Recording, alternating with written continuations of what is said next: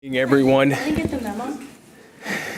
we will officially call this City Council workshop to order here at 5:01 p.m. Now, the first item on our workshop was going to be a presentation from Actions, Inc. of Brazoria County. The executive director for Actions is unfortunately sick. She has been sick in bed for the past 2 days. She reached out to me and asked if we postpone this to a future meeting, so just keep her in your prayers. So what we'll do is we will move on to the second item on the workshop agenda, and then we'll cover that, and then we'll start working through the regular agenda, as much ground as we can cover. So this item, Dan, we'll turn it over to you, and then I think we'll be having Robbie present a little bit here, is update on the 2024 road projects, Phase 3, and Phase 3 is designated as sidewalks and signals.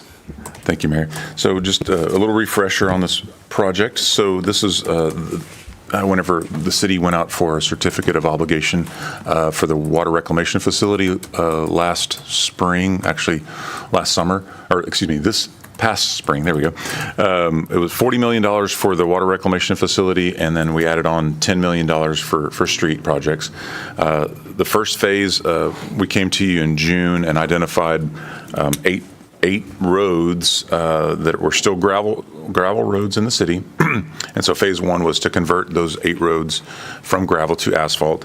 So far, we've completed 5 of them. We just have Del Bello Lane, Belcher, and Scopel left. And hoping to finish Del Bello Lane before the calendar year. And then the other 2, anytime you have a day like today, that just really is tough on road projects, obviously. But then we also identified the next priority of asphalt roads that are already asphalt roads that just need to be maintained. So there were 17 roads in that list that council, I guess, sort of gave the thumbs up to. And so between all of those, that's 25 roads altogether, and that's about $3.4 million. We also used some of the funds for our in-kind service towards the TxDOT off-system bridge replacement projects, the one on Patterson and the one on Iowa Lane. So we still have around in the $6 million mark of funds left for phase 3. And so we put on there sidewalks and signals. I mean, it's as long as it's streets and drainage oriented is how we worded it in the CO, then we're covered. But what we talked about before was, taking care of the streets first, taking care of the gravel roads, and then, there are lots of great ideas out there. We have virtually no sidewalks whatsoever around Old Manvel town side, as we call it. We've got several schools right here, hardly any sidewalks, so that's one thing Robbie's going to talk about. We've also talked about different traffic signals, everything from like 1128 and Del Bello Lane as an example. We've talked about County Road 58 and Rodeo. We've talked about acquiring rights-of-way, right-of-way for Kirby, as it goes north from Rodeo Palms all the way up to where it connects into Pomona.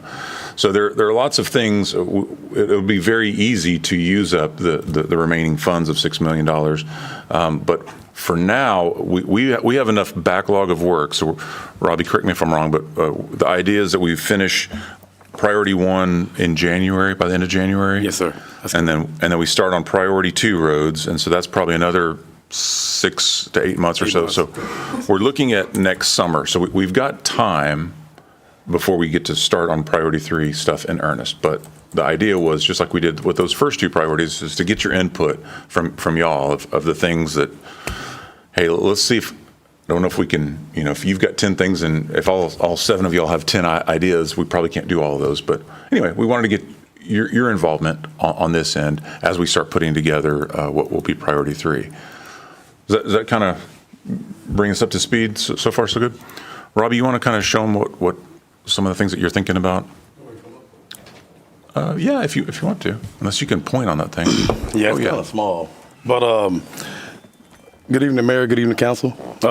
So what I'm proposing for far as sidewalks go in phase 3, I don't know if y'all can really see, but on Lewis Lane to Terrace Estates, I want to connect the sidewalk from McCoy on Lewis Lane all the way down to Terrace Estates on the north side. And then on Large Road from Palmetto to McCoy, we want to put a sidewalk on the south side. Then on Palmetto Road, in between Large and Lewis, we want to put a sidewalk on the west side, and then connect that to Terry as well. And then on Charlotte Road, we want to do it from McCoy to 1128. That'll be on the north side, I believe. And then on Tankersley Road, we're going to do it from McCoy to 1128. And that'll also be on the north side as well. And then I noticed that, I forgot to include this one, but right there on McCoy, right there where the school is at, they have a sidewalk on Lakeland side, and it stops right there at Lewis. So I want to continue that from Lewis to Large, and then we connect those two sidewalks together. But that'll be on the west side of the road as well. Now, Robbie, wouldn't that be something that the school district could do? Yeah, so I wanted to see if we can talk to AISD and see if we can kind of get some help on that. Okay, because I know that they had designated, I think it was like 58 million for Manvel High School. And in Gotcha. their presentation, they said that some of that would be for sidewalks. Gotcha. So there might be an opportunity. So essentially what you're saying is kind of like almost like starting a rectangle. Pretty kind of much. To connect some of this old Manvel town site sir. and create some walkability primarily. I figured we started like kind of around the schools first. Okay. You know, and then we kind of branch out as we do phase 3. Yeah. So, and then there was a couple road extensions as well I wanted to include in phase 3. I got a question about, you mentioned on Lewis, the part at Lewis and 1128 is going to be done by the person That's gonna be, yeah. So built we're in that so corner, actually, right? here on that exhibit, it'll show you where we're going to stop at. It's going to be right there at Terra Estates. Can you give us the orientation of this exhibit? So Looks like the middle's here. I can't. My eyes getting bad myself. Yeah. But so like on Large Avenue, you know, you got the church and stuff in there. Actually putting the sidewalk in right here, so we're gonna continue from right here. Oh, so it's, okay, so it's 3 different pictures. Yes, 3 different pictures. Okay, because I was trying to piece it and I was like, So this is Large. That's Okay. Tankersley. Then that's Charlotte, and then that's which one is that? Is that Terra Estates in the middle? Yes. Yeah. Okay, and this, and No. That's section 5. So that's Lakeland? yeah, that's Lakeland. So that's Tankersley. I'm gonna connect to that sidewalk that's going to I section didn't 5. see Terra Okay. You Estates. see right there on the north side. And then we got, this is Large Avenue, and it's gonna go all the way down to Palmetto Street. And then we're gonna take on this side of Palmetto and go straight down to catch Terra Estates. do you think at some point we could get kind of a map put together with Yeah. us that just Yeah, this- outlines it in red, what we're talking about here? Yeah. Okay. You can see a lot better. Yeah, because I'm getting like a crick in my neck, kind of looking at it. Stage 3. I can picture it visually in my head, but I think Right. having something visual would help. I think maybe one of the takeaways is, so all of these roads that we're talking about are open ditch roads right now. So it gets tricky. You know, I don't know that we can, obviously, we're going to have to account for the loss in the ditch that we would, you know, if we're going to have to put it in a pipe essentially, right? To put the sidewalk on top of. There's not enough right of way to fit a full road, 2 ditches, and sidewalks. So, like the church, I think a lot of their sidewalks actually winds up being on their property itself. I know some other developments have had to do that where there's just no room, so they had to put it on their own property. That's an option, but that would be cost prohibitive to go by, you know, essentially we'll just call it a sidewalk easement on all these properties to have the sidewalk up out of the ditch. Or we look at enclosing one of the ditches and putting a pipe in there with saddle inlets and everything. So it makes a normal sidewalk that may be, you know, a certain dollar per foot, makes it significantly more expensive when you're adding drainage to it, is really the moral to the story. But so if you can imagine, if we could at least have one sidewalk on each of these roads, and you know, whether it's the north side or the south side or whatever, but at least we had one, that's more than what we have right now, obviously. Well, and that way the kids can all get, Yes. whether they're junior high, high school, or elementary. Exactly. They're on a sidewalk. Exactly. So what would be, I'll ask a question, then we'll give it to Councilman Opliger. What would be, based off of just this one item, and I know you have more to propose, Robbie, what would be an estimated cost for this? I would have to get back with you on that. Okay. Yeah. It's a lot of numbers I got to put together for that. It's easy to calculate the sidewalk cost. Right. It's again, it's the drainage, and that's why it's a bit of an unknown right now. So we've got to get our, I mean, well, here's question number 1. Does this seem like to council a good place to start on a sidewalk plan? I mean, we think so. It seems obvious, but we want to make sure. If we can move forward with getting a plan together for this specific area, as opposed to other areas. This isn't the only open ditch, subdivision, if you will, in town. I mean, we've got King and Jordan and this, stuff on the south side as well, but those don't have schools right there. This one does. So what we want to do, like Mayor, you mentioned, we want to partner with AISD as much as possible because they just had a much bigger bond that just got approved. And so, the pedestrian crossing, like we've talked about, to go towards Blue Water Lakes, maybe that's a real project now.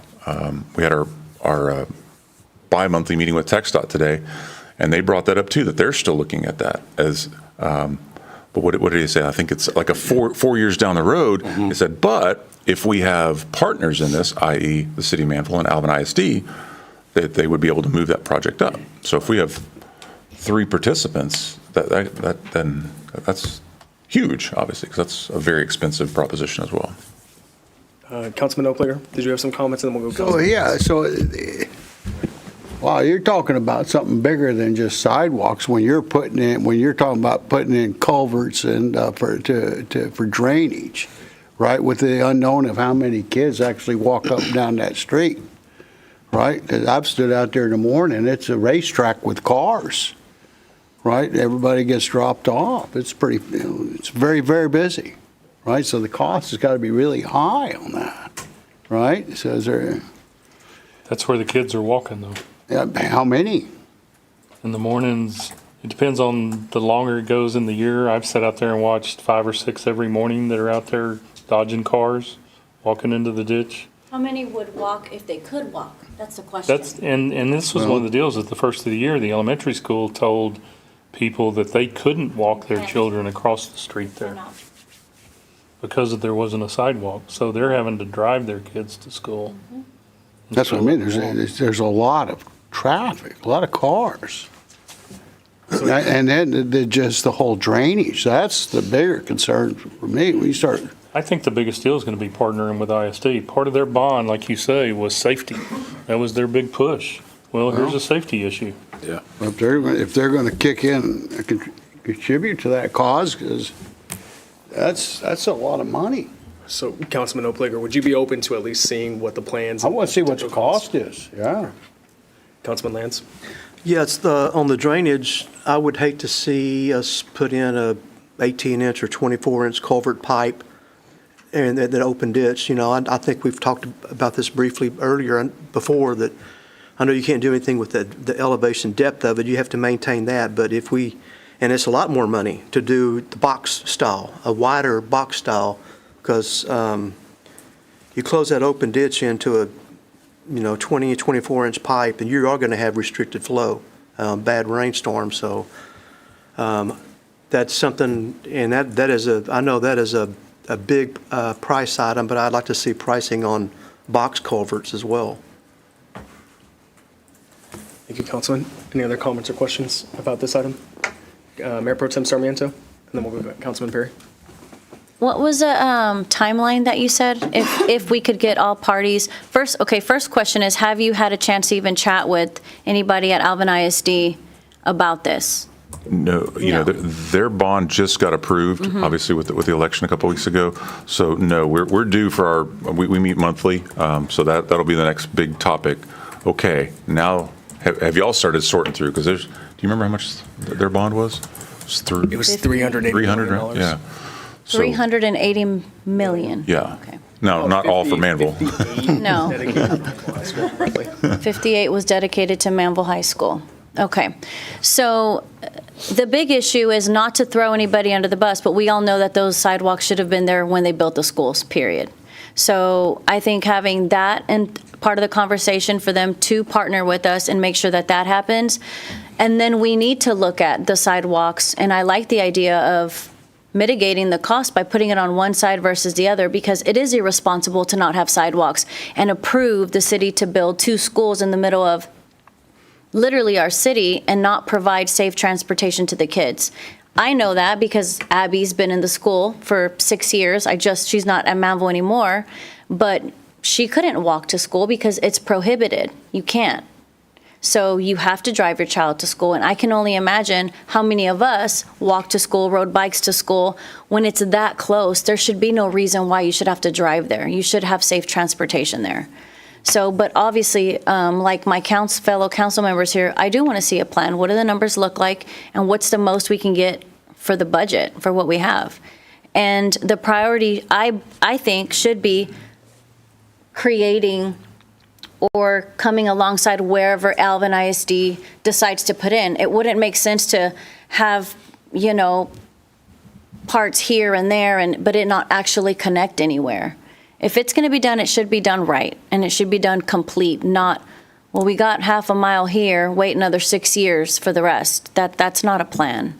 So, and I'm not saying y'all are doing that, but I would like to see a plan that connects everything and fully and completely. And then obviously you have, ADA ramps, and you've got crosswalks and those kind of things too, to make it, if you want it to be a complete project, which obviously we do. So, No, I just want to reiterate, I love the idea of looking to get those sidewalks put in place. It's a safety issue where our kids are concerned, so that's important. But yeah, the cost is concerning because of the setup there. So I hope that it would be an amicable conversation with Alvin ISD to partner with us, because you have an opportunity to deal with the drainage in the right way, put the sidewalks in the right places so that there is safety, and hopefully save us some costs in doing it, since we did approve such a large bond for Alvin ISD. So, but I do like the idea of getting it put in place. One more question. How much money do we have allocated to, did I hear you say 6 million? about 6 million. Because we had 10, but part of it was for the sidewalks. Well, the first 4 million is getting spent on the priority 1 and priority 2 projects, which was the gravel to asphalt and then the asphalt repairs, and then those 2 bridge partnerships that we did with TxDOT, Okay, that's Patterson right. and Iowa Lane. Okay, so then the rest is supposed to be allocated for the sidewalks? It doesn't have to be. I mean, that's sort of Okay. what we've said. As long as it's something towards streets and drainage, sidewalks, I think is what we all put in there. So if all of a sudden there's another street pops up that's not in the list, then that's okay too. But right now it's sort of it's somewhat of a blank canvas. You know, we could put it all in traffic signals if we wanted to. I'm not recommending that. I'm just saying that it seems like we keep sprinkling a little bit towards the gravel, towards the asphalt, then towards the sidewalks and traffic signals, and then maybe if there's any leftover, some right-of-way purchase that we need to do. So how much do you think, or have you even had a preliminary budget of what that would cost? No, the drainage is the wild card right now. Without really studying it, then, you know, I think like David mentioned, the best you can do is sort of estimate, okay, if you had a 24-inch pipe, or if you had a 2x4 box culvert or whatever, but then you've got all of those inlets, and it's a project just to kind of come up with the estimate, quite frankly. There's not a good dollar per foot that you could just use. But the other option is that, you know, I'm going to keep calling it a sidewalk easement. I don't know that there is such a thing, but it's essentially if we were able to get, even if it's 10 feet more right away on one side or the other. Years and years ago, when we extended water and sewer down Highway 6 for the through MEDC, we literally had, and maybe some of y'all have seen them, but we had the plans laid out, and at that time, Mayor and a couple of the council members, Mayor Martin, and literally kind of went door to door, if you will, to those property owners to see if they would sign off. And essentially what they did is they gave an easement to the city in exchange for, hey, I'm going to get water or sewer or both in some cases. So I don't know if that's an option on some of these, you know, larger lots, if these people would give an easement. I don't know. I mean, that might be where we, you know, unleash y'all to visit with your constituents to see if we could get, you know, even 10 feet, I think would then we wouldn't have to touch the drainage. It would literally be outside of the existing right of way. So that's another option. It's pretty easy where it's all just woods right now, you know, to imagine. They've got building lines and everything. So it's not like the 10 feet would impact them. Quite candidly, whenever they develop, they would have to do the sidewalk per the ordinance. So maybe that's the partnership. Hey, we'll build the sidewalk now if you give us the land to do it. The other thing that comes to mind is since we have the projected plan of building back here, making a park and using that, it would be beneficial to get this sidewalk from Palmetto, from EC Mason all the way down to the high school. I mean, it's like the perfect trajectory to do that. So in the perfect world, would that be where we start, you think? Yes, I mean, so we're working right now, we're meeting, goodness, every other week on the West Wing expansion and everything. So we're trying to figure out if it makes sense to have, where to put the sidewalks, because we'll have the walking trail anyway, but do we still have a sidewalk? But a walking trail would be inside the park. Exactly. So we're Talking transit. Where Robbie mentioned all the way down at the old overflow church right there. So obviously that sidewalk's going to be on the southern side of the road.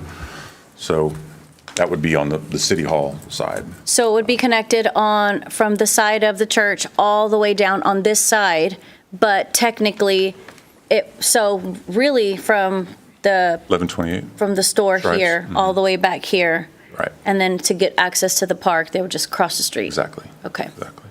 Makes sense. And really, that doesn't impact development from here to the church. You know, you've got the back of the car wash, you've got the back of donut place, you've got the back of all of those Just the back, businesses. Yeah. So again, if and when any of those projects or parcels develop, again, sidewalks are required. So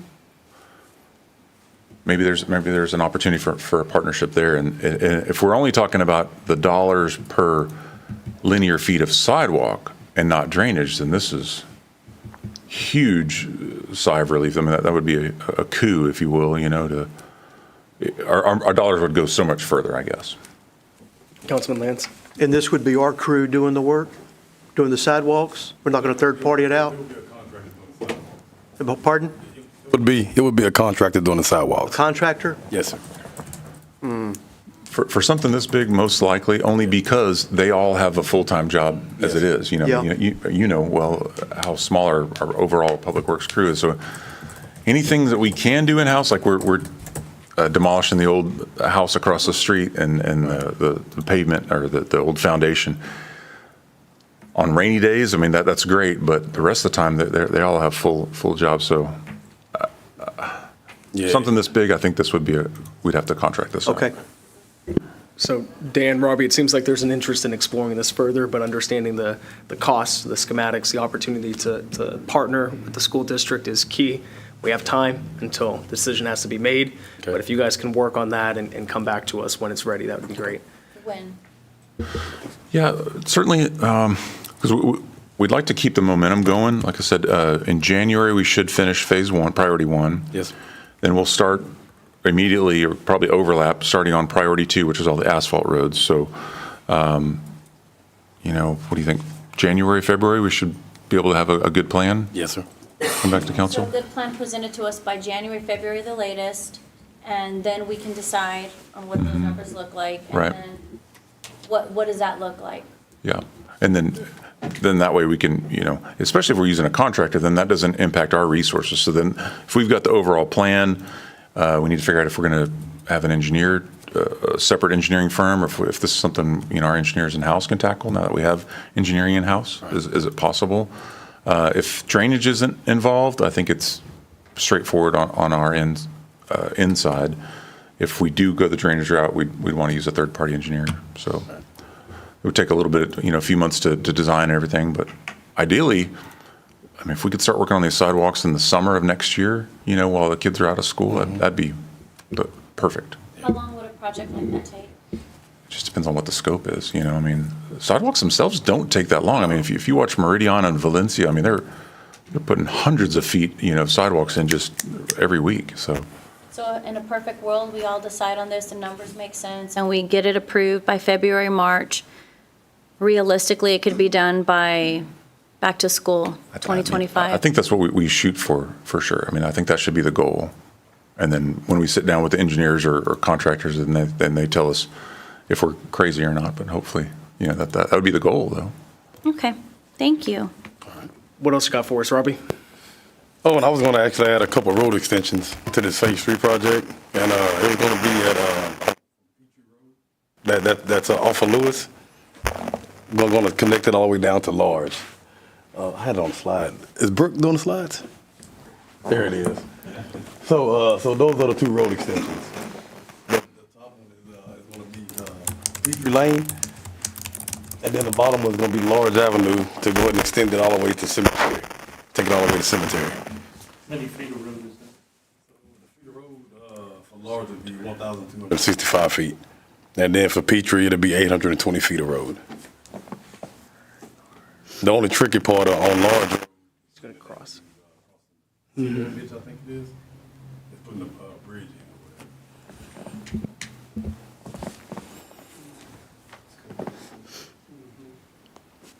What would be the value? I can see the value in extending Peachtree Okay. further south.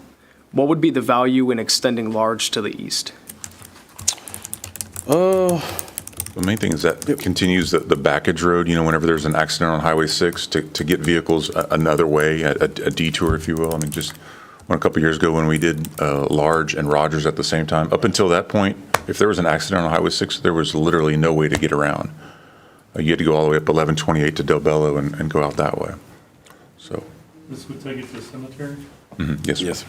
And is there a reason why it's not being proposed to take it all the way to Mississippi? We could. There's right away that far as well. We sure could.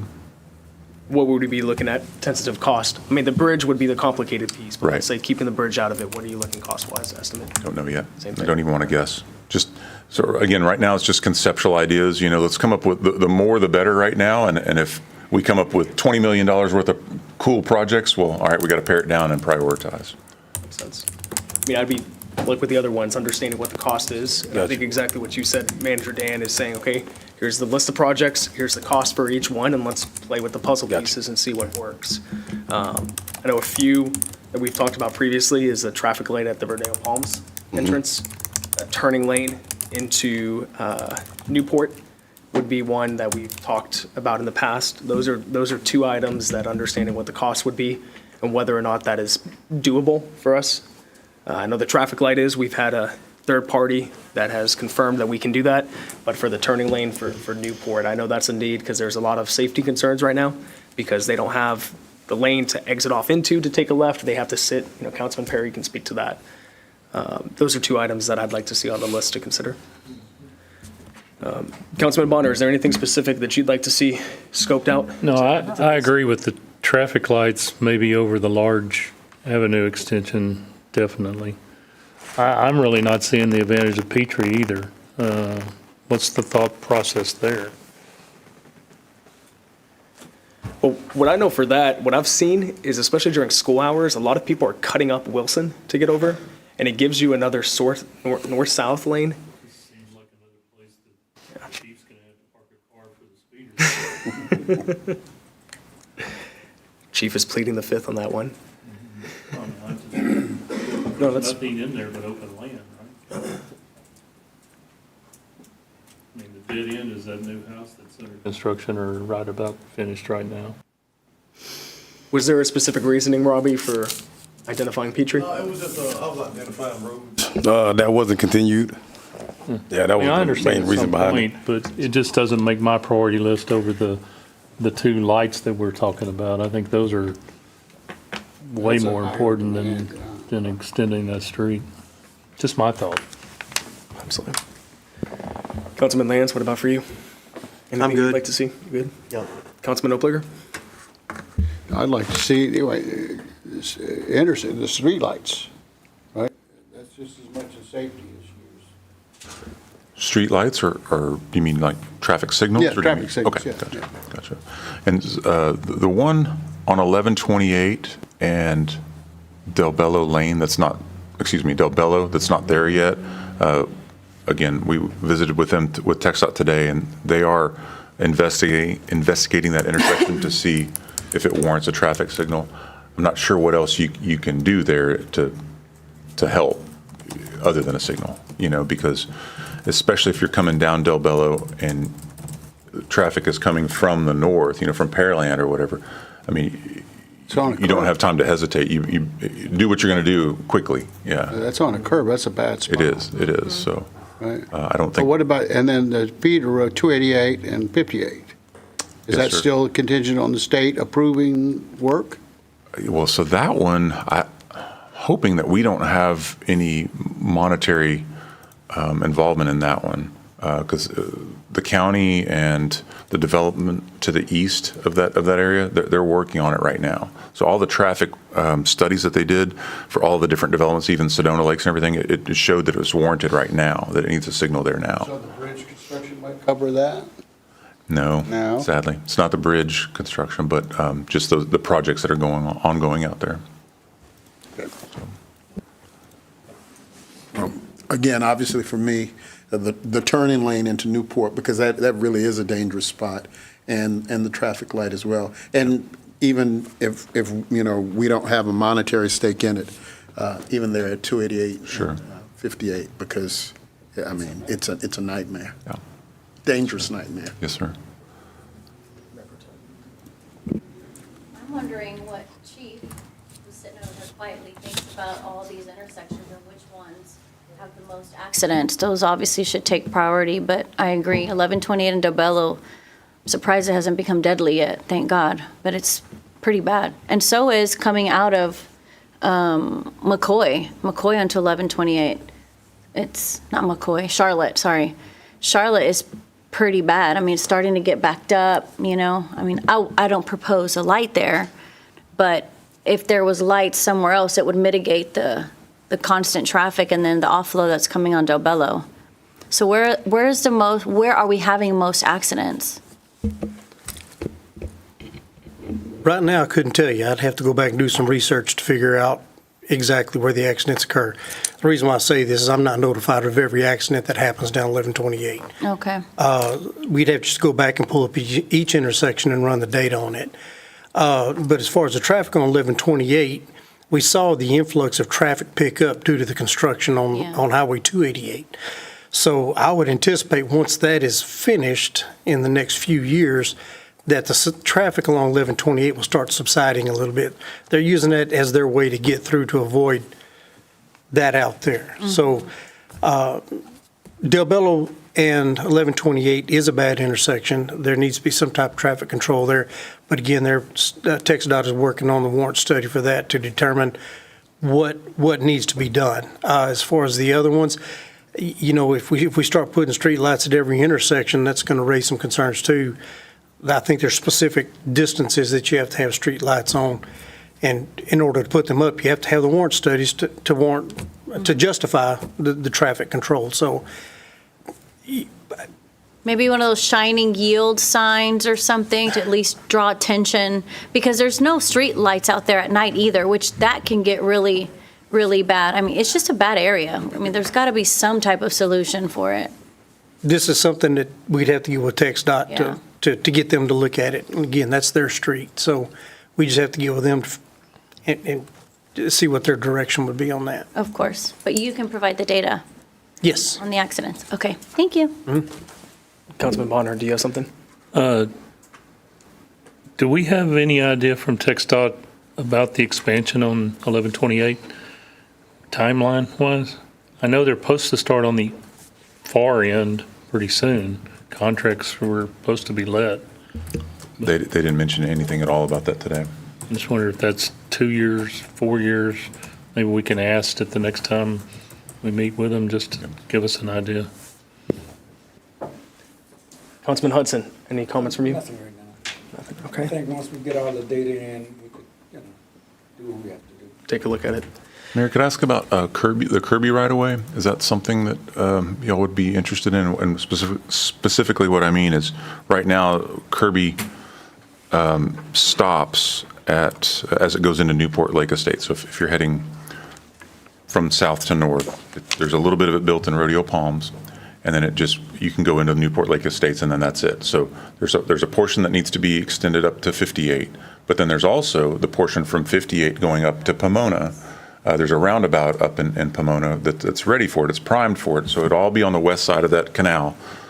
We've never talked about that, but it doesn't seem like Pomona is going after any of that property to construct the rest of Kirby from their dead end right now to 58. I mean, is that something that, you'd be interested in at least getting numbers for to include it in the decision-making tree? Yeah, I think I'd like to see the numbers. I think there's some lower hanging fruit Sure. that are more of an immediate priority, but Sure. understanding what the cost might be allows us to make an educated decision. Okay. There were some other items that I was making note of while council was talking. One is, and Councilman Opliger made me think of it, saying streetlights. I believe that we have an opportunity every year to work with Centerpoint where they will install, not traffic lights, but streetlights for us. I know County Road 58 going to the west side of 288 is in desperate need of streetlights. And if there's other areas, while we might not have to use any funding for this, that we can target as possibly areas that are primed for dumping, that if they're better illuminated, then that deters some people from dumping there. But targeting some of those streets that are pretty dark at night would be helpful. I know we had the county engineer come in and talk about a potential feeder from 6 to 58 going northbound. Has there been any additional discussion on that? I mean, the hope would be that when Presidio develops out, they would essentially pay for it, but understanding what that is. Because the last I remembered is they were looking to have a decision made from us by summer about it, end of summer, but they never re-engaged at that point. So I know they've experienced some, not delays, but the timeline was extended for them to get to work based off of the 288 work from TxDOT. So that was one, and then we'll have to talk at some point here at council about extending Charlotte to the west. I know that'll be a discussion that we have to have, keeping in mind, Through Valencia? yeah, to the Valencia When are we going to have that discussion? soon. Until Valencia does their portion, which would be up to the east side of C12, I guess, there's probably not a reason for us to jump out there and extend it between Section 1 and Section 2, I guess. There's not a reason just yet, but Russ did tell us that was going to be their last part of their development of Valencia, so it's probably at least another year down the road. Is that right, Joes? That section east of Hollard along Charlotte, that's their very last section that they're planning, I believe. Yeah, that's what I remember too. And it's at least a year from now, so. So when do we expect to have the draft of the updated thoroughfare plan come before us? We have just started on the process, so it'll be some time, at least end of next year, I believe. End of 2025? I think so. That's a long time for a thoroughfare plan update. Is there a reasoning that it's going to take 12 months or 13 months? No, they just started on the thoroughfare plan. Yeah, they're doing The them plan sort and the of in order. comprehensive plan. Yeah. We do have and let me check, when I say like end of next year, it's not like December, it may be like towards the later part, because January is when we get the strategic plan adopted, and then they would start a little more detailed work on the comprehensive plan, and both of these have to feed into each other to make sure there's no conflicts. So I'll double check again to see, check my notes to see what specific month we have planned for now, but my guess is it goes beyond the 6-month mark next year. Okay. If you could let us know, that'd be great. And Mayor Pro Tem Sarmiento, to the Charlotte extension, I think the first milestone that has to be reached is, will that right-of-way even be dedicated to the city? Because right now, that right-of-way is still owned by Servell, the developer, whoever he's passed it through to now. So figuring out if we can even get that right-of-way is step one, and I believe there's been conversations that are happening, potentially going to be happening, about what that might look like. That's step one. So we can't even consider extending it, I guess, until we know that we have access to the land to be able to do that. Because there's a lot of passionate individuals in Lakeland on both sides about it. Yes. Okay. Mayor, Councilman? the end of 2025 for our thoroughfare plan, I find that unacceptable. We've got to push that up. And I don't know if they can't do two things at one time. Is it the same group doing all the plans? I mean, why can't we do more than just one item at a time with this people that we've hired to do our work. So the major thoroughfare plan, they do have an engineering team that is working with them. So far, we've had coordination meetings with the county, TxDOT. It's just that both these plans have to talk to each other. It has to be in, there's a little bit of coordination needed on that. So that is part of it. But I'm gonna check again. When I said towards the end of next year, I didn't mean like it'll be a full year all the way till December. Let me double check and give you a confirmed timeline that we have marked. But there's a little bit of coordination needed for both the plans. It cannot be like two separate plans happening independent of each other, coming up, ending up being completely different plans that don't coordinate with each other. So that's part of the problem. I think it would be great if we gave them a date of like June of this next year. We want to at least see a preliminary layout.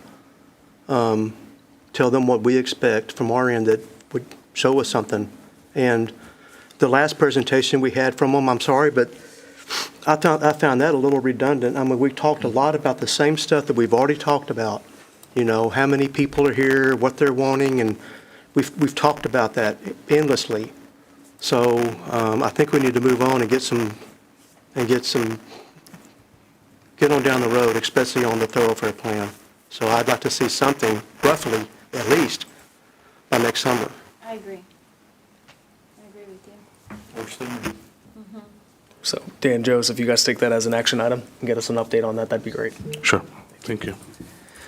Well, Council, we have a little bit of time here left in the workshop. What I'd like to do is take some of this time to at least get the presentation for agenda item number 5 going. And then we will, if we have some time for questions, we'll ask those questions. If not, we'll work that into the agenda. This is regarding the surface site and access lease agreement for a firing range. I think a better term there would be a shooting range. Firing range sounds like we're going to do something that we don't want to be doing. So, Chief, can you give us an overview of what we're looking at here, or do you have one of your team members? A police training facility. Police training facility. I like that. There you go. This is a project we've been working on for quite some time. We've been able to acquire large loads of dirt to use as our backing for this facility. We've come to a point now where we reached out to, we were kind of in a dilemma in the beginning, just a little bit of background, because we were thinking that another person was in charge of the property, but when we found out who was actually in charge of the property. We reached out to them and we talked to them about a lease agreement for the property. And that's where we're at right now, is we came up with an agreement to lease this property for 10 years. It will help the police department in their training. There's been new mandates that have come out about the firearms training. We have to start qualifications, twice a year now instead of once a year. We also have some other training that we need to do. Right now, we don't have a facility to do that. We have to reach out to other agencies. Alvin PD, we've used their facility for quite some time. Alvin Community College, we've used theirs. I think this next time we're actually having to go out to another place, Ascend Chemical, which is off of 2004, to use their firing range to qualify the officers. So this is something that came up as a opportunity, I guess you would say. The dirt we use for our berm is the excess dirt that has been used at the construction site at the police department. This is the agreement that we were proposing, but I think some things have transpired now, and I think Bobby can explain this a little bit better than what I can, about permitting and such as that. So we might be a little ahead of ourselves with this agreement, that we might need to get some other things in place or pending the agreement, the approval of the agreement pending we get these items in place. And I think Bobby can help us out with that a little bit more.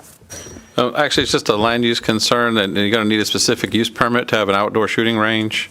So I would suggest that we approve the agreement, but ask for, insert a clause that the agreement is only effective once the city approves a specific use permit.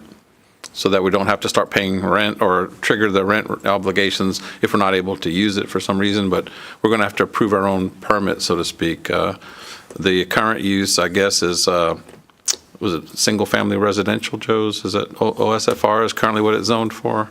Yeah, that's correct. So we're going to have to go ahead and approve an SUP for that, which, I don't know, might take, what, 60, 90 days, something like that? Yeah, we have the 15-day noticing requirement, then it has to go to the Planning Development and Zoning Commission for recommendation and comes to the council. So, yeah, we'll try to do it sooner than later, about a month and a half, I guess. Okay, good, that's less than I thought. So. Chief, Bobby, thank you for that. Council, do you guys have any comments or questions for staff? Mayor Pro Tem? So am I understanding that we first need to have an SUP before we even agree to this? Or just put a clause in the agreement that the agreement's not effective until and unless we have an SUP approved. Okay. So we can sign it now, but it just doesn't become effective until the city issues the permit. And this shooting range will be specific use for our police department for training purposes? That's correct. And council members? Just kidding. Well, Like to shoot my guns. well, now, we have discussed that having a training for civilians or city staff. We have Okay. discussed that, but we don't want to open it up Of course. just where anybody can go out there and start pulling the trigger, because by ordinance, you're not allowed to do that anyway. So Yeah. unless you have a wild animal that is attacking somebody, then that's what the ordinance reads. Of course. But it's only law enforcement officers under training or in the line of duty. But we have discussed training options for city staff and civilians, such as if licensed to carry or something like that. Cool, thank you. Councilman Opliger, and then we'll go Councilman Lands. So Chief, there's homes nearby out there, right? So have we engaged the homeowners to say that we're considering shooting guns out there? The direction that we're going to be firing is the opposite direction of where the homes are at. Well, I was There's thinking nothing, about there's, the noise, the sound of the weapons. So, By a 21-foot berm and surrounded by woods, so the nearest house is a couple hundred yards away. So we probably won't be able to hear it. Come on, Captain Day. He makes everyone else talk, so there we go. yeah, So the berm is going to be. Captain Day, you gotta 21 foot unmute. tall. You gotta unmute yourself. The berm is going to be 21 foot tall, and it's going to surround the entire range. The range is also surrounded by woods, and the nearest house is a couple hundred yards away. And it's actually owned, I think, by Booth, who thought he owned this property to start with. okay, well, I've lived near Carter's Country, with the shooting range, and so you hear a cow, you hear that, right? So, I mean, I don't know how many times officers will be out there shooting, but there's going to be sound. well, we'll do the same things we do when we have any other type of law enforcement training in town. We'll publicize it. We'll let people know there's going to be a large police presence that, even then, we can do the same thing before our qualifications or our training out there. We could put it out there on social media a couple of days prior to and say, hey, there's going to be lots of sound coming out of this area. Thank you. Councilman Lands? So the berm and I guess parking, probably going to be a little building there, I don't know.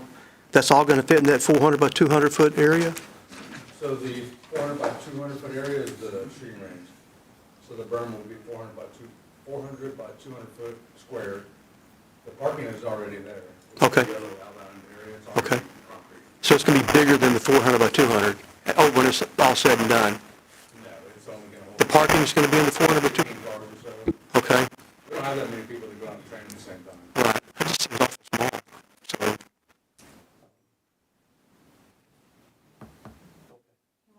Thank you, Councilman. Two questions that I have. It says that there's going to be some construction costs associated with the build-out of this training facility. What are those, what is the cost for construction?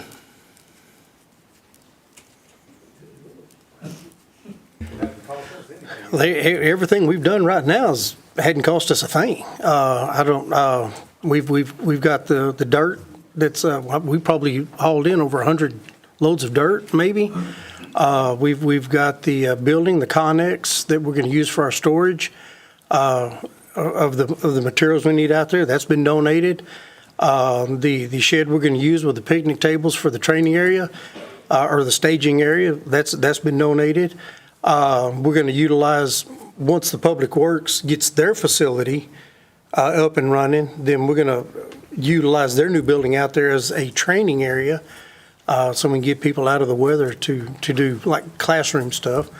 So as far as the cost right now, it hadn't really cost us anything, and I don't know, the only really cost that we are seeing is the lease agreement, and Captain Day was actually able to negotiate with the pipeline company that the payments don't actually start till fiscal year 25, which will allow us a year to get everything up and running and started, and we can budget for whatever we need after that.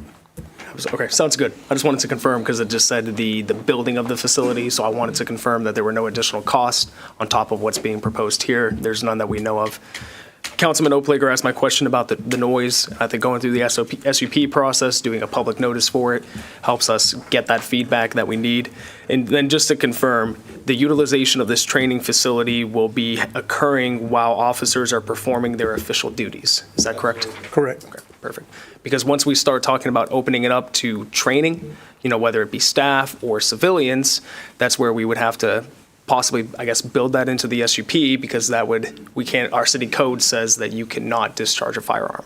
An officer can if they're performing their official duties, which is why I wanted to ask that. Well, anytime we have anything out there, we're going to have one of our range officers, our range officers who are instructors in firearms training are going to be present. It's just not going to be to where anybody can just go out there willy-nilly and just go shoot. We're going to have we got to have safety precautions in place. We don't need any accidental discharges or accidental injuries out there. And Mary, bring up a good point. In most cities, official permitted shooting ranges are exempt from the prohibition against, discharging your firearm in the city limits if it's in a properly zoned, properly regulated. And I think there's a lot of standards that has to be built to. Most ranges have to have some NRA standards. So there's a lot of things. So maybe we need to look at our ordinance and make an exemption for, properly permitted shooting ranges that are zoned properly. Something to look at. All right.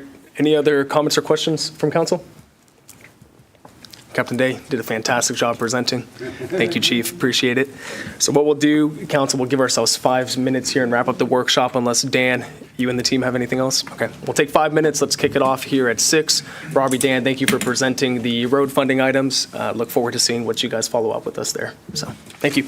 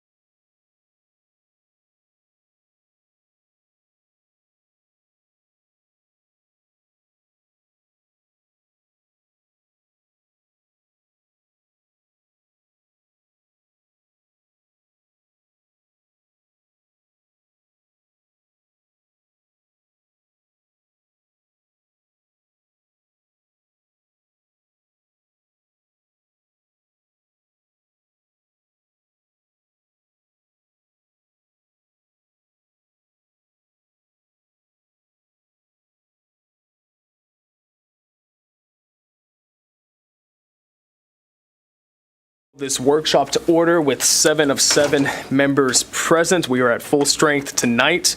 Call it to order at 6:04 p.m. The first item we have is our invocation, and we have the pastor of Redeemer Church, David Grant, here tonight. Pastor David, welcome. Thanks for the opportunity to pray, to offer the invocation. Just want to say, City Council, we appreciate you guys, Redeemer Church does, and all you do and your leadership. And I don't know if folks know this, but those of us that are followers of Jesus, we're actually encouraged to pray for those of you guys in positions of power. This is 1 Timothy. It says, I urge then, first of all, that petitions, prayers, intercession, and thanksgiving be made for all people, for kings, I don't think any of those are here, but those in authority, that we may live peaceful and quiet lives in all godliness and holiness. And honored to do that for you guys and to pray that for you tonight. God, we give you thanks for this evening, for the work that you've called this group to do, for their oversight of the city and its future. Lord, I pray for them as they give their time and their energy and their efforts to do their best in this job. Lord, I pray for your wisdom over them. I pray for them to be able to make decisions and offer leadership that is good for all people and builds this city in a way that is honoring to you and is helpful and creates a place of goodness and prosperity and peace and justice. And so we ask for those things to be lifted high tonight, and we pray for their wisdom in them. And these things I lift up in Jesus' name. Amen. Thank you, Pastor. Appreciate that. Redeemer Church. Redeemer, yes. So next we have the inspirational reading, which is from Councilman Perry. Thank you, Mayor, Council. Good evening, everyone.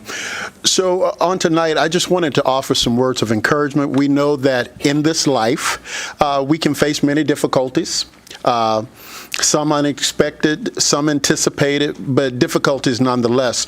So I wanted to borrow a couple of quotes from two very inspirational men for me. One being the late, great Nelson Mandela, who we know rose from the ranks of being a political prisoner for decades to becoming the president of a post-apartheid South Africa. And then I'm going to close with just a quote from the letter of the Apostle Paul to the church at Philippi. Just one of his lines as a word of encouragement. So from Mr. Mandela, one of his quotes was, difficulties break some men, but make others. No axe is sharp enough to cut the soul of a sinner who keeps on trying, one armed with the hope that he will rise even in the end. Yes, it always seems impossible until it's actually done. And then closing with a line from Paul's letter to the church at Philippi, Philippians 4:13. And this is one of my personal testimonies and mantras and quotes, but I can do all things through Christ who strengthens me. Thank you. Thank you, Councilman. So if everybody will please stand and join me in saying the pledges. First, to the U.S. flag, I pledge allegiance to the flag of the United States of America and to the republic for which it stands, one nation, under God, indivisible, with liberty and justice for all. And then to the Texas flag, honor the Texas flag. I pledge allegiance to the Texas, one state, under God, one and indivisible. Thank you, everyone. So we have a few recognitions to do tonight. Do we have the second cross-country runner that's here yet? They're on their way? Okay, so let's, I'm going to have us hold off for just a second on the recognitions. What I'd like to do is have us, that way we can get everybody here for those. We'll move forward to the public comments, and then as soon as she's here, we'll move back to the recognitions. So for the public comments, the first speaker that we have here is a Lawrence Young. Lawrence, if you could, yes, sir. So if you could please come forward, state your name and address for the record, and then, sir, you have 3 minutes to speak, and we'll be showing it on the screens here for you. So thank you for being here. Thank you all for having me. My name is Lawrence Young, stay at 13 Garden Grove, Manvel, Texas. I'm here to speak on the Keaton expansion and how could it possibly positively affect the community. Expansion in any business is always a great thing, showing growth in the area, growth for the business, which in turn brings more employment to the business, more business to the businesses around. And the area where I live at is right across the street from the Keaton expansion, Keaton dealership. And it would be a great thing for the community. Our property values go up with it and everything, and hopefully bring more businesses to the community. So that's all I have to say about that. All right, thank you, Lawrence. I appreciate that. Thank you for being here tonight.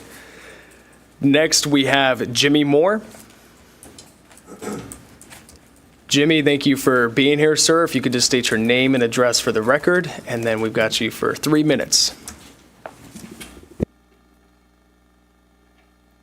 Yes, Jimmy Moore. I live at 2602 Teseo Court here in Manvel, Texas. Quite excited to be here, happy to be here. Thanks for the opportunity. I likewise am here because I'm very interested in the expansion of businesses here in the Manvel area. I think it would be very good for the city, for Manvel, to have other things such as Keating expansion in our area. I've heard, we've heard things such as negative information as to why it would not be advisable, but I don't think so. I kind of have a contrary view. I think expansion of Keating would be very, very beneficial and influential to the prosperity of Manvel. I think in certain ways it could really help the revenue streams in terms of maybe not necessarily Keating directly, but the businesses that we would bring in, as well as the commercial development around that's associated with the expansion would also bring a lot of revenue stream to the city as well. Also, jobs could be something that would be an enhancement to the community, and I think that would be a very strong plus for the community as well. So I just wanted to come and voice my opinion and state that it's something that I would be very much in favor of, and I'd like for you to give strong consideration to the expansion as well. Thank you for your time. Thank you, sir. The next speaker that we have here is Garrett Knox. Garrett, thank you for being here. If you could state your name and address for the record, and then you have 3 minutes to speak. Hi, everyone. Garrett Rossi Knox, 4835 Patterson Road. I'm here to talk about my book, Big Trees of Manvel. I have this copy. It's signed. It's for the city. I know the city probably already has a copy, but now you've got two, so you can't ever have too many of these.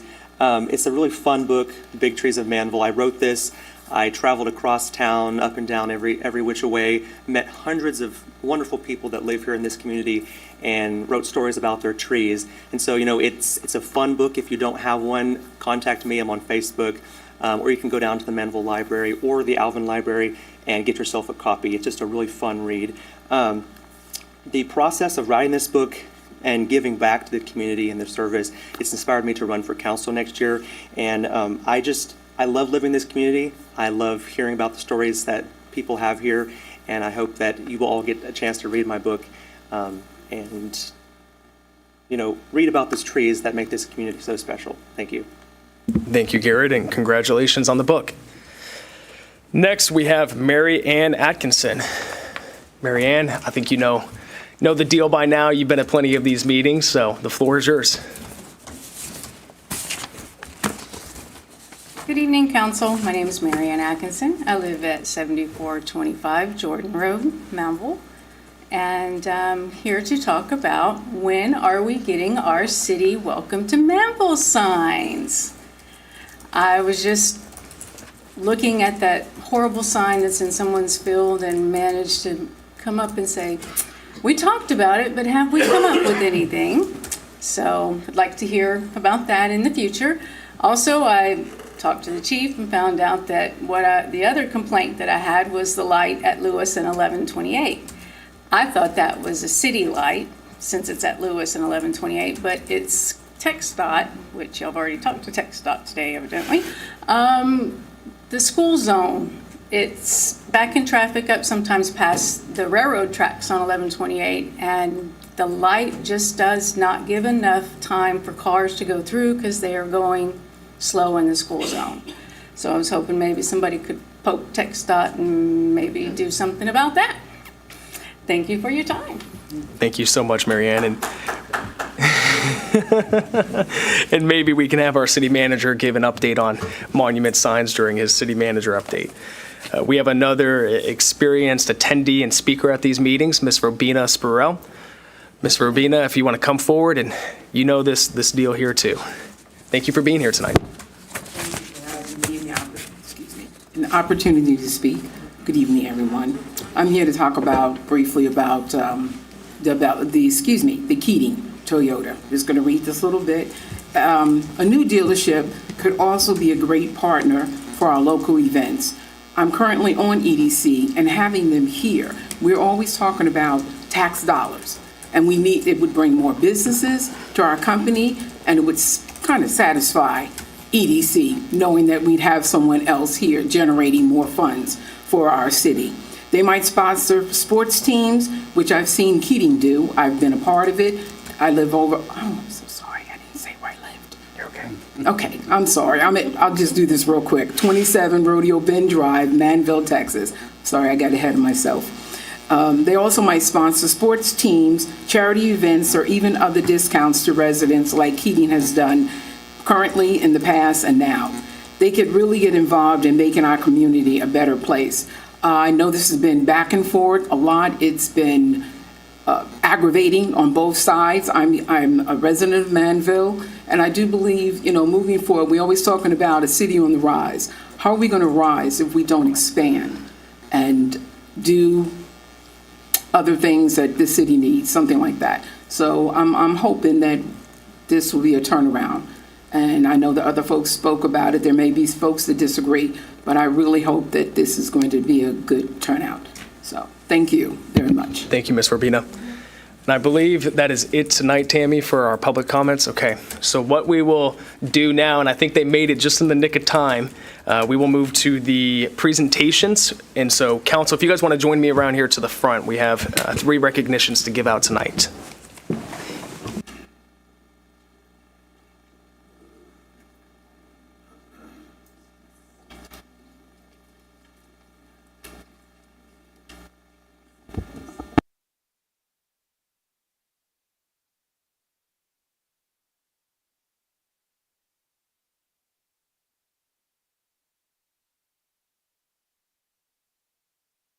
All right. I see that you guys got it fixed. It's not squeaking anymore, huh?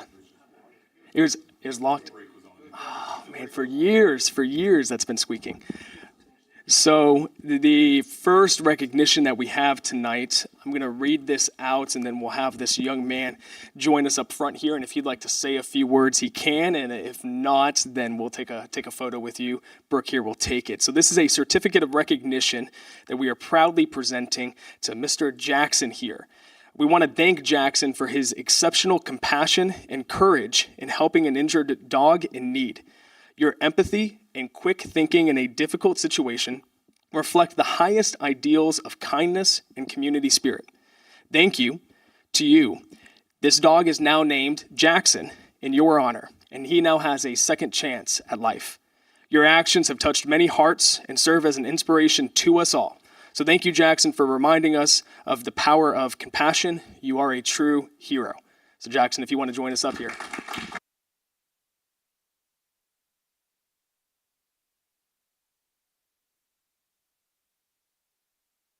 He said he's not a big talker, so we're going to go ahead, council. We'll join here and take a photo.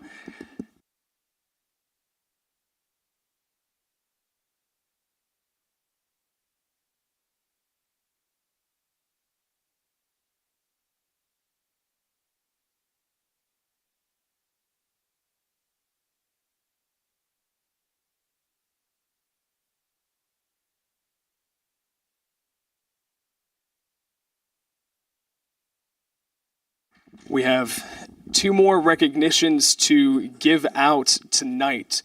So we had 2 of our cross-country athletes that represented the city of Manvel and Manvel High School in the state competition. So they had to compete in district, then they had to compete in region, and then they made it all the way to state. So I'm going to read off their achievements here, and then we'll have each one come forward. We'll take a picture with both of y'all, and then we'll let you guys run on home. You get that? But all right, I thought that was funny. All right. So we have Miss Ramirez. Miss Ramirez placed second at the district meet with a personal record time of 18 minutes, 48 seconds. And what was the distance that you guys ran at district? 3.09 miles in 18 minutes and 48 seconds. She then finished 18th at the region championship with a time of 19 minutes and 18 seconds.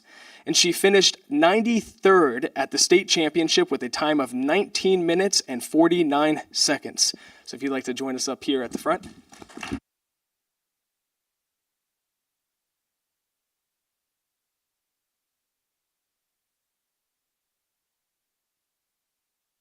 Next, we have Miss Cardenas. Miss Cardenas finished third at the district meet with a personal record of 19:07. She finished 19th at the region championship with a time of 19 minutes and 18 seconds. And then she finished 54th at the state championship with a time of 19:07. And I believe, Miss Cardenas, you are a sophomore that already competed in state, and you are a junior. So you'll both be coming back next year to do even better, right? Absolutely. So if you'll please join me up here, let's give her a round of applause.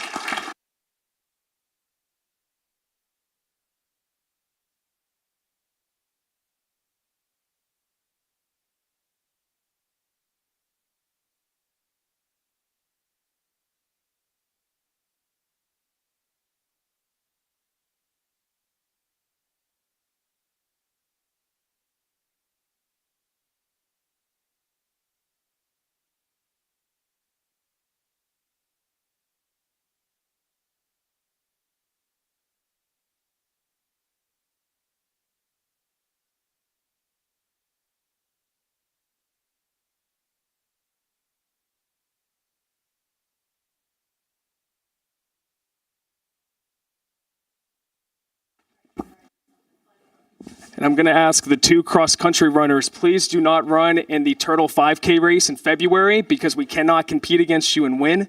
So you got to leave some for the rest of us. All right. Thank you, everyone. Congratulations, ladies. Jackson, thank you again for your bravery and for representing what Manvel's all about. Next, we will go to the city manager update. Manager Dan. Thank you, Mayor. Can you tell us about monument signs? Yes. Yes, I can. So actually, we had our regular meeting with TxDOT today and asked them about the status of our monument signs. So we have them designed, we have them budgeted. We're just waiting on their approval because they're going to be within the TxDOT right away. So Elaine contacted them last week and said, since she is retiring at the end of this year, that would be a great thing for her to, sort of the cap on her bonnet to actually get to see those signs constructed this calendar year. As soon as they approve them, then we're going to, get them installed. So hopefully very soon. But I'm very excited about them because Marianne's right. The one that's out there is, if you can find it, it should be like a scavenger hunt because it's pretty tough to even find it. But anyway, so those are forthcoming. Also, as I guess a holdover or spillover from the workshop, Joe's was going to give a quick update on the comp plan and thoroughfare plan status. Yes, Mayor and Council. I think there was a little bit of confusion on how I understood the question. And I was talking about the final adoption of the plan, which would happen closer to the end of the year next year. However, during the process, there will be intermittent meetings where a draft and input is received from the Planning, Development, and Zoning Commission, and then it'll also be presented to the council for input from you, and also we're working with the consultant so that we provide our input and kind of check everything before it comes both to the Planning, Development, and Zoning Commission as well as the council. So in short, you will be seeing draft versions of it along the process. The process is right now set for an adoption around the August-September timeframe, but depending on how the whole process goes with the public engagement, input from PD&Z and council, it could go a month or so further down. So Just wanted to clarify that. Okay, Mayor. So last week, of course, we had the State of the City on Wednesday. So again, thanks to the Church on Masters Road for hosting us. Thanks to Tammy and her team for putting together just a really great State of the City. What we have 214 people, is that what they told us? 214. So I believe that's up where you can view it if you missed it. But anyway, I thought that went great. Also last week, over the weekend, actually, our fall hall. So this is only the second one that we've done. Thank you to Alvin ISD for hosting that at EC Mason. So we had 22 people, 22 customers, if you will, this time. That's about 20 more than we had the first time, right? So anyway, word is catching on. Yeah, Bobby used it, right? Yep, it worked. So. And then a couple things coming up this week. So MEDC will be this Wednesday night at 6 p.m. MEDC this Wednesday at 6. And then the Parks Board meeting this Thursday at 6. And then next week is Thanksgiving, so there is no PD&Z meeting on Monday. No PD&Z meeting next week. This Thursday morning, staff will be having our longevity breakfast, and I just wanted to kind of highlight a couple of things that we're going to celebrate. So we have one employee, and I should say we go by November 1st of any given year. So if you started, was it Robbie that started just right after November 1st? So it's always kind of lagging, but you got to draw a line in the sand. So anyway, we have one employee that's celebrating 21 years, one that's celebrating 20 years, one that's you, isn't it? One that's celebrating 18 years, and then we've got 2 at 15 years, 1 at 12 years, and 2 at 11. So altogether, we've got 8 employees with 10 years or more, 11 employees between 5 and 10 years, 60 employees between 1 and 5 years. That's the bulk right there. And then 27 employees that have less than a full year. So altogether, that's 106 that we have on staff. That's a record, right? Yes, sir. That's a record. In fact, we hit 106 today. Today, yes. Actually, one started today or 2 started today? 1 today. We had 2 last week. That's right. That's right. I believe that's everything, Mayor. It's awesome. Thank you so much. Chad, you've been busy with all of that, huh? That's to say the least. All right, Council, we have the consent agenda in front of us. Any comments or questions as it relates to the consent agenda? Hearing none, do I have a motion for the consent agenda? I'd like to make a motion to pass. We have a motion to pass from Councilman Hudson. Do I have a second? I'll make a second. All those in favor? All those opposed? Motion passes unanimously, 7-0. We have no items removed from the consent agenda, so we move on to agenda item number 1, which is consideration and possible action to approve the second and final reading of ordinance 2024-0-42. Dan or Rosie, who's going to take this one? I'll just kind of remind us where we're at. So we have a water and sewer rate study that Friesen Nichols prepared a couple of years ago, and that was in response to the fact that our rates had never gone up in the city at all, ever. So what they did is they had highlighted sort of a schedule, if you will. It was pretty heavy on the first couple of years because we needed to catch up on our rates. Essentially what was happening was every year the city was having to subsidize money from the general fund and transfer it over to the utility fund to help pay for itself. So the number that was in for this year, the base rate increase was 6.3%. That's what's in the budget right now based on what the rate study had suggested. So this was approved at the first reading 4-2, and then it was on the last agenda, and one council member was out of town, so it was tabled until tonight. So we're just looking to either get this approved so we can update our rates, or not. I guess one way or the other. We just need to get it across the finish line. Thank you, Dan. Rosie, anything you'd like to add from a finance perspective, or Robbie from a public works utility perspective? I don't have anything. Okay, thank you. Any comments or questions from council? Councilman Lands? Okay, just clarify a little bit. So our payments, our money we were getting, we were behind, right? Okay, so are we still, with this increase here, are we still going to be behind some, or are we at the break-even point finally? I think we have one more year to the break-even point. Because each year it's, and I don't have it in front of me. Do you have it in front of you, Rosie? So I think just a clarifier for your question, Councilman Lands, is in regards to our utility fund, year over year, we've been supplementing the fund with money from our property tax revenue. And so what your question is are we still having to supplement it with this rate increase, or will it be a self-sufficient fund? We will not have to supplement it from the general fund. It is self-sufficient, other than not meeting all the requirements for the bond. We're having to supplement the bond payments with more impact fees than we should have done this year. In other words, if the impact fees were going to be $500,000, I don't know the exact numbers, we're now having to supplement it by maybe $1 million of those impact fees instead of the full amount, only the $500,000.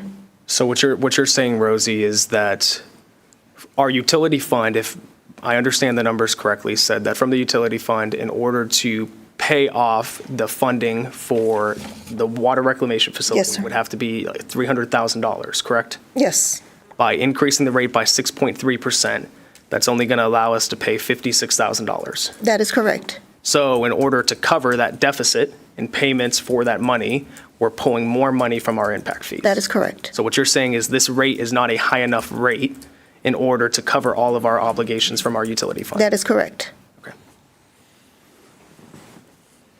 Any other questions, Councilman Lands?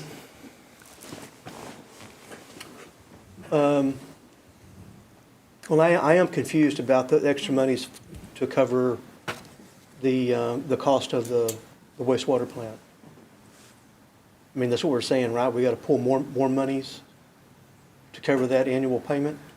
Can staff speak to that?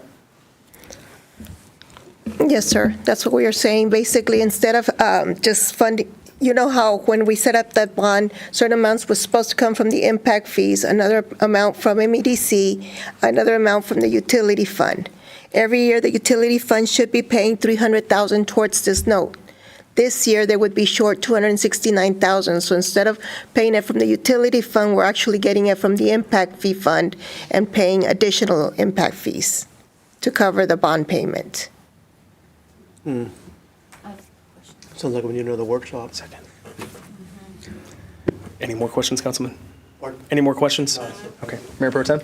Sorry, just to make sure I'm tracking. So the bond in 3 different parts, and where we're short is a utility fund.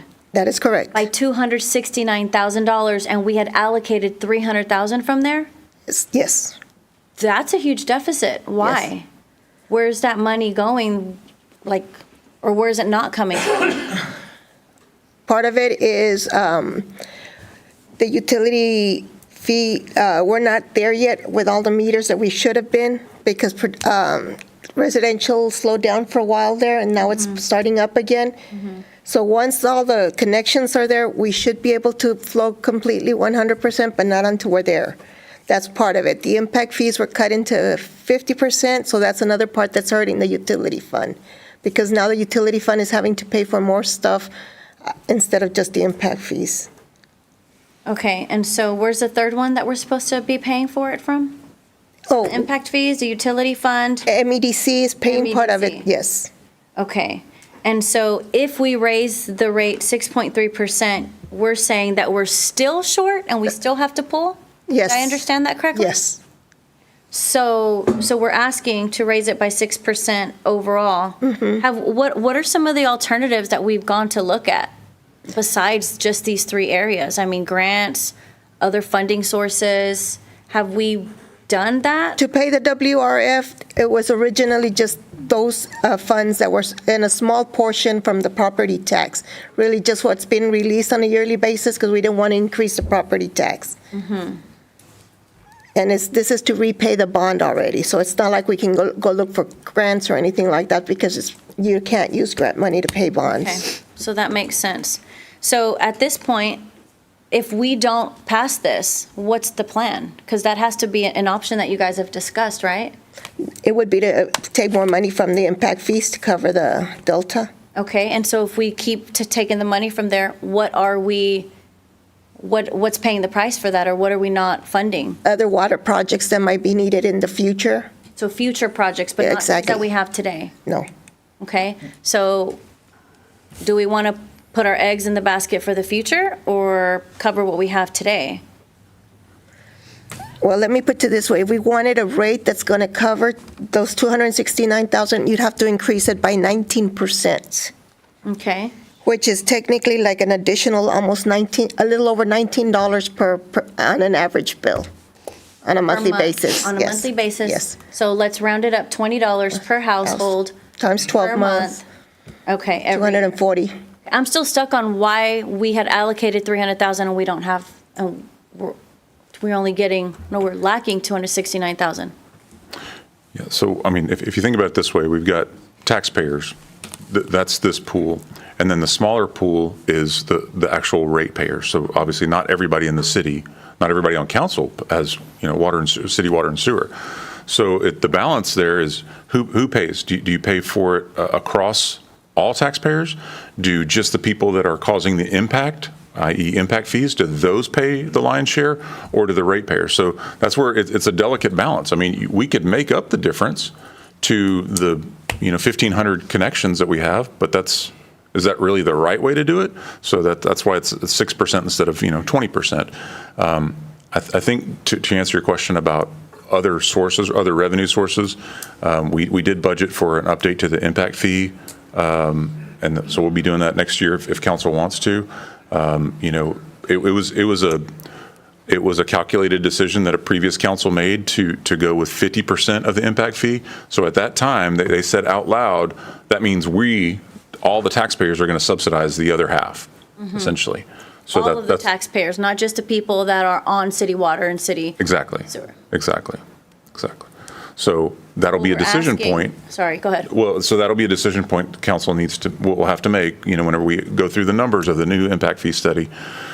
Do you want to stay with that 50%, or do you want to make whoever's causing the impact to the system pay the full share of their impact to the system? So again, I say it was a calculated decision. It's not unheard of. Many cities do a 50%. Would Valencia have come had they had to pay the full 100%? I don't know. They were the ones that were really pushing forward, pressuring council to go with the 50%, but not just them. I mean, all the developers were, but them specifically because they were right at the cusp of it. So even if we updated impact fees today, that's only going to the only ones that would be impacted by that would be any development from this point forward. So you get vested, I guess, when the plat gets recorded. Bobby, is that right?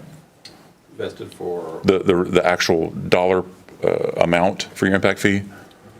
I think when it gets recorded and then the builder pays it. And then the builder pays, yeah. So it's whenever the plat gets recorded, that's the amount of impact fee that they'll pay. So even if it went from $10,000 per connection to $20,000 per connection, we wouldn't be able to collect those increased impact fees on stuff that's already platted. It would just be for new stuff. But still, that hopefully that answers your question as far as other revenue sources. I don't know that there's a grant that you could get to pay for, certainly not a grant to pay for our own bond payment. I don't think you can do that, so. So let's go Councilman Bonner, and then I think a few other people have some questions. Councilman? So with regard to impact fees and not recognizing the money, what's the percentage of plats do you think that still haven't been completed in the current building that's going on right now? I mean, is there 400 plats still to go between Valencia and all the subdivisions that are still out there? I don't know that I could even guess. I mean, we've got 28 square miles in the city limits, and I mean, one of the things that I look at is it's not like we're going to increase these rates tomorrow. We're a year away from doing that. The slowdown that's happening right now, if the builders knew that they were going to increase in a year, then all of a sudden maybe we get some of the revenue that we really can't recognize or think about recognizing to come in. If I knew I was going to have to plot a deal in a year that was going to cost me $20,000 versus, hey, I better get it plotted now, that might give a little jolt to the revenue coming in to where we don't have to drag as much money.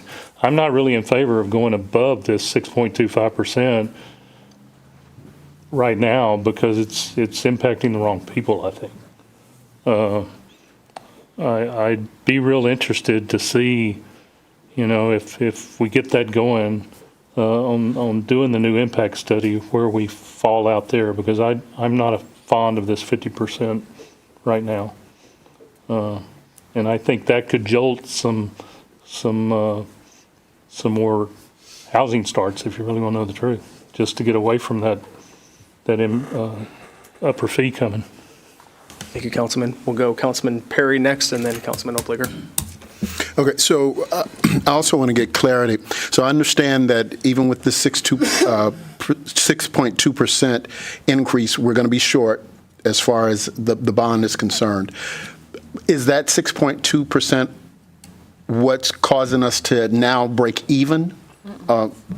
With the, because the utility fund hadn't been breaking even. You said we're now at the point where we're breaking even. Is that because of the 6.2% or without it? Partially. Partially. Okay. If we didn't have the note, it would be covering, we would only have like a surplus of 50-some thousand, the 56,000.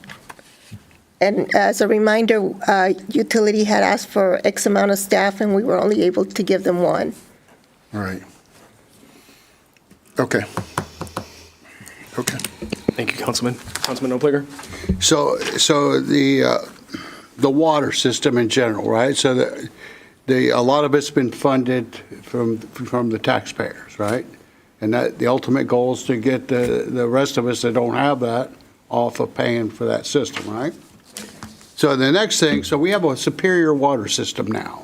Yes, we do. The gap or the risk that I see at hand is that if you don't do this, things have to slide, and the very possibly the risk of losing your superior water system ranking could be at jeopardy, right? Because something has to give, right? If you don't fund something properly, something's got to give somewhere.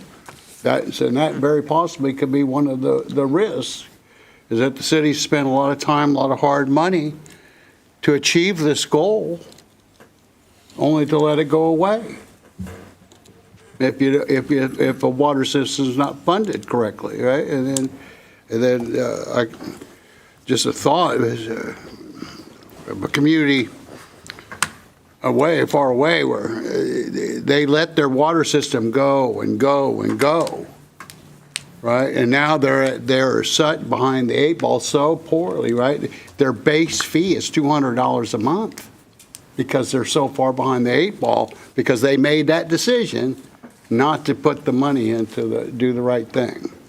So that's the risk that you run, right? When you opt to not take care of maintenance and things like that, you're just running a risk.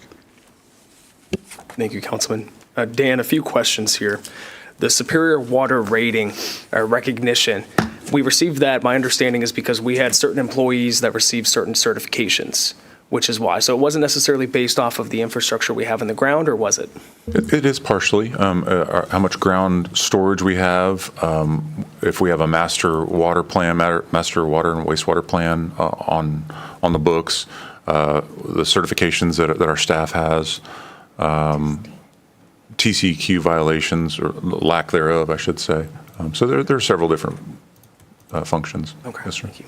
Rosie, you mentioned that from a capital project perspective, we'd be sacrificing long-term some specific projects. Which ones? I will not be able to tell you that because I'm not involved that much in the infrastructure, but any growth in that Old Manvel might be requiring is one of the areas I can think of. Okay. So we don't know which projects we'd be sacrificing long-term by making a decision of adopting a rate at 6.2%. Mm-mm. Okay. One of my big issues is that the rate that's been proposed is based off of this historic study. I think every year you need to run a cost analysis to determine what is your actual cost to run the system. Do we know how many gallons of water we processed in the last fiscal year? We do, but I don't have them with me. Okay.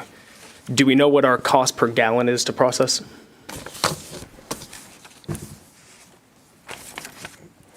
I mean, we've got all the data in a spreadsheet. We can certainly compile that information, Mayor. Okay. And it would be the same thing for wastewater.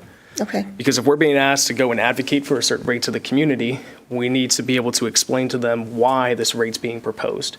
because our average cost to process water or to process wastewater has increased by X percent. It's why the rate has to increase by X percent. Because Councilman Broder brought up a good point that made me think, if we're, and I think it was Mayor Pro Tem Sarmiento too, if we pulled all of the money from the impact fees, we would be able to adopt a less rate. Or we need to adopt a rate of 19% in order to properly cover what we committed to. But when we were discussing the funding for the water reclamation facility, we were told that we had the plan to make it happen. And it feels like now there's a lot of hesitation and uncertainty about what that plan is. Because right now I don't feel like I can advocate any rate increase to the community. You can make a valid argument for a 19%, which is not the greatest thing to say, but if we didn't build a wastewater treatment plant, we'd have to put a moratorium on growth. You put a moratorium on growth in order to fund the things that the community has asked us to fund, you would have to raise taxes, which nobody wants their taxes to go up either. That's why you have to leverage growth in order to offset your taxes, because we wouldn't be able to have all these commercial businesses come, which bring in more sales tax. But I feel like right now it's either where we pull all from impact fees and the rate is just what needs to be to cover our operational cost, or you have to go to 19%. Right now we're trying to straddle the line, and I think it needs to be just one way or the other. Because to me, I'm not comfortable as a ratepayer. I'm one of the few ratepayers that are up here. I don't feel comfortable adopting a 6.2% rate because we're not doing either thing. We either go all in with the impact fees or we go all in with the rate. This straddling of the fine line is not something that I'm personally comfortable with. But I think having some of those numbers for the future, looking at what our cost to process, I think is a really key component, and looking at doing a yearly analysis as to what does the rate actually need to be. Because when you look at the study took in certain assumptions back when it was conducted in 21, adopted in 22, that have not played out in reality. So moving forward, I don't want us to base it on this study unless this study is updated, because we're going to be in the same spot a year from now. So those are some of my thoughts. I appreciate you guys answering the question. A suggestion might be, Mayor, that, if every day that we wait, candidly, that's revenue that we're not collecting. So if we could at least adopt the 6.3% now, because all we need is a second reading, final reading, and then in the meantime, we can go back and there's nothing saying that you can't change the rates mid-year. Last year they were 14.9, the year before that they were 13.4. So it's not out of the realm of possibility that they would keep going up. I think probably the biggest difference is the water reclamation facility was, thought to cost $26 million and ended up costing $40 million. So it robbed a lot of that capacity, that buying capacity. So for next year, that we can certainly, we can use the rate study as a guide and provide that, and then we'll just follow that up with, here's what it said, and that would be great, but here's the actual number. We can certainly do that. That's a good approach. I think I would like to see that, because it's always changing. It is. It's moving beneath us, and so that rate study is a picture in time. It is, and I guess that's, again, we only have a couple of ratepayers up here, and it's a tough sell, to make the current ratepayers pay for these other things that we're talking about. So from the staff perspective, hey, well, if we stick with the rate study, then we're on firm footing. Then y'all don't have to answer those, those difficult questions, or well, why aren't you going by the rate study? But that was the rationale. So that way, at least it was objective, I suppose. No, I respect that. Councilman Bonner. Yeah. One thing, and I'm not a proponent of the rate study. I'd rather see the hard data tell us what we're doing. To me, that's the only fair way to do it. That way we're making a judgment on what's it costing, and in the same token, we can look at what do we need to improve those numbers.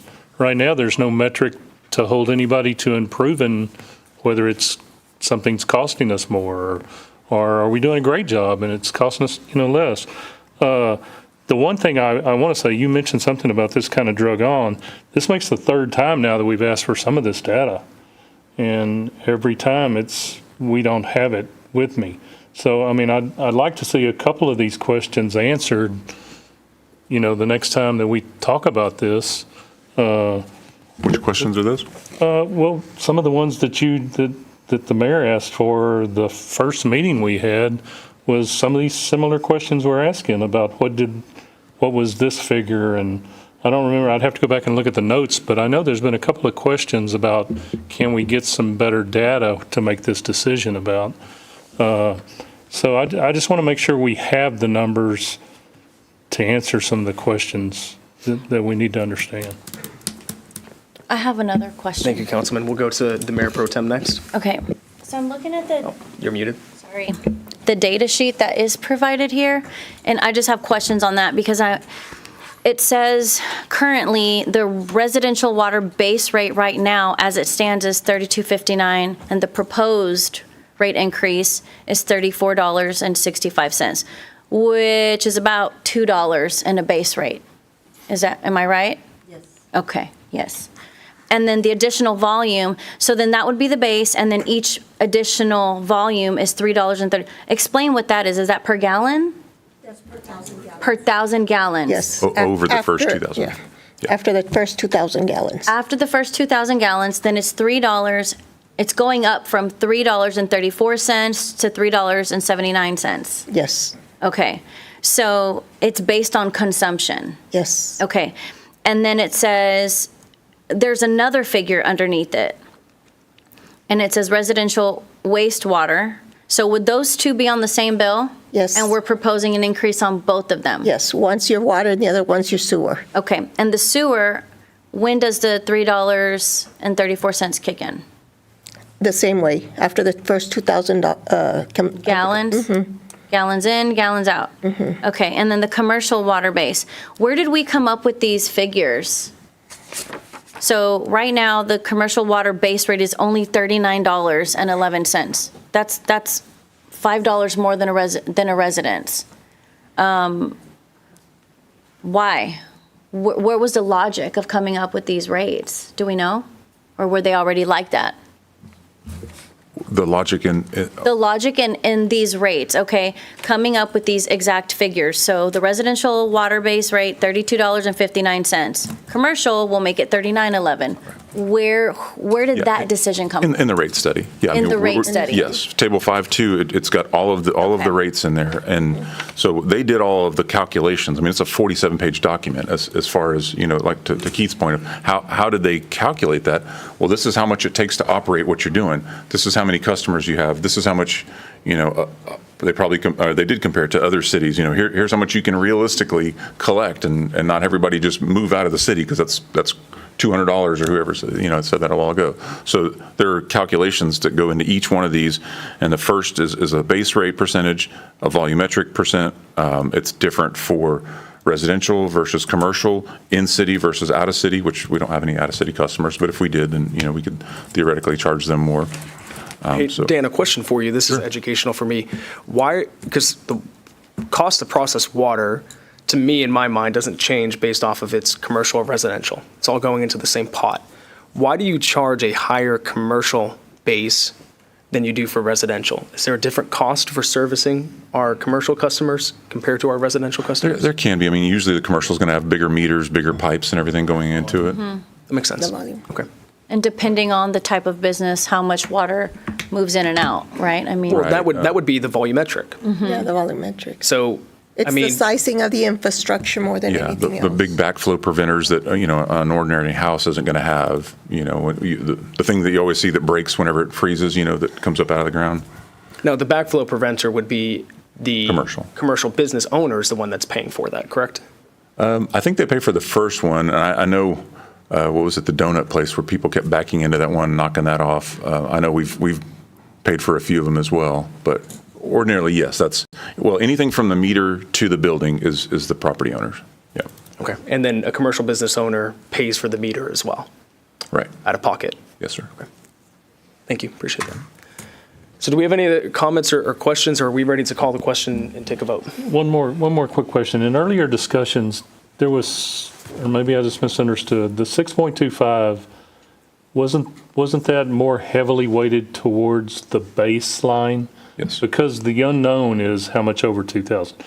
Pretty much everybody's going to use over the 2,000 gallons, but we just don't have a good feel for that. So knowing that, the 6.25 seems to be on the conservative end of where you would have thought this rate should have gone, or not?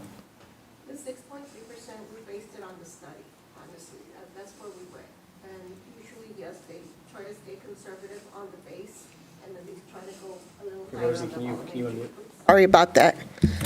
Yes, they do. Do I need to repeat everything? No, or- no, no, no. So the base rate increase is 6.3%. The volumetric is actually 13.5%.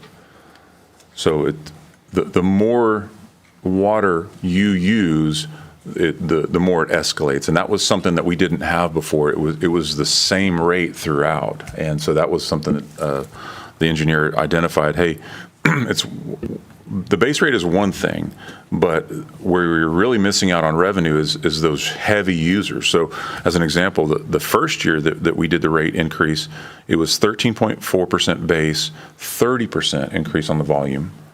Then last year it was 14.9 for the base, 28.5% for the volumetric. So this year is 6.3 and 13.5. And the reason why it's showing, I think, the 13 is because when you're doing a 45-cent increase on $3.34, that's a higher percentage increase than if you're doing, $2 on $32. But you're right, Councilman. The 6.2 is essentially just adopting the base. It's not taking into consideration volumetric, but if you were to vote to approve the ordinance captures the base and the volumetric change. Is that correct? Yeah, and I want to qualify something real quick. So you said 6.2, Keith said 6.25. Yeah, the number is actually 6.3. Oh, 6.3, okay. Yeah. You're throwing out a few different numbers there, so I appreciate 6.3, 6.3. Just to make sure. Thank you. All right, council, let's go ahead and call the question here. Do I have a motion for this agenda item? I'll make a motion to approve. We have a motion from Councilman Oplager. Do I have a second? I'll make a second. We have a second from Councilman Hudson. All those in favor? All those opposed? Councilman Lance, did you vote? Which way did you vote? Opposed. Opposed. So motion fails in a 3-4 vote. Okay. Moving on to agenda item number 2. This is consideration and possible action to approve the first of 2 readings of ordinance 2024-0-35. So I believe we're going to have staff present this item first. Then we have the applicant that has a presentation for us, and we'll have them come forward. Then for this, we'll just go down the line and see if anybody has any questions or comments. We'll start with Councilman Bonner. I believe this presentation from the applicant, Joe's, this was provided to staff today, is that correct? Yeah, the electronic version, yes, but we got the paper copies last week. I think Thursday was when we got it. Okay, perfect. Awesome. And then, so we'll be able to show the presentation on the screens as well as we'll have it here for us. Right. And this application was provided, I think it was made way back in August, I believe. It was first received in August. Before that, there was a workshop, so I'm pretty sure Mayor and Council is familiar with most of it. So I'll keep my presentation really brief and short because we also have the applicant ready to present. So while we are working on getting some of the presentations and exhibits on the screen, this would be the first reading here. We've had a public hearing in the past. It was on September 3rd, and staff has presented the item a couple of times. The request is to amend the Del Bello Lakes PUD to allow for a second auto dealership on a 16-acre portion of the remaining vacant commercial area, which is south of Del Bello Lakes Boulevard. Now, the applicant has indicated on a proposed site plan that there would be a dealership use on the remaining acreage, and rest of the acreage would include pad sites for commercial uses. The request was reviewed by staff, presented to the Planning, Development, and Zoning Commission. Staff's recommendation was to not approve the request based on the fact that the PUD establishes an expectation that there would be one dealership. The PUD currently allows dealership where the Keating Toyota is right now, and all the residential development was residents bought into those properties with an expectation that there was one dealership.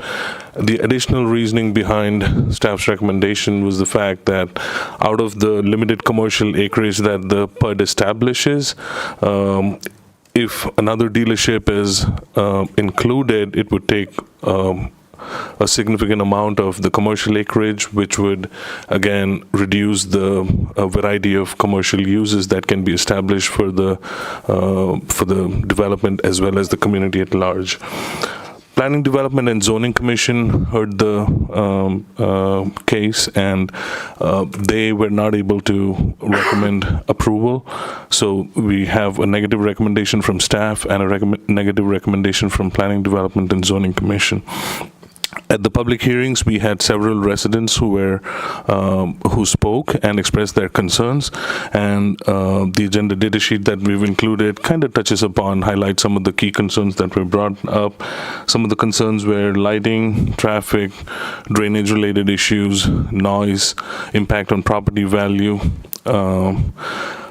Now, regarding drainage, which was a significant concern, staff discussed it at the Planning, Development, and Zoning Commission and confirmed that the drainage for the commercial acreage, including the 16 acres on which the dealership is proposed, as well as the remaining acreage, is factored in as part of the entire development. So a separate on-site detention is not required. Staff has verified that.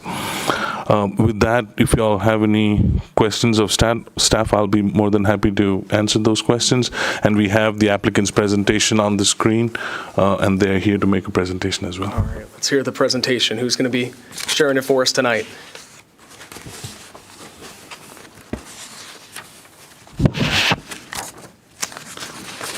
Welcome, everyone.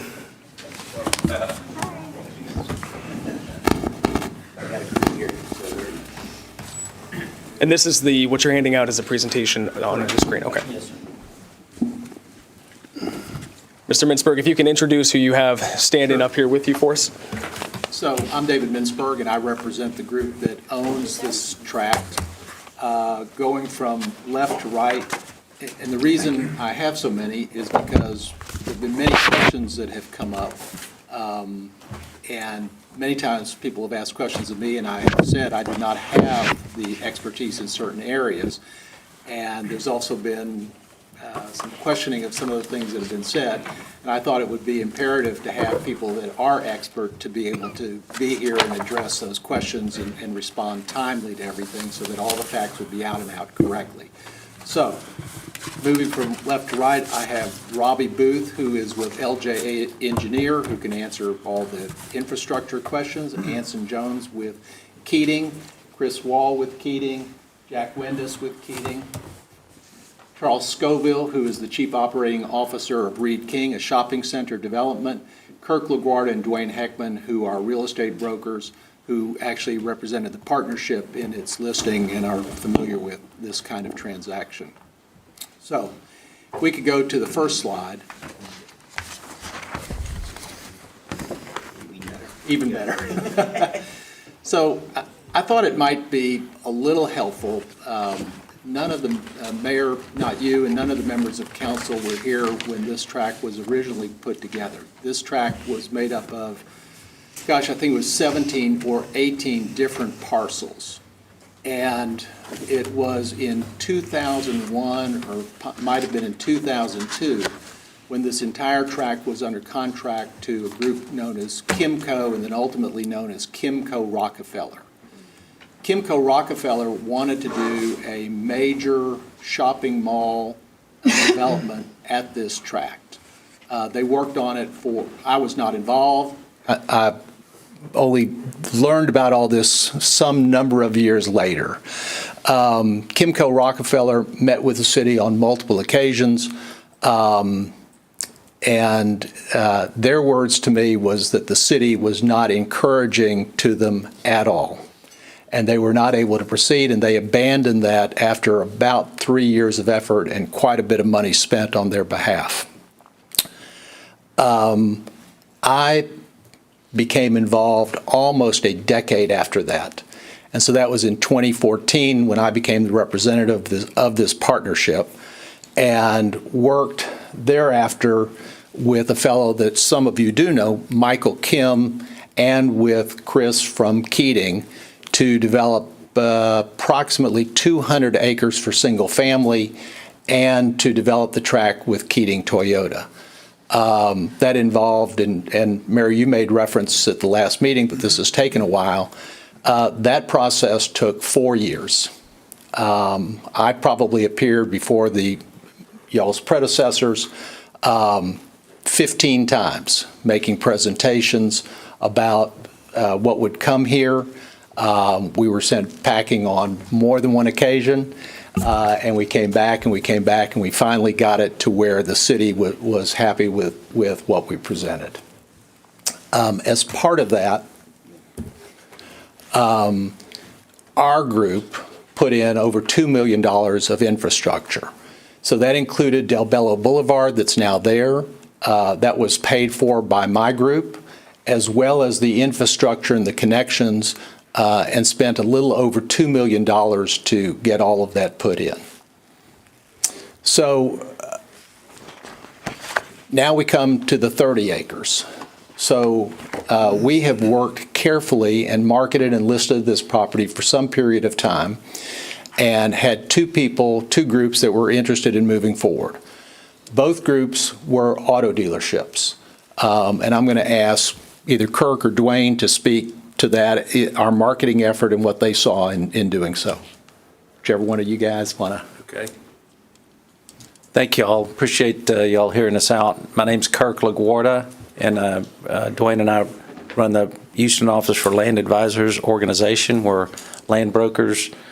We've got a long history in Manvel. We originally sold Sedona Lakes. I think that was back probably in 2007, and most recently sold the property Valencia. So, and we've been working with David and his group on this 30-acre parcel for just over 4 years now. So in our marketing efforts, we clearly know that there's certain things that the city won't allow, like multifamily, that type of stuff. So we really focused on commercial and commercial users. Obviously, everybody knows the HEB down at Highway 6 and 288. That basically has sucked all the oxygen out of the room. It's been our opinion that this has never been a major retail intersection because of Highway 6 and 288. So trying to get some of those bigger retailers to come up to this location on a 30-acre site, which quite frankly is oversized for the location, the retailers aren't going to come here to that particular site. So we eventually had two car dealerships that came forward. One of them was looking at possibly buying the entire site. The Keating folks obviously had done a deal immediately north, and they have a great deal of interest. By the way, Dwayne and I, that was a reservation. So if Keating comes here, Dwayne and I do not get paid. We're not going to get a commission on that transaction. At the same time, we do think it's a very beneficial and good use for the site because it's going to cut down the size of the commercial parcel and make it more usable so we can bring in smaller little retail sites, maybe a mini warehouse site and a daycare center and maybe a little medical office building or something like that. 30 acres is just too much for the area, and quite frankly, we don't know that it would ever be absorbed completely with commercial. It's just too many acres. So, please, Dwayne. I'm Dwayne Heckman with Land Advisors. To Kirk's point, just to give you a little frame of reference, 30 acres, if it was all commercial, would be about 300,000 square feet of retail, which is a huge amount. I believe down there at Highway 6 and 288, I believe that's 1 million square feet over time. So the area in general can't consume 1.3 million square feet with the amount of residents that currently live here or will live here in the near future. It's just too much retail. We see these in other towns we do business in, other master plans that we do business with. There's always this desire to have more commercial than the market will really bear, and the market will always be right. We may not like it, y'all may not like it, but the the market will always do what it's supposed to do, and it'll make the ultimate decision for everything.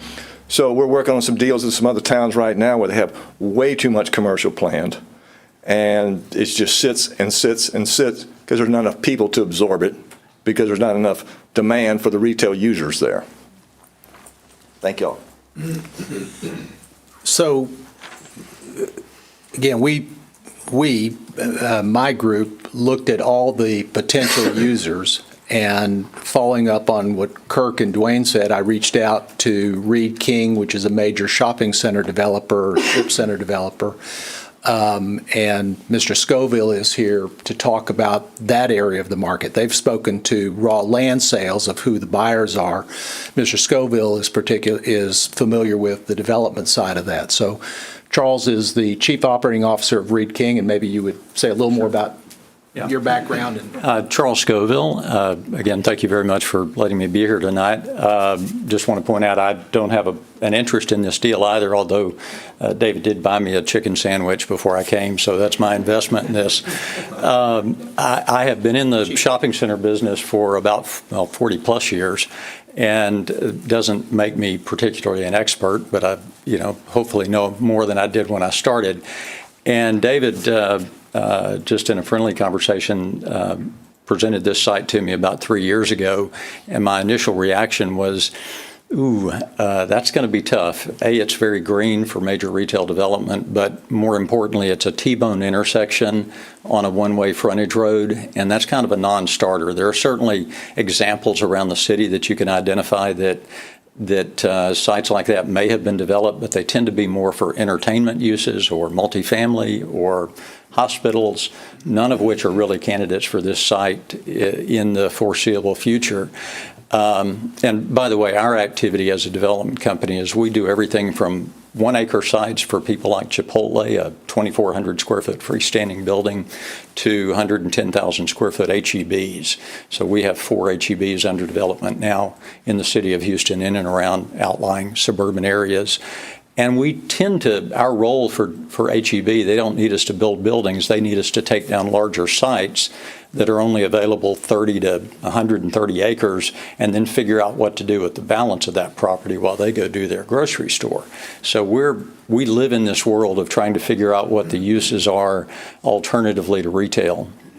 And as Dwight mentioned, I think all the air has been sucked out of the room down here in Manvel for the foreseeable future for major retail with the concentration at 6 and 288. And that's really a function of both HEB as kind of the sun for the solar system of retail right down here now, but also just the fact that the box tenant business is not what it was 20 years ago. So there just aren't nearly as many of those tenants in the market. I think the plan that they've laid out makes a lot of sense. When David mentioned to me that Keating had an interest, I didn't think of that as, well, that's, I guess, the best that you can do. I thought that's a pretty darn good use for that parcel because the major automotive dealerships now are doing very interesting architectural buildings architecturally that the retailers don't do, so they're more attractive. They bring in a lot of volume with very nominal traffic counts. I mean, you can sell 100 or 200 cars a month with not many customers coming in and out of that lot every day. Whereas opposed to a typical HEB, for example, our average customer count just for HEB is about 2.5 million customers per year. And that's a heavy load on the surrounding infrastructure and traffic in and out of the site. So they build good-looking buildings. They do it with nominal traffic and nominal demand on local infrastructure, whether it's water or sewer. You just aren't flushing a lot of toilets or giving a lot of showers in a typical car dealership. So we feel like it's a perfectly logical use. It'll be very attractive up there. It's heavily landscaped at the intersection of Del Bello and 288. So just feel like it's a perfectly logical solution for that site, and would be something that we'd be happy to develop the balance of the sites and not feel like it was at all detrimental to any of our marketing efforts to the other users up and down Del Bello, which is where those users will want to be, the smaller tracks. So, Thank you. I didn't realize, but there's one more person I'm going to ask to come up just in case there are questions later, and that's Garrett Nondorf. And Garrett works with me at Flagship. And I'm asking him to come up because he and I knocked on doors in the neighborhood to obtain community input. So if there are questions about that, he was with me when we were knocking on all those doors and making some phone calls to members of the community. And I heard a couple of members ask and inquire whether we had done community outreach. So I wanted to both speak to that, and we were together on that.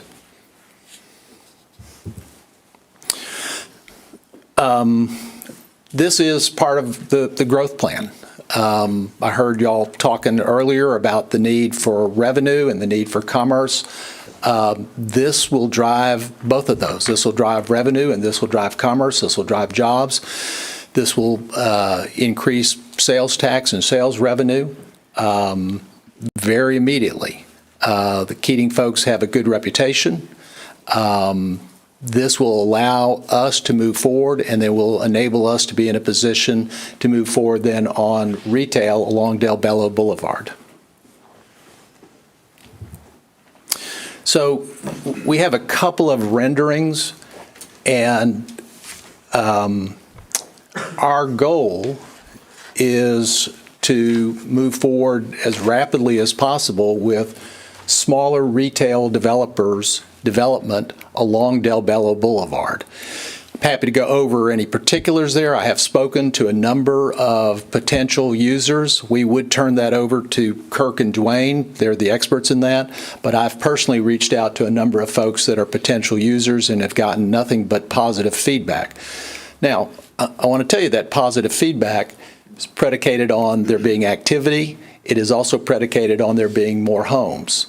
But I drove this area extensively last Thursday, and those homes are coming. And 18 to 36 months from now, we're going to see some significant desire for the retail. We'd be making sales for that. If this goes through, we'd be able to make sales for that early next year.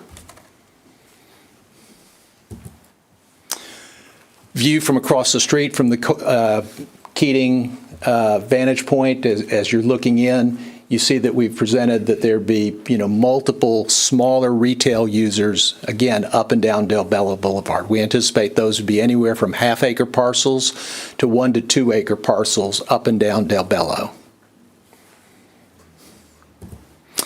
And with that, I'm going to turn it over to the Keating folks to talk a little bit about who they are and why they'd have been a wonderful member of this community and what they would bring to this transaction. Good evening, Mayor, members of council, city staff. I'm Chris Wall. I'm general counsel for the Keating Auto Group. I've been up here a couple of times in the past and talked about kind of who we are, but I just want to kind of reiterate that and run through it. The Keating Auto Group is a group of automobile dealerships, franchise automobile dealerships. We have 31 stores solely here in the state of Texas. We're based out of Victoria. That's where our principal owner lives. That's where I live. That's where our corporate office is. And so we're all in the state of Texas. One of our stores clearly is Keating Toyota that you may be familiar with just down the street. At Keating Toyota, at the Keating Auto Group, we take a lot of pride in our facilities, and I bring that up because ultimately our goal is to build, obviously, a facility here on this property.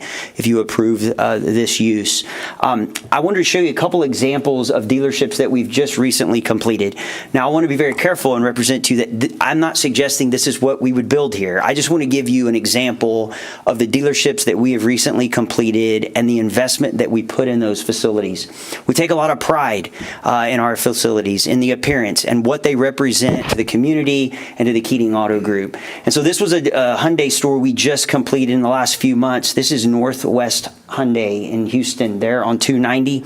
Our construction cost in there just for the construction was $28 million. Now again, this is not not suggesting this is what it would be. We obviously don't even have a manufacturer approved for this site, but this is just hopefully to give you a glimpse into what it is that we build and how we like to approach these projects. This is West Houston Hyundai and Genesis of West Houston, also just completed.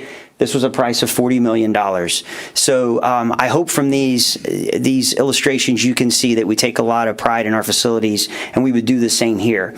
I certainly don't want to volunteer to single-handedly make up the shortfall in the impact fees that we were talking about a minute ago, but these would obviously have impact fees that we would pay. If I heard the mayor correctly, commercial growth is an avenue for avoiding tax increases, and I completely agree with that. And this would be growth that would come to the community that we could help alleviate that and hopefully avoid that need through impact fees and everything else that comes with that. What is our plan for the property? So, as I said a minute ago, we don't have an identified manufacturer, and that's mainly because we need the site before we can approach manufacturers about the growth and the possibilities for this. We have just talked to some manufacturers. I think they're very interested in the area. They see this as a very rapidly growing area, obviously along 288.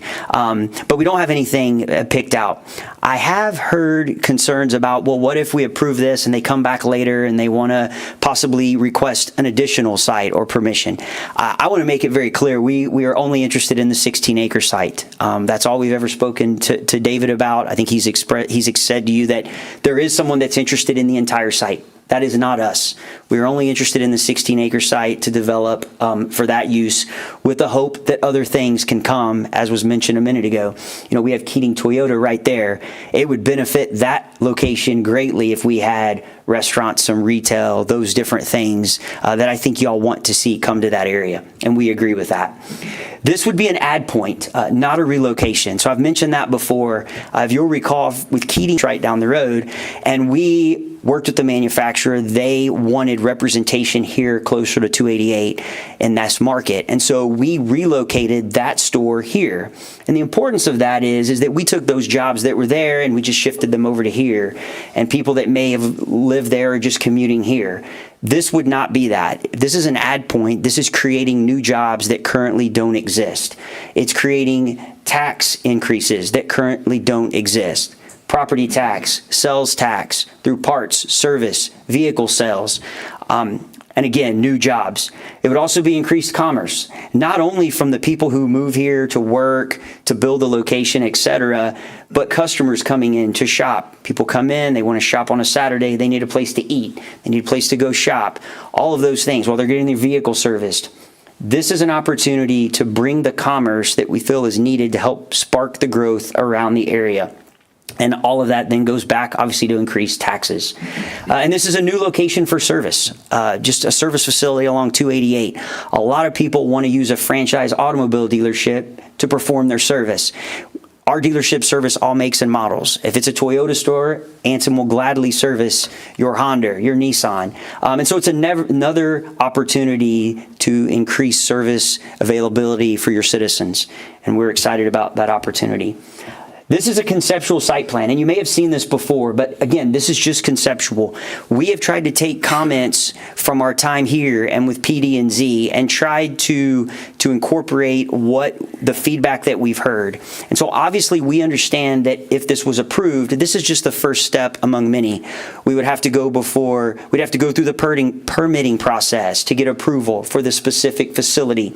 We would know who the manufacturer is, so we would have all those designed buildings with all of those architectural elements that are required from the manufacturer. And we would have to comply with all of the requirements from the city. But we've heard some of the concerns. This would propose a wall at the back of the facility, along the back, to help with noise and different things. We also are proposing a 30-foot landscape setback and trees placed on 25-foot on center. There's a lot of opportunity, the trees for growth, etc. But those are things that we are proposing based on feedback that we've received, but just want to note that we understand that we would have to comply with all of the city's requirements as we go through that development process. We have gone through a photometric analysis. This is the specific site that our lighting consultants have done a photometric analysis on. This currently complies with the city of Manvel's requirements. In doing that, there are different things that we can do to mitigate the light levels. I know you can't read that, but those are the foot candle metrics that are on there at each location. The circled poles along the perimeter, those are poles that would have shields on them that would help prevent bleed over to the adjacent landowner. All of the requirements I think that is currently in the lighting code, or else things that we can do to make sure that we avoid bleed over to the adjacent landowners. And again, we will comply with all the photometric requirements. I'm now going to turn it over to Anson Jones, who's our general manager of Keating Toyota, to describe a little bit about his operation and what he's done for the city. Thank you, Chris. Good evening, council and mayor. Thank you for having us. Just want to go over a few things, some of the things that really we don't publicize, things that we do for the community that I think is extremely important. We are members of both chambers, Alvin and Manvel, obviously, and Pearland as well. To start, talking about employing people, right now we currently have 174 employees, of which 80% are from the Manvel, Alvin, Pearland communities. And obviously, when we first arrived here, we imported some, but right now we currently have 174. And honestly, we plan to hire from within. And people say that, we mean it, and we've shown it because we do have most of our people that are from the area. So one thing I want to discuss a little bit. I've heard a few times where you talk about, well, are you really advertising for Manvel? Or is there anything being said about Manvel? Toyota, when they come in, or any dealership group, they come in and they say, okay, this is what we expect you to sell based on your primary market area. And we have exceeded that. We've been as high as 190% last year. We're currently at 150% of what Toyota expects us to sell. We can't do that just in our market. We have to advertise outside of our market to bring those customers to Manvel by advertising where we are. So basically about 35 to 40% of our business is coming from outside, from different parts of the city. So also, we do a lot with Manvel and the communities around us. We keep our service department open on one day a week till 9 o'clock, which there's maybe one of the dealership in the city of Houston that does that, and we do that for a specific customer, which is basically doctors, nurses. A lot of their schedules are 7 to 7. We're working heavily with the medical center, which I'll get to in a minute. Because we want, a lot of them live down this 288 corridor, and we want them to have a place to service their vehicle after they get off or before they go in, and I think that's important. We've won every year since we've been in Manvel. Toyota has what's called a very coveted President's Award. We've won it every year, which is based on customer satisfaction, and we're on pace to win it again this year as well. So that'll be 4 years in a row. As far as things that we do for the community, I want to talk about that a little bit. So one thing, I actually had Saturday, and I kind of take the blame for this. We have a face of the dealership, which used to be a lady named Miranda, I keep hitting that. And she was very involved with the community, and she had moved on, and for the past 6 months or so, we've kind of been without until we hired Danya Moreno, who's now with us, and she's already very involved. She knows a lot of people that are in the community, and we thought it was important to have a familiar face to be our face. It's kind of hard for me, being the managing partner of a big dealership like Keating Toyota, to get extremely involved a lot, but we communicate a ton. And so, I'd heard some rumblings at the past few meetings. Well, they never even ask us, the communities, what we want, what our concerns are. And I know David and his group, went knocking on doors. We had a meeting at the dealership Saturday morning at 10:30. We had people from the community come in and basically just talk and see what their true concerns are. And I think it was very helpful in me understanding what is really going on in the community, which helped quite a bit. We do, one thing with safety, that's come up in numerous meetings. Safety has been a real big issue. Well, we actually employ off-duty Manvel police officers from 10 o'clock p.m. till 6 o'clock a.m., 7 days a week. 4 or 5 years ago, or 4 years ago when we moved in, there was a big, everybody heard about the catalytic converters being stolen. It was every dealership in Houston, every dealership in the United States really were having issues.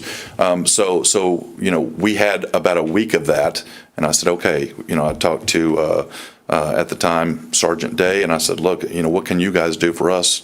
Can you help us? And he said, yeah. He said, we can. So we've been committed to that for the last 4 years. On top of that, we've donated several vehicles to the Manvel Police Department to use for operational purposes. I'm not saying they're expensive cars, but for what the use was for, it worked, right? So I think that takes care of safety because, and it's something that came up Saturday as well. Manvel Police Station's 7 minutes away or 10 minutes away. Well, now they're 30 seconds away, from the community right in front of us. So actually several communities, it's just minutes away.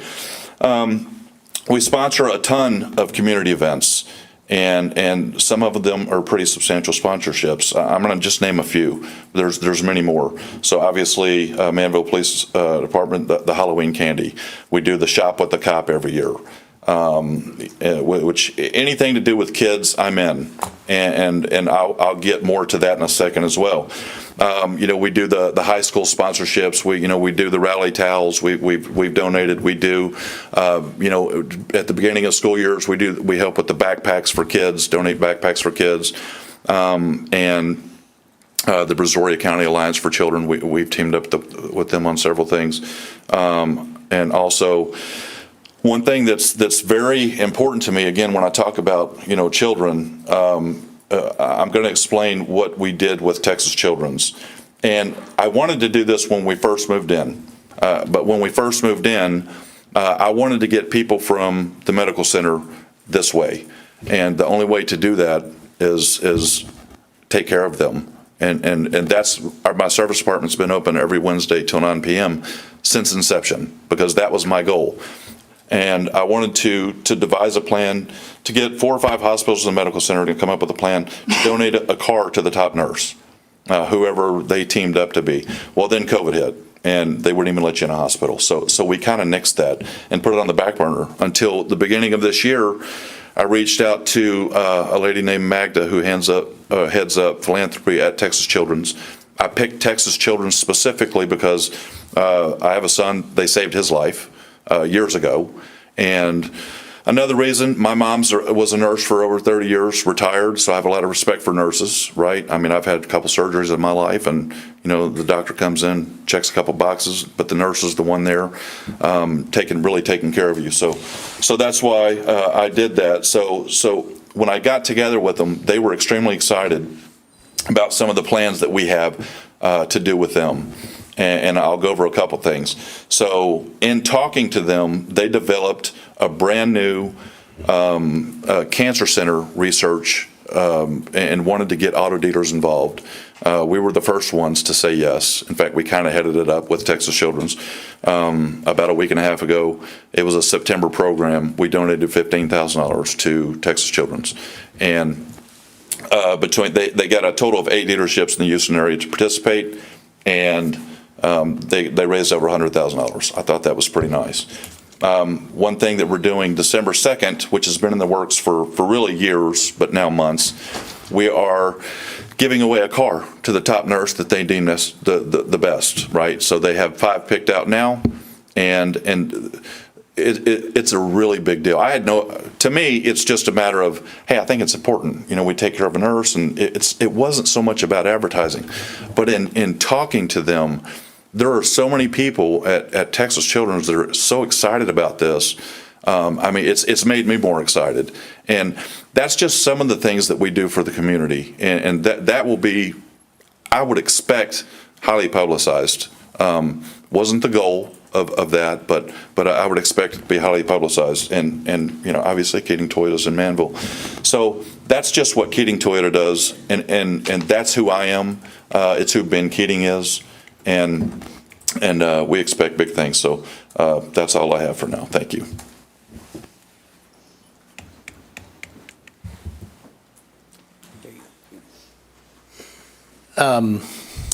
So moving on now to the infrastructure.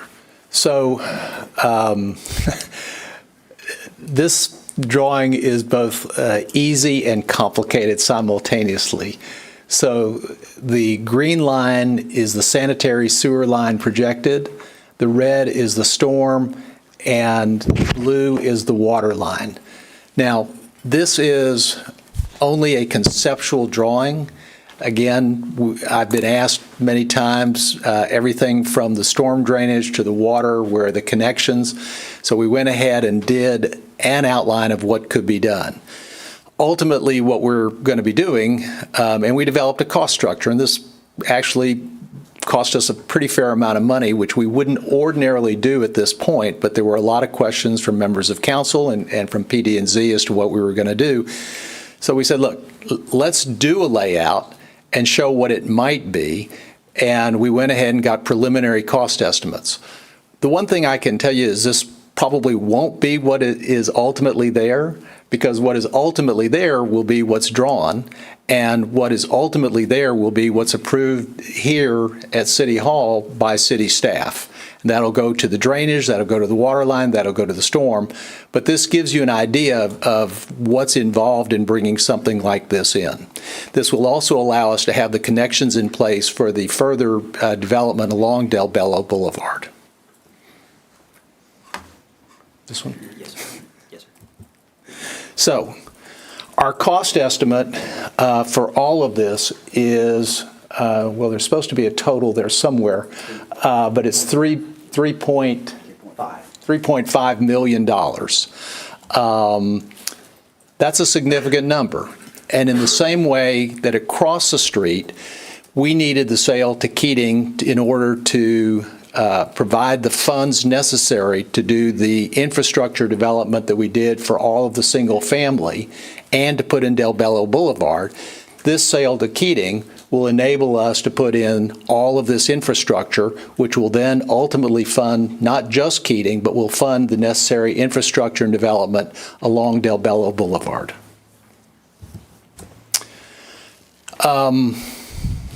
There's more. I've got Robbie here to talk about infrastructure if there are any specific questions. I feel like I've gone on for a while, and we've gone on for a while, so I'd rather stop here and see if there's any questions. Absolutely. Well, this was a beautiful presentation that you guys gave us. I appreciate it being nice and big. That helps with my terrible eyesight, so thank you for that. Councilman Bonner, we'll begin with you for any comments or questions. I guess my questions are for the development partners there. How confident are you that the 16-acre site could be developed in the next 3 to 5 years? If I might ask for clarification, talking about for the Keating site or the? Well, I'm assuming that, well, let's ask that question first. So if the zoning is changed. Yes, sir.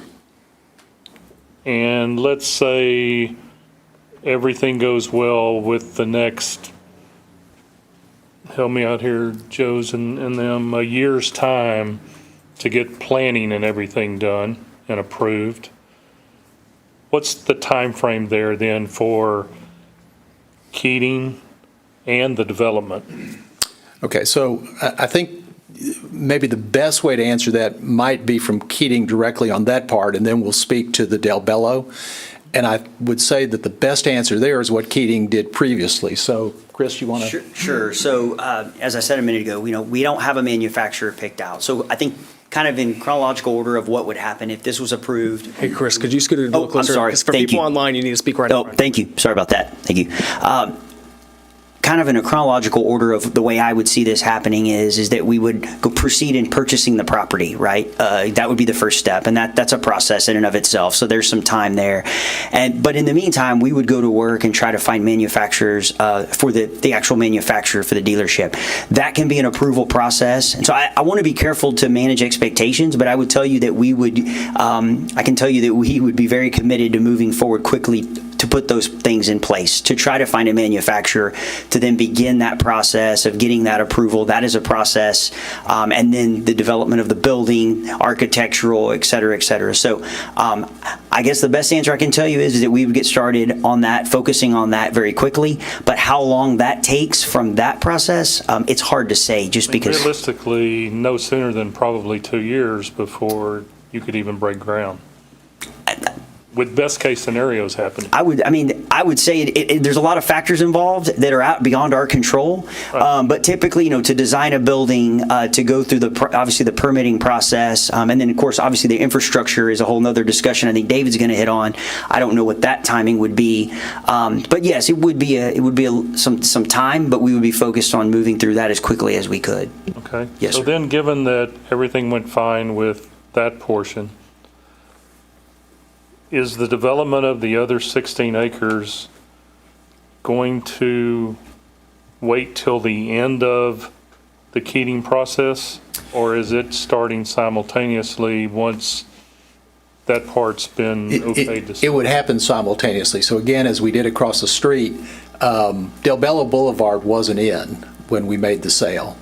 And so we worked hand in hand with Chris and the Keating Group. You can appreciate they didn't want to open a dealership without having that street in place. So there was a significant onus on me to get that street put in place. So if we could back up to that site plan, if you look at the red line in the middle, that's the entry point. So I will be required, or my group will be required, to bring an interior street up to the point where the dealership would be. So as part of that, I have to get that done at worst case simultaneously with his development. Best case, he needs to know that I'm going to be there, otherwise he doesn't have access to his tract. So it'll run both simultaneously and ahead of him of us bringing the utilities in and that street in. But the success of a new dealership is pretty much contingent upon getting that added commercial in there to bring more people. I mean, the more commercial development that goes on that other 16 acres, I'm assuming is the better for your business. Absolutely. I mean, you want people there that go to a bookstore and then say, hey, let's go look at a car, or go eat at a restaurant and then say, let's go look at a car. I mean, that's what you want. I'm just trying to make sure that if approved, that's going to be hand in hand. So let me speak now specifically to that. So one is the dealership, the infrastructure necessary. We will have that done. We'll have our drawings done simultaneously with Keating having their drawings done. Before they break ground on theirs, we will be breaking ground on bringing the utilities in. So that's part one. The second part of your question is Del Bello Boulevard. I'm going to let Kirk or Dwayne speak to that. I have myself gotten a little bit ahead of them, and I have myself spoken to a number of potential users who would like to move forward and open in 18 to 36 months from now. They'd like to be open. I don't know if y'all want to add anything to that, or. I guess one of the things maybe that I'm trying to get at is, once you start building a dealership, is all of the things that the neighborhood spoke of during the P&Zs and stuff like that, about the space required in between the total area, is that going to be there to protect those people from some of the things that they see as nuisances, the lights, the noise, things like that, or is that going to wait until the commercial part comes along with that 16 acres? I'm not sure I exactly understand. So the dealership's going up in the front. Right. Okay, the housing is to the back and around the side. Right. That barrier, that buffer, that's going to be there with the Keating build, not waiting on the whole other area to fill up. No, sir. Yes, sir. You're right, because there's a setback that the discussion has been a 25-foot setback, and we're coming forward and suggesting a 30-foot setback to provide even more space between the buildings and where the Keating tract would be. Okay. So that would absolutely be there from day one. I think that's all I got right now. All right, thank you, Councilman. Councilman Lance? Okay, I have a question for you, Mayor. I've heard this is before I was on council, but was there some issue or some agreement or whatever that the Keating we have now was going to be the only dealership in Manvel? Am I right on that, or? I'll let Manager Dan weigh in here, but I believe the agreement as it exists today, which was agreed to back from 2017 timeframe, was a dealership can only come in north of Del Bello Boulevard, because the pitch was that this 30 acres would be commercial as a way, because keep in mind, this entire area is in a PUD. We give back a percentage of property tax and sales tax as a part of this. And so the pitch was, if you allow us to have a dealership here, we can make the rest of this deal work, and we'll lock it in where no dealership can come in south. If I'm representing that correctly, Dan and Joe's. Okay. And why was that? I mean, why would we put that stipulation on there? I mean, it's not going to change the tax base, right? We can have I think our city attorney's raising his hand. Well, David, at the time, the council at the time was not in favor of a dealership for a lot of the same concerns you're hearing now. And I think Mr. Mintzberg, kept coming back, 15 times, he said. And so finally, I think as a compromise, because this was really important to kick-starting the whole development, including Del Bello Boulevard to reach all the way to the city's 160 acres. So at the time, I mean, the council appeared to be wanting to compromise and allow it, but specifically said in their PUD, only north of Del Bello, which would mean pretty much only one, and that was Keating. And that's still in their PUD today. They can have just one that's in their PUD. And what they're seeking to amend is to take that out, to allow it south of Del Bello and expand that. But originally, it was just only to be north of Del Bello, and that's what it says now in the PUD. And from what the council at the time, it was a bit of a compromise to get Mr. Mintzberg started, but still not want the whole thing to be car dealerships at the time for a lot of the same concerns. Now, Bobby, just a question too here. Another car dealership could come in somewhere else in Manvel and go through the approval process. This is just in relation to the area that the PUD covers. Is that correct? That's correct. It's only in the area that the PUD is.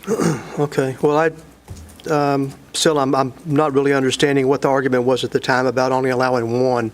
I think if we're going to have more than one dealership, it's great to have them together in a group. I mean, that just makes sense to me. But and then thinking about the noise and whatnot, I've never really seen a dealership that made a lot of noise. So I'm not really, now you have a 6-foot wall here. I'm assuming that's going to be a concrete wall. We've just called out a 6-foot wall. Okay, and down the road, I'd like to twist your arm and maybe make that 8-foot wall. But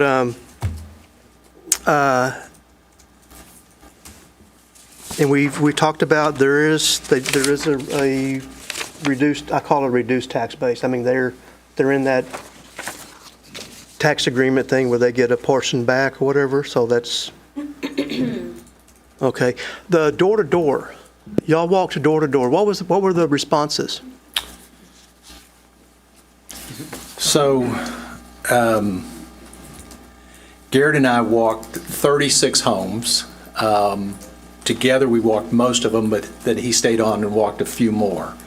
And then I had a few phone call follow-ups from cards and notes that we left when people weren't home, or somebody said, I'm not the person of the home, somebody else will be in touch. There was, I think the first one, as I recall, there was a mother-in-law. It seemed that way, yeah. Yeah, who said, hey, it's my kid's home, I'm just here babysitting. It was all over the place. It included one person was opposed to anything at any time, said that she had been promised that nothing would ever be developed on the tract.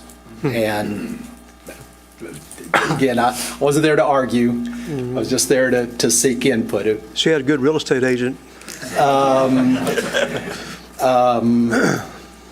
Several said they didn't have a position. They didn't care one way or the other. Couple of folks said, look, there's going to be development there. This is better than having a shopping center where there'd be trash bins and stuff. One person said, oh, thank goodness, because I'm sick of the critters coming on my property from over there. So it was all over the place. Well, I will say that I do like the layout. I know it's just conceptual, but I'm a big fan of restaurants and stores, so, I mean, unless we see some big major hurdles, I mean, I like it. Okay, Thank you. Councilman. Let's go Manager Dan first, and then we'll go back to Councilman Bonner, and then we'll go to Councilman Oplager. Just real quick to answer Councilman Land's question. So the agreement with MUD 43, it's a $13.5 million agreement. We're in year 6 of it. It goes all the way to 2050, so it's a 32-year agreement. And the city gives back 70% of the increment and ad valorem taxes, 70%, and 50% of sales tax. And that would be no matter what was there. It's not just, I don't want to get caught up on that car dealership. That's any commercial property, any business that would go in there is going to get that. True. And the reality is a car dealership is going to bring in less sales tax because it's only the 6.25. You don't have the 2% on top of that, right? So it's just going to be on the, I guess, service and parts and whatnot. And we have not discussed, if that was, and I don't know if I should even say this, but if you wanted to, in order to allow this, do you amend the development agreement, so to speak, or amend the financing agreement? Is that a possibility? I don't know. It's pretty skinny as it is. That's all I can say. Unfortunately, the infrastructure costs are such that literally going from 25 feet setback and doing 5 feet more after listening to the residents is costly. It's just it makes it very, very difficult for us to proceed. All right. Sure would be a benefit.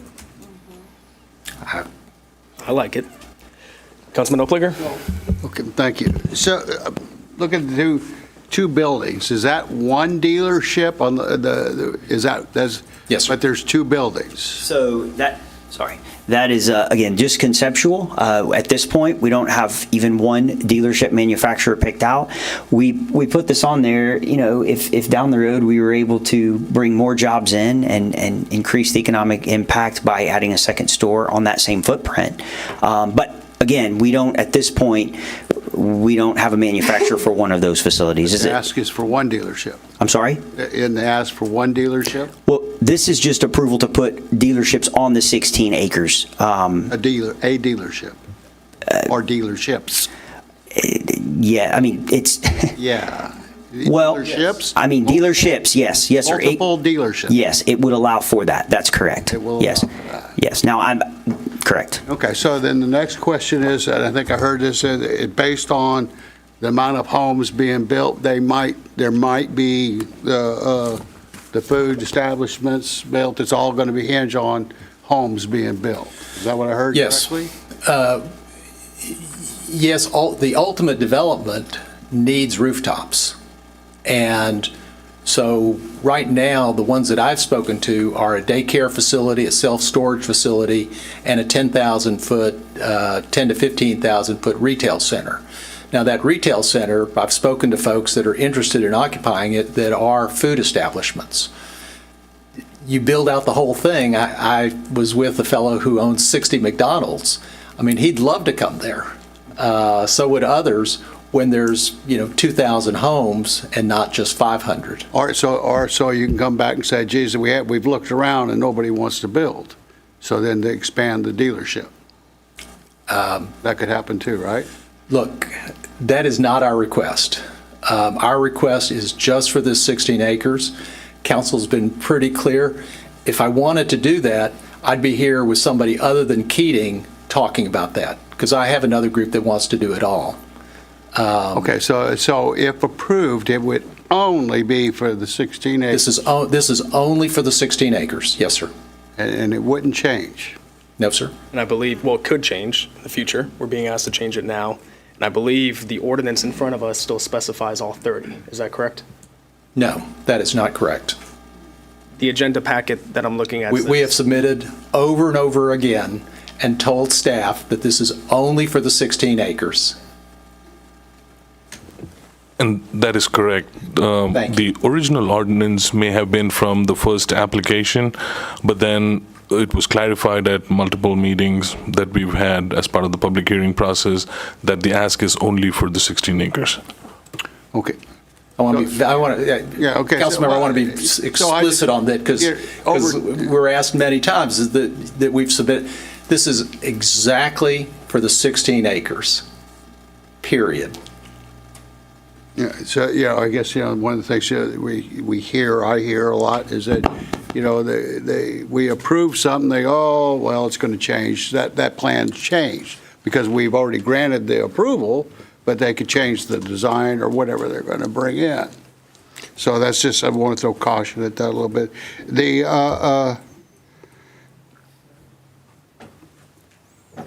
I lost my thought. So Joe's, just a clarification for that, it's the ordinance is Exhibit A. It references Exhibit A, and Exhibit A is showing here, which was updated into our agenda packet, is just those 16 acres. Is that correct? I am trying to pull it up on my laptop, and I got lost with a couple of things. Do you have it? You can draw it in your head. If you look at the red line that comes in from Del Bello coming down. Well, but do we have it in writing for them? Yeah, we did. Because we have submitted it and resubmitted it exactly in response to that question that you raised, council member. And we've heard that and heard it and submitted it and resubmitted it, that it is exactly the 16 acres. Exactly. The 16 Yes, sir. acres. And then, but then there's no. That is correct. On the other 16 acres, it could be anything. Well, it's currently under the PUD, it can be commercial. And if you'll look at the drawing that we have up now, you'll see the yellow outline is for the proposed dealerships. The frontage, which shows 1, 2, 3, 4, 5 separate buildings. Yes, sir, we may come back and that could be 7 buildings. I mean, we're going to see who wants it, and we've had a lot of indicated interest. And again, it's in our best interest, and I believe in the city's best interest, that we move forward on those as quickly as possible. All right, so one last question. So for the staff, so the staff recommends not to approve this, right? PD&Z did not approve this. Correct. Yeah, we're here, and so, and your thoughts on all that? Sure. When this was approved by council last time for Keating and the single family, and again, Mr. Gervais was present at all this, PD&Z declined to recommend it. And we came to city council, and city council said, we want to go forward with it. So we're following that exact same process this time. And that is what happened last time. I don't remember PD&Z's recommendation. Believe me, I do. Believe me, I do. 1 second, Councilman Bonner. So, Councilman Oplager, what you see here is this is Exhibit A. Exhibit A is now referenced within the ordinance within our packet. Exhibit A is the highlighted portion, and that is representative of the land that would be changed to allow for dealerships, plural. You could have 1, you could have 2, but it changes that highlighted area. That's the whole 30 acres that's left, correct? The entire outline is the 30 acres. So if I could break it into 3 parts. Part 1 is, as outlined in yellow, that's the amended, the proposed dealership as per the amendment, 16 acres. Part 2 is if you take pad 1, 2, 3, 4, and 5 along Del Bello Boulevard. We're not asking for anything there, but that is what I think of as Part 2. And then Part 3 is referred to on that plat as Commercial 4 and Commercial 3.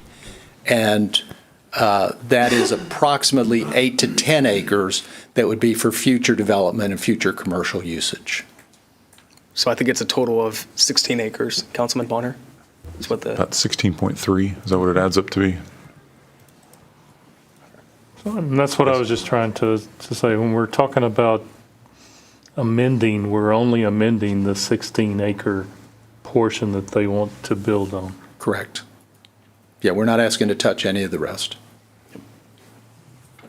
Councilman Opliger, any other questions? No, thank you, Mayor. Thank you, Councilman. So, like I said, great job with the presentation tonight. Is this going to, this potential dealerships, plural, is it going to have body shops at all? And the reason I ask is I know Keating. This is why I have the team. Keating Toyota doesn't have any. We were just rear-ended, and so we had to go, I would have loved to have gone local, but we had to go to Mack Hayek because you guys don't have a body shop there, unfortunately. So you're wishing we had a body shop there? I would Is that what love for you guys to buy the acre of land that he's selling and be able to do a body shop there if you guys can negotiate a price. I will say it's hard. I mean, again, because we haven't identified a manufacturer, it's hard. We do have a few stores in our group that have body shops. The majority do not. So if that answers your question, I don't know. That's about the best way I can answer it. We haven't planned anything, had zero discussions about a body shop here, but. Sounds good. And then Miss Moreno was a great hire, Hanson. She is a phenomenal person, and so I'm glad that you have her as a part of your team. You know, I've thought a lot about this. You know, we've been discussing this now for over a year. It's crazy to think about that, how it goes by so fast and so short at the same time. And so I spent time over the past month reviewing every single video, every single piece of information over the past year. I have about 5 pages worth of outstanding information or unanswered questions. More than happy to take the time tonight, Council, if you want, and we can go through each one. There are some discrepancies even with what's being presented tonight. For example, the landscape buffer. Originally it was 25. PD&Z approved a condition, or it was a part of the conditions to have it as 45. What we're seeing tonight, within one presentation, it's 30. Within another one, your site plan here, it was 45. So what are we talking about for the buffer? Is it 45, 25, or 30? It's 30, and sorry, Mayor, to correct you, PD&Z didn't approve it. There was extensive discussion, but there was not a conditional approval on that or any other basis. Okay. So we are proposing a 30-foot buffer. But staff is recommending 45. No, we had our recommendation at 25, I believe. Just to qualify that, staff is not recommending approval. Correct. However, should you approve it, here are some conditions that you should consider. Yeah, it was just part of that discussion and not like a recommendation. Right, staff had come back to us at 25, and of our volition, having heard all of the discussion, we said, we'll move to 30. Okay, so PD&Z discussed 45. You guys are moving to 30. Staff's recommendation, if there is approval tonight, is what? 25, 30, 45? We'll still continue with the 25 as the minimum. I mean, they can always exceed to 30, 40, 45, whatever works best for the site plan. Okay. Bless you. Another item here is the wall. So it was, in one presentation, 6-foot composite wood. PD&Z and staff talked about 8-foot masonry. Now we're at just a 6-foot wall. What actually is being proposed? A 6-foot wall. Okay. Now, last year in October, Mayor Pro Tem Sarmiento, she asked here for analytics on consumer data and people coming in and shopping at Keating Toyota. I've not seen that yet. Has that been provided to staff or council? Yep. I don't know that we've provided any written data. Anson is a general manager and knows the details of his operation and his growth and sales, et cetera. And I'm sure he can answer any questions that you would have. Okay. Yeah, if the Mayor Pro Tem has those questions, we'll get to those. I was just wondering, I wanted to make sure I'm not missing anything, because as I went back through and reviewed everything, that was a question that was asked. It was said that you guys would get that to us, and I haven't seen it. Yeah, it was supposed to be in the deck. Okay, sounds good. Another one is Councilman Perry. He asked for a traffic impact analysis. Has that been provided to us? Sorry, I don't recall that, and no. Okay. Now, I see that you guys have done here a photometric study. I will say that as Mr. Scoville talked about, the traffic impact of this is considerably less than any other sort of commercial development. Oh, and I don't disagree with that. What I am asking about is whether or not a study has been performed and provided. Yeah. And the answer is no. Okay. The photometric study was done. Has that been provided? No, it is not. And I want to back up. I guess my understanding is those get reviewed as part of the permitting process with an actual specific request for a facility and a building. Mm-hmm. So no, sir, we haven't. Obviously, we would have to submit those as part of the permitting process and approval by the city departments. But for this, just given the fact that it's the approval for the use, no, sir, we did not submit those. But I was not under the impression that there was a specific request or requirement to submit those photometrics. But we wanted to provide to you that we have started that process and have gone down the road and engaged the appropriate parties that will continue to be engaged throughout the development process to provide all of that to the city's satisfaction. Oh, and that's great. What I'm going at is in that meeting in October last year, the joint workshop with PD&Z, Councilman Perry asked to specifically see this data. And I don't believe any of that data has been provided yet. We have the photometric plan. We hope that it's in the slide deck, so it's in the slide deck. Yes, sir. The graphic is, but not the study itself. That is a photometric. That is the study. That is the study? Okay. Yes, sir. So it presents all of the lighting fixtures. That is specifically what the photometric analysis does. Okay. It puts the lighting fixtures in, and it gives a reading of the foot candles immediately under as well as around, and that's what the photometric is. Okay. Yes, sir. No, I'm glad to see that. Taking a look here, PD&Z member Dorothy Wynn, she asked about data pertaining to the switch from Alvin to Manvel for Keating Toyota. Has that been provided at all? And if there was miscommunication, there were specific questions, and that's why we brought in Mr. Jones to answer those tonight. I don't personally recall a specific list of data. I know we talked about in terms of generalities of, hey, wonder what kind of impact there's been, and that was the reason that we brought Mr. Jones in to answer those questions. So he can certainly speak to those if you have specific questions. Yeah, no, absolutely. I'm just, like I said, I'm wanting to make sure I'm not missing anything because I went through, reviewed everything. I was like, okay, I don't think I'm seeing this information, so I want to make sure I'm not missing anything. Last thing is it was mentioned, Mr. Mintzberg, that, and it shows on your site plan, an entrance to the feeder road for TxDOT. A year ago, you said you started conversations with TxDOT. What's the progress been? Have you submitted anything for formal permit approval? No, we would not go forward with that because the Keating sale and the Keating track would occupy the entire track, so there would not be a ingress-egress there. Okay, so you would not have ingress-egress off of 288 feeder as your site plan shows? No, my discussions with Keating is they did not feel that that would be conducive to site security. Gotcha, okay. So we would need to get an updated, well, it looks like here, yeah, this one still technically shows it 2 with the infrastructure. So that would not be there along the far west side? No. Okay, so all of the traffic, any traffic for test driving, for vehicle drop-off will have to come off of Del Bello Boulevard? Is that what Everything you're saying? would enter and exit off of Del Bello Boulevard. That would be the best for safety and security. Gotcha, okay. Well, yeah, like I said, Council, I have more questions here. We can definitely go through those. I want to open them up to you guys, see if you guys have any more. I think the biggest thing just to take into consideration is, Keating has been a phenomenal partner with the city. And I want to applaud you guys, Anson, as what you said, for all that you guys have done and all that you guys will continue to do. The decision tonight, whichever way, whether it's approved with conditions, whether it's not approved, is not based off of Keating or the Keating Group. We have to look at it specifically, and this is a reminder for council, as land use specifically. What do we feel is going to be the appropriate use for this land, and whether or not we want to amend the agreement for that.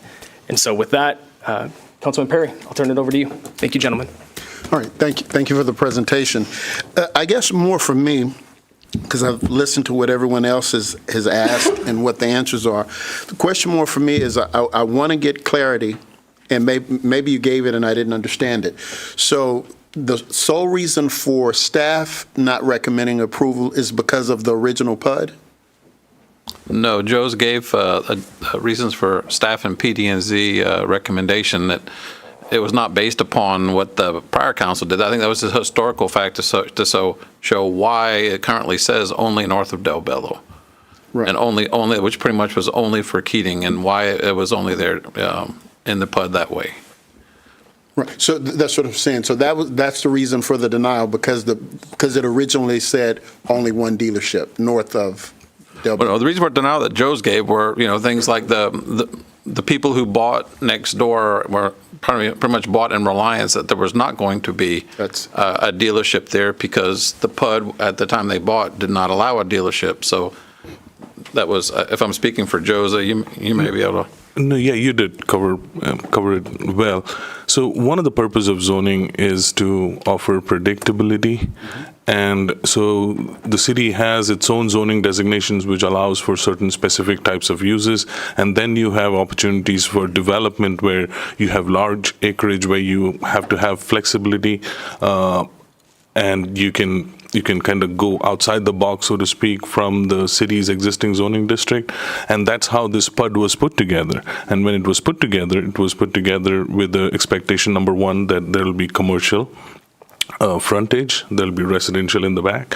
And for the commercial, the math was like, out of so many acreage, you will have certain amount of acreage which will be allowed to have a dealership, which was this, and rest of the acreage would be open to other commercial uses, with the intent and thought that there'll be a variety of uses that'll be beneficial for the development and the community at large.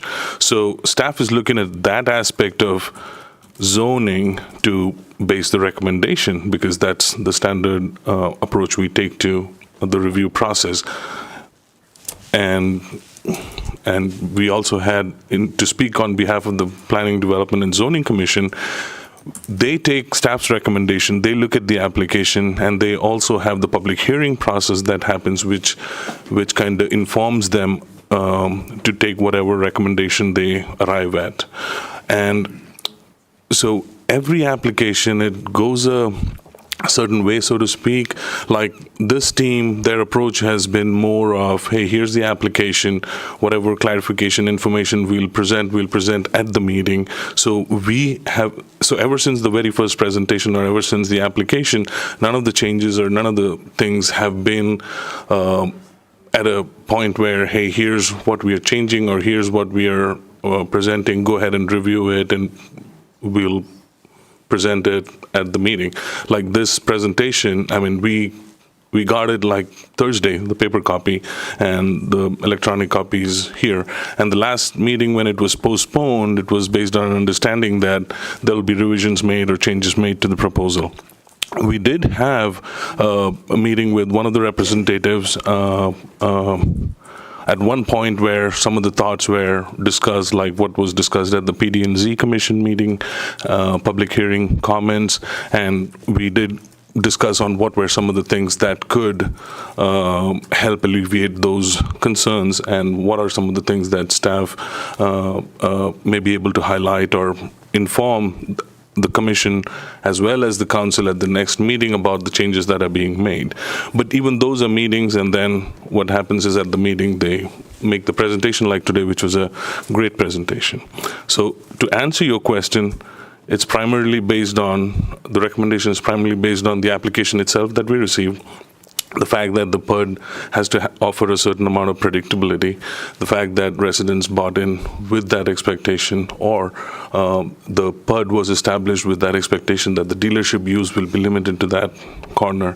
And then if we allow to add more dealership, the variety of commercial that can be achieved on that property changes. So, and we are just following the standard review process, analysis process that we do. Okay. Thank you very much. Yay, finally. Oh, boy. Oh. Okay. Whoa. So this is a ton to process, a ton.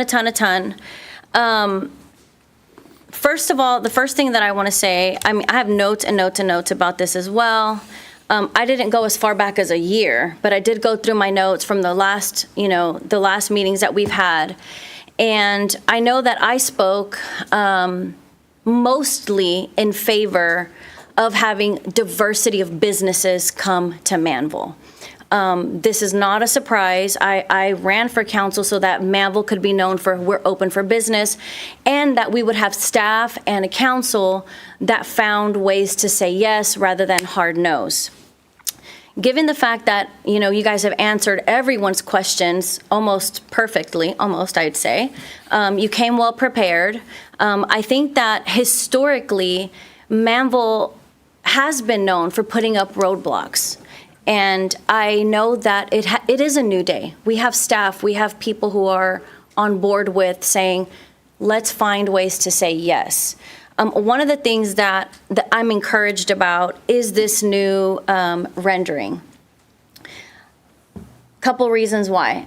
Knowing that there is a neighborhood back there. Now, do we know what each homeowner was sold? No, we don't know what that salesperson told them. We don't know specifically if, the salesperson said it would never be developed or it would be developed or made promises of a casino coming. We don't know. What we do know is that when you move into a neighborhood and an up-and-coming, booming area like Manvel, which I'll say it again, I was sold that it was the next Woodlands 9 years ago, still here. That's a fact. That's what I was sold on. And people are not moving here because we don't want development. That's my consensus, and that's not 100%. Most people are coming to Manvel because it's new, because we have newer things, nicer things. What's encouraging to me is that this site plan gives us a diversity of businesses, and that's what Manvel needs. We don't need more donut shops. We don't need more gas stations. And the community needs dining. We have a lot of fast food restaurants. We have sandwich shops. We have all of it, right? We're finally getting an ER. We got Memorial Hermann coming. But to me, I don't know what you guys have proposed beyond a daycare center. I know that we have one on this side of Manvel. I think that would be great. I'm sure that the residents that live in that neighborhood might appreciate that. They may appreciate things without having to go all the way to Highway 6, something that's easy when you come in. But it needs to be beautiful, appealing, classy, and elegant, something that makes you feel like you're home when you're coming in. I would be on board with that. I think that it is definitely more appealing to have the dealership on the freeway side. Dealerships shouldn't be in neighborhoods. They should be on dealerships where there's high traffic. That's a no-brainer. But having these beautiful trees and maybe, just throwing that out there, executive suites, that nobody's doing that in this side of town. That is an untapped market. There's so many people that are working hybrid, running businesses, insurance businesses out of their homes. There's nowhere for them to co-work, co-facilitate, have an executive suite. It's classy, it's clean, it's professional. Those are the things that I wish we could hear from developers saying, hey, we're talking to these people. Those are things that the community needs. What is not here is what we should be asking, right? So those are a couple things that I wrote down. The biggest thing that I number one love is when I asked for analytics, I mainly was saying there is Polk data out there, right? There's data that will show how many homeowners or people that buy cars within a radius of the map of Houston, right? We've got 288 South. If we're going down this way, you've got 59, well, for you guys, 59 and 45, all the way up to downtown. That entire triangle of people that buy and service cars could potentially be customers that we bring to Manvel. Now, I did hear that this entire PUD, we're not making a lot of sales tax revenue, right? So that's a bit of a concern. We should protect the money that comes in and goes out of Manvel, the infrastructure that comes here. But at the same time, that's something that we're approving for everybody else. How much are we getting off of Weitzman and HEB? At some point, what are we going to do? Not develop the land? And something else that I noticed and that I wrote down was this. It's actually encouraging to me that you guys found this as an option to split it off and have a dealership take half of it. Because like you said, to your point, is you see a lot of businesses that open up when you boom growth and they end up dead because they can't sustain They can't sustain. And I don't want Manvel to explode with growth with businesses, and then they're filing Chapter 11 because they don't have the growth, or you have these small businesses that go out of business because they can't sustain it. So having, I guess, the duality of a dealership that kind of takes on the brunt of that, and then smaller type businesses in the back that are vetted, that we want to have here. We don't have dining. I mean, we have entrées, but those are things that we don't have. A pickleball court, I don't know, entertainment for families. Like, there's stuff out there. Of course I said pickleball. I'm advocating for pickleball in Manvel. All right. So for me, I think that you guys have answered a lot of the questions. The concerns that I did hear from residents in the past was the test driving, going into the neighborhoods. All we can ask is that they're given a directive. Hey, we have homeowners that live back there.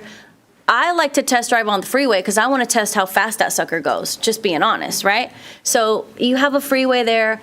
Try to, encourage them to, to test drive on the freeway, not in the neighborhoods. I can speak to that real quick. My Yeah. apologies. So we have had discussions about that. In fact, in our meeting Saturday with the community, that's a big thing that came up. They say, okay, you say you care a lot about kids. What about the kids in our neighborhood? That's valid. Yeah, no, it's extremely valid. And I told a story of we did have a salesperson who kind of went rogue in the neighborhood and did a few donuts in the median, and he's obviously no longer working with us. So we have had those discussions, and we can 90% control that. There will be an occasion, and so as a matter of fact, one of the couples that were there that were talking about which way they should go, out to the freeway and back, or they could go down Del Bello, which now connects through. I drove it tonight. I can't Blue Water. remember. Yeah, exactly. So each one of those, and the couple that was saying, look, you should make a right, go straight to the freeway, they actually test drove a vehicle, and they made a left. And I thought that was kind of odd, but we can put those in place 100%, put the process there, which I think will be probably 90% effective, if that helps. Thank you. So the other, I have a ton of notes here. I think the concern that I have heard historically from previous staff and council is that they have been burned by developers that say one thing and do another. So that's a very valid concern. The one thing that we can rely on is, what do we know? Well, we know that you guys have been amazing partners. We know that Keating, I did my research, right? Ben Keating, he has a quality of excellence, customer service award. So we're not approving to bring an auto group here that doesn't know what they're doing, that doesn't have the money to invest, and that doesn't care about the community. It's almost like a little bit of pride, right? We're bringing a very well-known auto group. That's the thing. So I think I could get behind this if we could get guarantees that the most important thing would be that you would hear the community and that we don't bait and switch us. That would be horrific. And I would love to see staff and council, again, find ways to say yes. What excites me is the diversity of businesses. Manvel needs that. We do. And I would hate for this council, us, to say no because previous council didn't want a dealership, and then we're all gone in 4 or 5 years, and then the next council approves 5 dealerships. This is what we can control, and I think that you guys did a phenomenal job presenting. I'm thankful for your time. I have a lot more notes, but I know everybody's tired of hearing me speak, so I think I'm good for now. If something else comes up, I'll ask. Thank you. Mayor Pro Tem. I'm not sure how much of that you want me, so to your question, there is a shopping center developer here, specifically, if you want to talk about that, in addition to the people that I've spoken to. And I have spoken to everybody from health clinic to Methodist Hospital to McDonald's to self-storage to daycare to restaurants to fast casual. But Mr. Scoville can speak, with greater expertise, to that if you or council wants. It's up to you, Mayor Pro Tem. It's a lot of speculation. But if I may, I think the best answer that I can give to your question as to what are we going to do and how we're going to do it, is we've been here before. And your previous council said to me, are you going to put Del Bello in a timely manner? There'd been a lot of promises made to previous councils about Del Bello. Let me assure you, this gentleman was looking to see, was I going to have that street in time for him to open? And we had that. And that opened up not only the neighborhood we were doing, but that opened up the ability to sell the several hundred acres across the GCWA. So the best answer I can give is we've been here, and we did it, and we worked through the city on every single bit of that, both with the single-family developer that we worked with and with Keating Toyota. So that's the single best answer I can give is, we've got evidence on our side. Mm-hmm. Thank you for that. I also think that it's important to note that we didn't have a lot of people come out enraged or complaining that Keating has been a bad business partner or a bad community partner. I haven't heard that. I haven't seen that here in Manvel, at least. So to me, that's something that's important as well. And my group opted for Keating instead of the other group because of that. And that goes to speak to the professionalism and the type of business people that you're dealing with. So I would prefer that if we do move forward, that it is with somebody that's reputable and that we can trust, that the community can trust. Thank you. Thank you, Mayor Pro Tem. Councilman Hudson? No, it's not too tough, but see, I've been through this before. Before this, the dealership was even there. I was on council there, and I was on PD&Z years ago to get this started. So really, I don't have any questions. I know I've had some calls from some citizens, pro and con. So I know I'm looking forward for more businesses to come into Manvel. And hopefully we can work it out where, it's never going to be perfect, whatever. So that's all I got to say. So if we move forward, I have a vote, and I will be voting. Absolutely. Thank you, Councilman. And Anson, I loved seeing that you guys had the, what did you call it, coffee with Keating, or the meet and greet on Saturday? What was the? Oh, yeah. You're going to have to help me. What were we talking about? Coffee and talk. Coffee and talk. So I love that you guys did that. I'm glad that you guys knocked on doors. I had a meet and greet with about 60 residents of Del Bello Lakes. There are some that support. There's also some that don't. We have residents that are here tonight that didn't sign up to speak. I think tonight, council, we do need to take a vote on this because I have heard from residents. They're like they're ready to put this to bed one way or the other. That way, there's some clarity that are moving forward. So I think at this point, what we'll do is we'll make a motion. Thank you, gentlemen. You've been standing some. I know your knees and backs are probably getting tired there. We do have some conditions. So if whoever makes the motion wants to outline what those conditions are, then we can vote on it with those conditions. Staff, I know that you're not recommending approval, but if it is approved, what conditions would you recommend be called out in the motion? So in our original staff report to the Planning Development and Zoning Commission, we had indicated that if an approval is considered, a total of 6 conditions be included. Number 1 being it's limited to the 16 acres, which I guess the ordinance takes care of it, but I think there's added protection to have that mentioned as a condition. Number 2 was that only motor vehicle sales use, which primarily sells new cars, shall be permitted. Number 3, a minimum of 25 feet landscaping buffer shall be provided between the car dealership and abutting residential lots with a minimum of 1 tree planted every 20 feet. Number 4 was a minimum of 6-foot tall masonry fence shall be installed within the landscape buffer. Outdoor lighting shall be shielded and shall conform to the Illuminating Engineering Society of North America criteria for full cutoff fixtures, which is 100% of light output below 90 degrees and 90% of light output below 80 degrees from a vertical line through the fixture.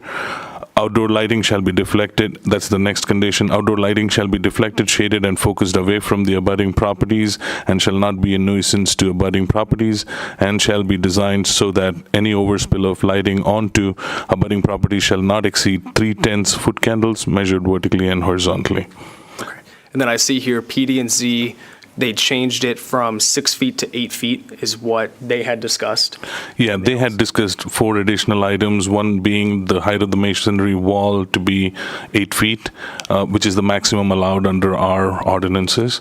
Number 2 was to change the staff recommendation number 3, which was about the landscaping buffer to a minimum of 45 feet, and with one tree every 20 feet, which is the same. They also include a recommendation. They also wanted to see the term dimmable added to the lighting related requirements, that all fixtures, the lighting should be dimmable. And number 4th was the dealership must accommodate any vehicle transport deliveries on property. Okay, so we have a list of recommendations from staff if council wants to approve, with some additions and small changes by PD&Z. Yeah, which was discussed, but that motion failed, but Correct. it was discussed. Was discussed, okay. Any comments on that, Mr. Mintzberg? Standard commercial setbacks run from 10 to 25 feet throughout anywhere that I'm familiar with. We feel like we've exceeded that by coming voluntarily and saying that we would do 30 feet. I personally think 8 feet tall for a fence is going to be objectionable to residents when they would actually have it. If that's what council wants to do, that's council's decision, but I think you're going to find that people are not going to be very happy with fences that are 8 feet. With regard to the trees, I think you're calling out 20 foot on centers. That's fine for when your trees are brand new. I don't want to say that's I don't want to contradict you, but that's an error. As your trees mature, you're going to want them 25 on center. If you want them 20 on center, we'll put them 20 on center. It's an error. And your trees are going to crowd each other, not in the first 2 or 3 years, but after 4 or 5 years, your trees are going to crowd each other. Okay. Now, there was also an idea presented by our city manager regarding amending the development agreement from a reimbursement standpoint. The agreement we have with Weitzman, because this is public record, is 50% property tax, 50% sales tax. This one is 70% property tax, 50% sales tax. Council is, putting that out there for consideration, and I'll kind of open it up. What do we want to look at for conditions? Regardless, Councilman Hudson, regardless of how you vote, I think understanding what the conditions would be and being clear about that are important to outline what those are going to be. So does council have any thoughts or comments on conditions, if any? So it has to apply to the whole PUD, correct? Any changes? Well, the agreement is different from the PUD, and by mixing the two, we have to think about that, if that's a good idea or not, because the PUD usually stands alone. It's a land use document. Any type of rebate, tax rebate, financing, utilities, those are usually kept in separate agreements. They're not in a zoning document. So it's kind of unusual to mix the two or have one conditioned on the other. We'd probably have to think about that and run some traps on that. I was just wondering if we could apply a different set of rates to the new 38, let's call it 30 acres. I would say that, you can always if I may, open that up. would be an impediment to future development. We've run the numbers based on what's there. Again, council can do what it wants, but That's why I'd like if we're to ask talking about, question. us I being need to able find out all the to data before I develop, could make a decision, but I'd like to know. that'd be an impediment, yes, sir. What I have seen, Keith, is that, PUD's a bit of a negotiated zoning document. Have seen a trade-off where if somebody wants to add a use that maybe the city has some concerns about, they can take away a use to say that, just throwing that out there, if you allow the car dealership, but maybe, say, for instance, multifamily was allowed in it. It's not, but, and you say, well, let's delete the multifamily in exchange for the dealership. You know, maybe other uses that are in the PUD that are allowed outright. I don't know if, I mean, your vision is, you know, daycares are great, mini stores are great, but there are things that you might want to look at the list and see so you can target it just for the restaurants or retail, which seems to be a common theme for the remainder part. And one of the things Something like that. came up was, is this a way we could limit that other 16 acres to not ever be another car dealership? Well, I think effectively that's what we would be saying if, and I don't know how the language is, but I'm pretty sure we're taking out north of Del Bello only and putting in just on the 16 acres. And it would be Del Bello, north of Del Bello, plus the 16 acres is how it would read then. That is correct. And the applicant had a proposed language for that. Well, that's not to say it can't be amended in the future, though, correct? But it would have to be amended and come before council us, again. correct. Yep. But to answer your, I think you're asking, could the increments change within the MUD? The agreement is with the MUD as a whole, so I don't think so. That's why I see that being very difficult, because it's with the MUD. It's not with the developers and And if they have bonds floated that's based upon that income stream, it would be almost, I mean, I'm not a bond attorney, but I think it'd be very hard to change that. At the time, Mr. Mintzberg, I mean, he's the one that signed it because the MUD was brand new, right? So he was the same guy, you know. So I think he could probably best tell us if they would be willing to entertain.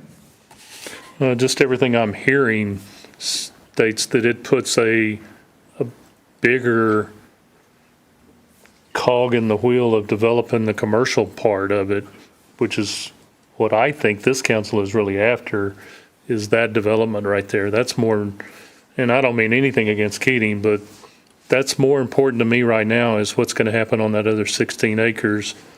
So our ability to go forward on the Del Bello piece is contingent, one, on this sale that generates the money necessary for us to complete the infrastructure. Once we've completed that infrastructure, then we're in position to make sales on Del Bello Boulevard. No one's going to be more motivated than my group to make those sales. To the extent that there are changes in the taxes and how that's treated, that will be an impediment to making that development. I think Mr. Gervais would say, I'm pretty careful in making promises. And I'm not going to make any promises here. We're going to do everything we can to bring the kind of development along Del Bello Boulevard within as short a period of time as possible. That's as far as I'm willing to go. And as long as there's that open communication of, and I think that's real important. Right now, you don't know what you're going to do right there. You've got to get this point passed, you've got to get the infrastructure in, but it's real important to us that we're still going to be a voice and the rest of planning and zoning and everybody into what type of businesses we're going to put in there, because that's real important to us on a revenue-looking side.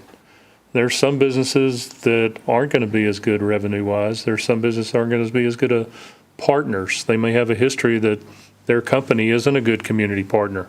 We want to limit those, and we want to maximize that ability to get good revenue and good partners in our town.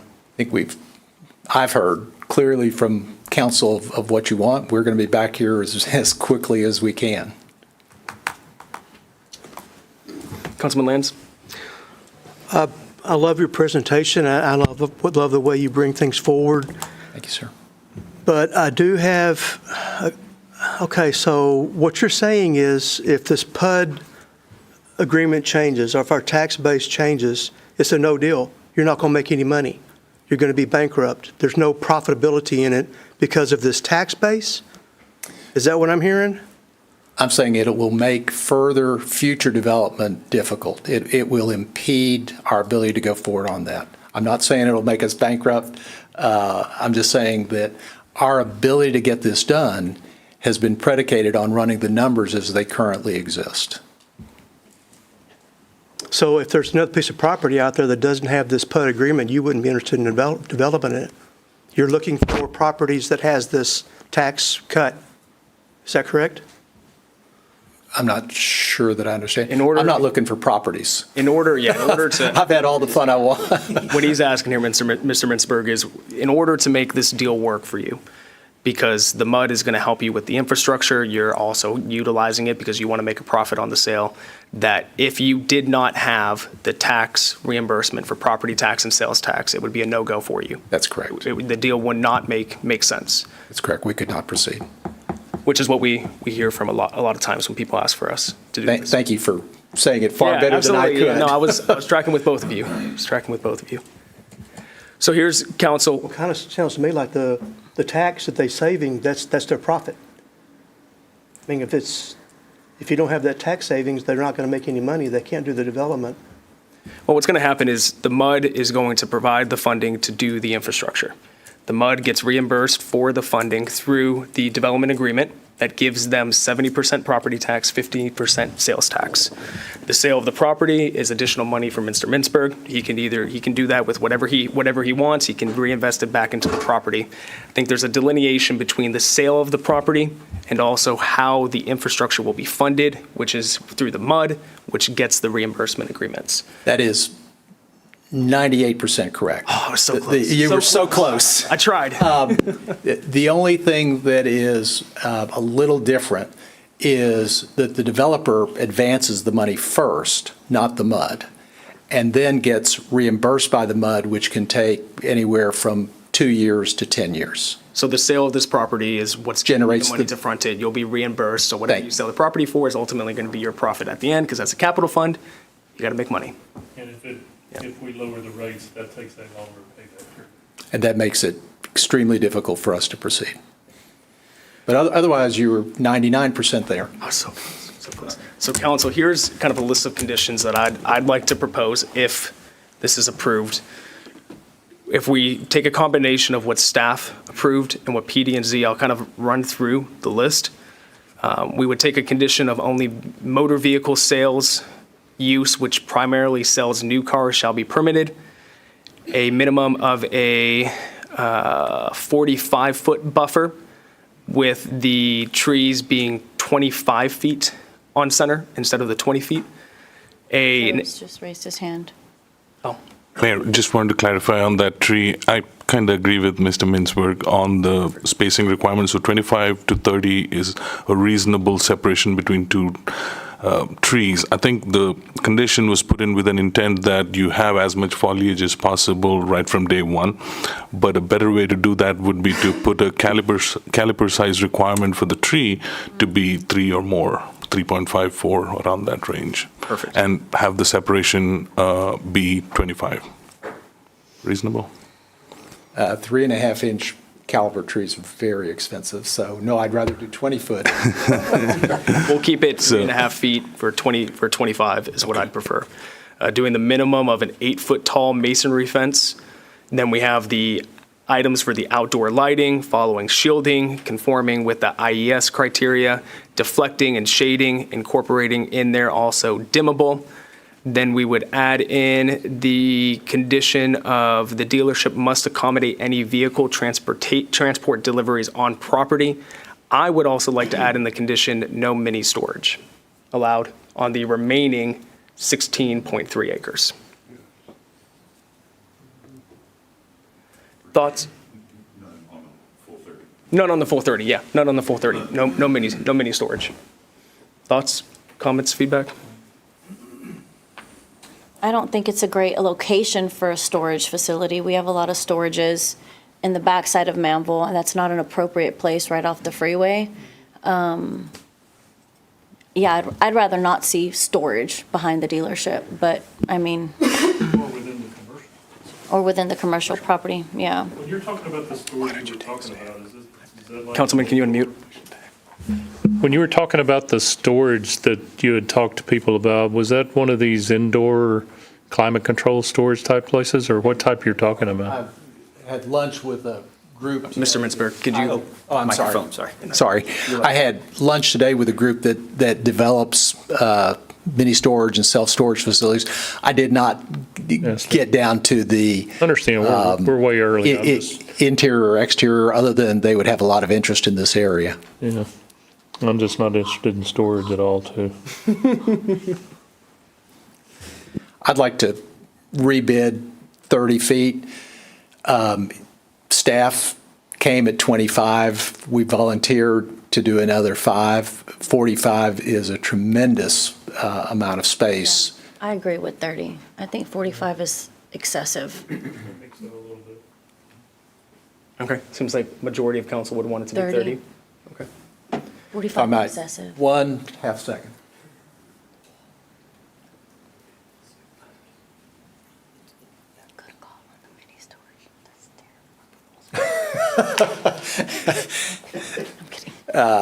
He just wanted to know whether he was building it or I was building it. So, Well, let me ask. so if I'm building it 6, and if he's building, no. Well, let me ask this as well, council or staff. Is there any preference on the types of trees that we would want planted? Is there any call out for specific types anywhere in this?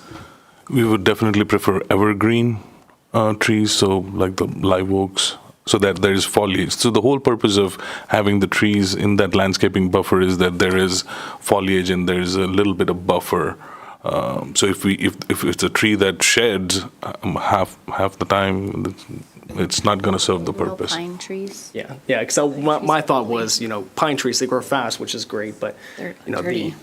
pines just get everywhere, blow everywhere. When they get taller, they're more weak. So I'd be, council, when we talk about the trees, putting in a requirement for evergreen trees would be very supportive of Right. that. Trees is a big topic for us right now. There's a book about it. Yep, the book, Big Trees. So, council, if you're good with those conditions, I think we called the question. If someone would like to make a motion to include those conditions. I'd like to make a motion that we accept on first reading with the conditions provided. All right, we have a motion to approve with. I'll second that. Discussed from Councilman Bonner, a second from Councilman Hudson. All those in favor? All those opposed? Motion passes in a 5-2 votes.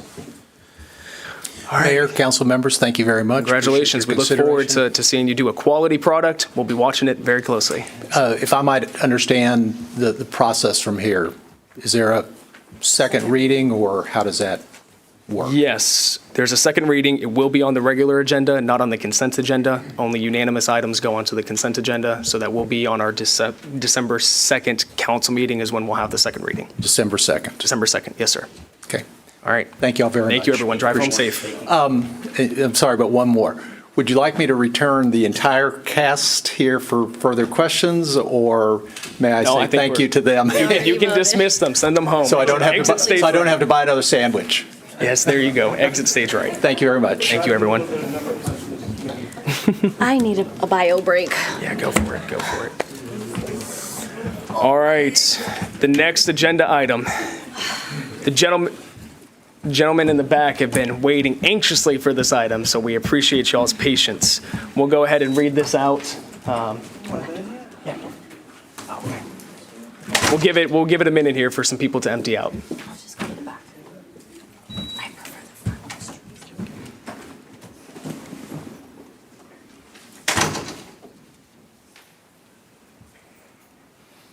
All right.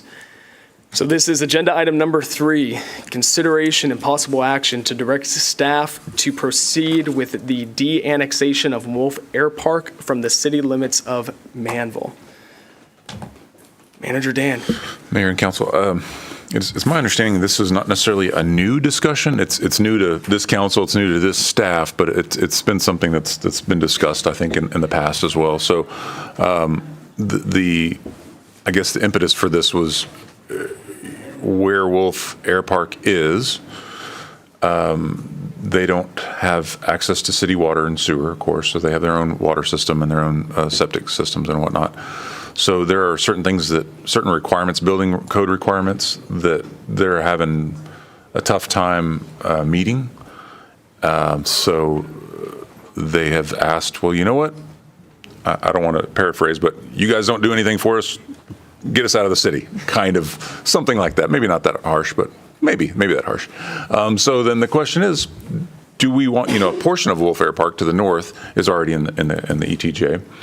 So it's not out of the realm of, I guess, possibilities to remove the rest of Wolf Air Park. A few years ago, gosh, Tammy, how many years ago, the Quail Valley or Quail Ridge, that was de-annexed. Yeah, it was like 4, wasn't it? Within the last 10 years, I would say, which is just to the east of Wolf Air Park. So again, it's not out of the range of possibilities. There's pros and cons, so there are some tax implications there right now. I mean, I think we looked at the GIS, and I think we get, obviously we get some ad valorem tax each year from the parcels that are there. If you de-annex them, then it goes back to the ETJ.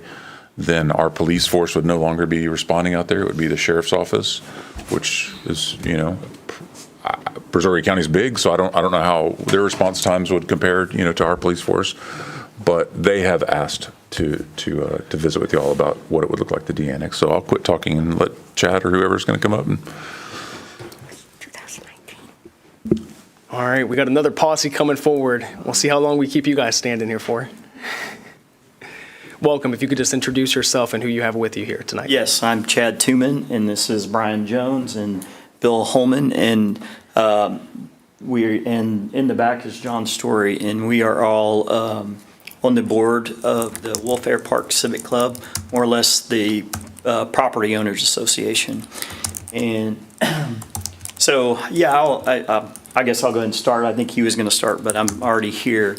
And so I had this optimistic view that I'm a council member for Pearland. I had this optimistic view that I would actually be able to make our meeting tonight. I didn't realize the Keating meeting was going to last so long. It feels like a Pearland meeting with how long we're going, huh? Yeah, we're usually there pretty late. We're going to get you out about 2 hours earlier than Pearland. So if you'll think of Wolf Air Park as its own little city, if you will, we have a public water system. It is all TCEQ permitted. And these guys, Brian, he takes care of it. And we have to have it inspected, and we pay for that.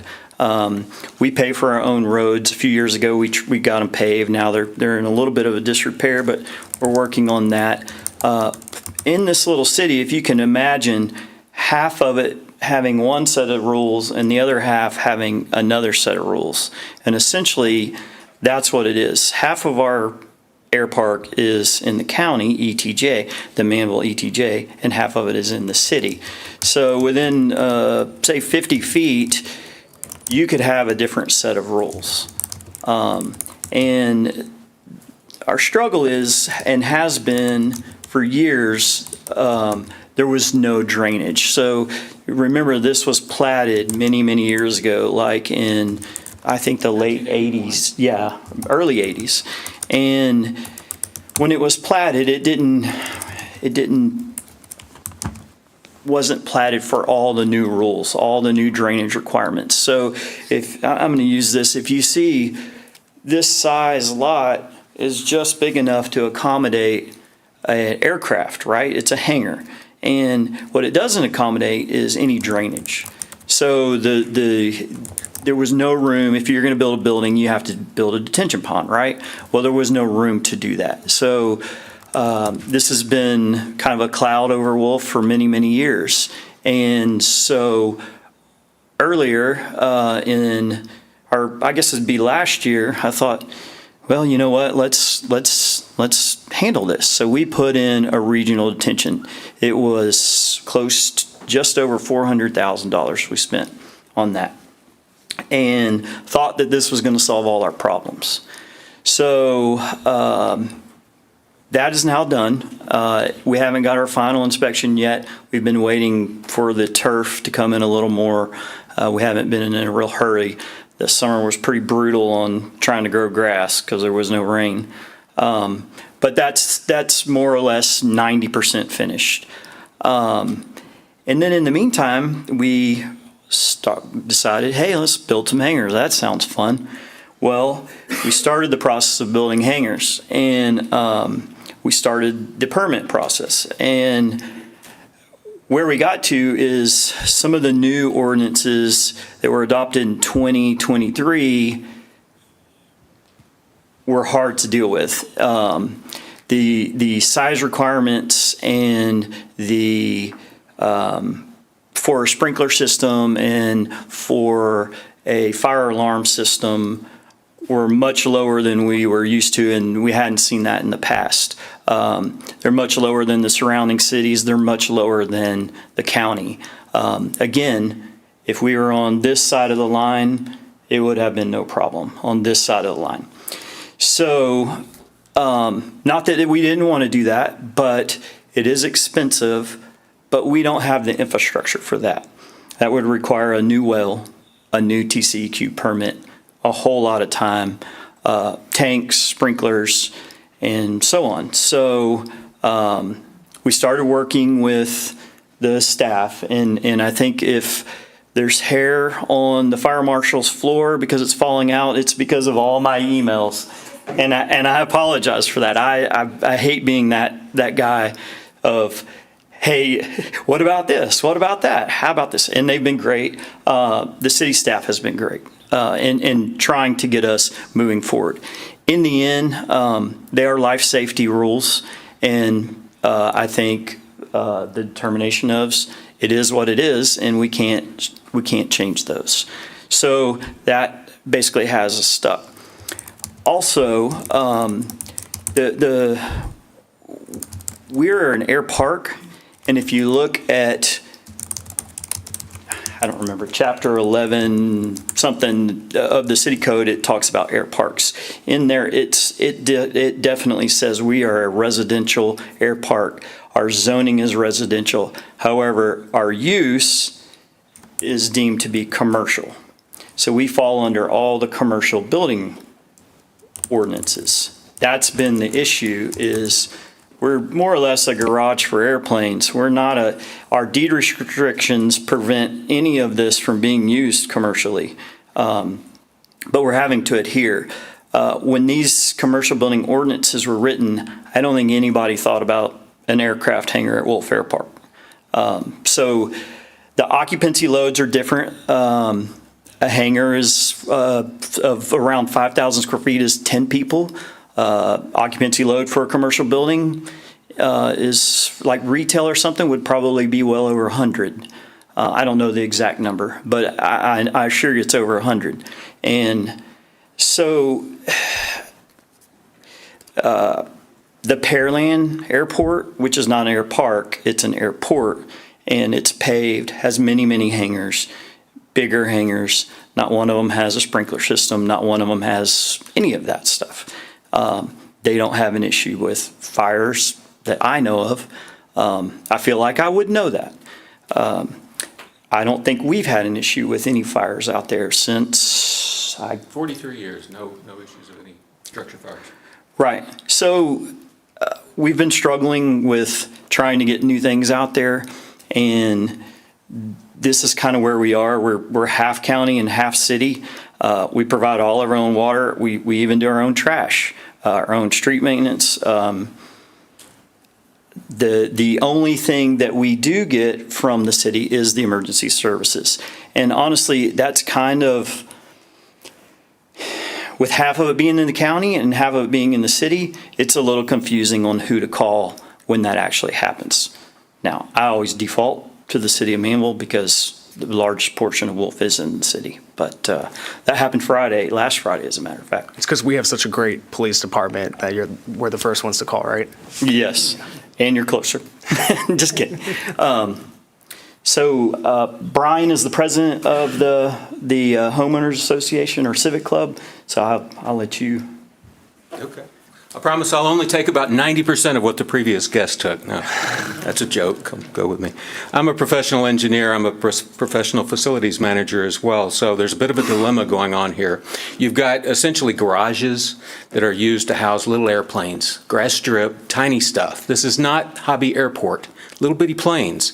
I guarantee you there are boats that are more hazardous than a 800-pound airplane. That's what's housed in these metal structures. Deed restrictions specify metal structures, and many of them are next to the house and used as a garage.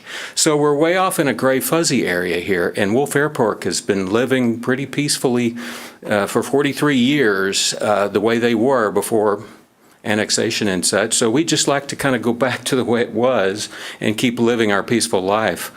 So we would ask that you consider de-annexing Wolf Air Park, and we'll just keep living our happy life and moving on down the road. I don't know that I can ask any more, so I'm not going to take any more time. Bill, would you like to offer comment? Mayor and council, thanks for taking the time to talk to us tonight. My name is Bill Hallman. I'm the most recent home that was built at Wolf Air Park. We live at 1103 Hal McLean. We love living out there, but to be honest, the house almost didn't happen because it was a very difficult house to permit and get approved. The city drainage requirements cost us. We have spent a lot of money just on our home to allow us to meet all the standards for drainage, and quite honestly, we provide our own drainage. The city doesn't dig any of our ditches or maintain them. I've spent money out of my own pocket to maintain the roads. I spend a considerable amount of time and money maintaining the water system at our air park for our neighborhood. I was listening to the discussion earlier talking about water fees and what to charge, and how what we charge doesn't cover the cost of maintaining the system and providing water. These are all issues that we're dealing with and that I am dealing with at Wolf Air Park. And quite honestly, it makes it more difficult for us to meet that delta and make the system pay for itself by hampering the development of the air park. All the requirements that are listed, and that for someone to build a new home or hangar out there, it's a tremendous amount of time and money and effort to permit it, much less to build it. And with fewer users, we have a harder time paying those fees. Those fees contribute to the roads and the ditches and all the other all the things that you guys deal with on a daily basis. And so, quite honestly, as a homeowner out there, I would very much like to see the air park de-annexed, and it would make it a lot easier for us to make the place nicer and to continue making it a viable place for us to live and enjoy. Well, thank you, gentlemen. I appreciate that presentation. Can I make one final comment? One final comment, yes, sir. So I don't think I did a good job explaining our lack of infrastructure. So we don't have internet out at Wolf. We're in a cow field. We're all basically by satellite. That's hard on a monitored fire alarm system. We have a water system that is barely enough, that we are, like as he said, we struggle with now. It wouldn't have the rate of recovery that's required for a fire system. Anytime we add the whole southern end, if you look, there's two sides, but basically on the right side, the whole end, if I'm looking at it right, there's no power there. For us to get power there, we have to work with CenterPoint. CenterPoint has to go for an extra step, and any power pole or anything they put there has to go through the FAA and get approved. CenterPoint's usually pretty tough to deal with in a long process, but the FAA is longer. So there's no power there. Our water lines, in other words, there's no infrastructure in the whole south part of that area right there. And that's kind of the area we're looking at building it. And so I just want to make that clear. I don't think I did a good job earlier of saying our infrastructure issues. So, but yeah, that's it. All right, I appreciate that, Chad. Does staff have anything that they'd like to add to the presentation? Any in your research, and then we'll run down the line. We'll start with, I guess, maybe Keith again, but any information to share, risks that we run by de-annexing, pros? Maybe not that, but Chief, could you just talk just a little bit about, I guess, maybe the urgency? Chad mentioned the fire marshal's office. I mean, we've got some concerns right now, and that's why we don't want this to linger too long. I'm not forcing a decision tonight or anything like that, but just Keith, can you? You don't want it to linger for a year with multiple meetings and delays or anything like that. Right, Not like we recently experienced that with anyone. correct. Okay. Well, what we're looking at and what we're facing right now, we've had several meetings with Chad and his team to talk about the permitting and the plans, and basically we understand the dilemma that they're facing because they just don't have the infrastructure for it. But we do have requirements within the city that we have to follow when we're building structures. And that's something that the fire marshal has been going back and forth with the team. I won't say back and forth, not really. Been going back and forth with the team about saying, trying to get, okay, here's what we can do. Here's what I need to approve these plans and approve these permits. And Shonda can talk to you a little bit further about it, but we haven't received some of those recommendations or to help us out to get this project going. The problem we're facing right now is that there were 5 structures that they were looking to build. 2 of them were permitted. 3 of them weren't permitted because they were over the 5,000 square feet, if I remember correctly, or in that ballpark. And that was requiring the fire suppression or the fire alarm system and the monitoring. Problem we have right now is those 3 structures have already been built. Those structures are in place. They've been built. They don't have a permit. They haven't have plans approved. And that's a problem. I know we're looking at de-annexation, but we're still in the city. We still have rules to follow. So now we're looking at what do we do now? We've already got structures that are built without following the process, which requires a whole lots of things now. So we need to look at this and we need to move forward with it because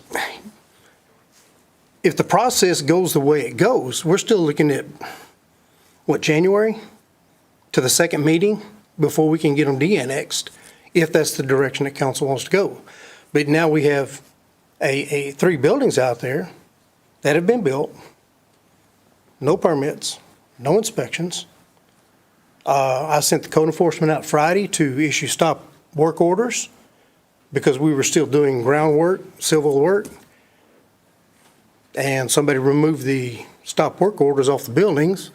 So basically, we're not following the rules that we have set in place right now when we tried to work with them to get these rules set in place. So I have a problem with that. I'm sorry. That's not the way you do business. So what we need to do is if we're going to go this route, then we don't need to delay this route. We need to push it forward and accommodate them because I do understand what they're talking about. You can't put this stuff in, you can't put it in. But we still have rules we have to follow in the city as well, too. We're in a little bit of a kerfuffle, is what I would say. That's a good word. It's a good word. So And I'd love to explain that if you'd like. Yeah, I think, let's focus on the de-annexation. If y'all have to figure out permitting issues, variances, I think that's outside of the topic of this discussion, but I think you guys could hear the chief's passion about that and his emotion.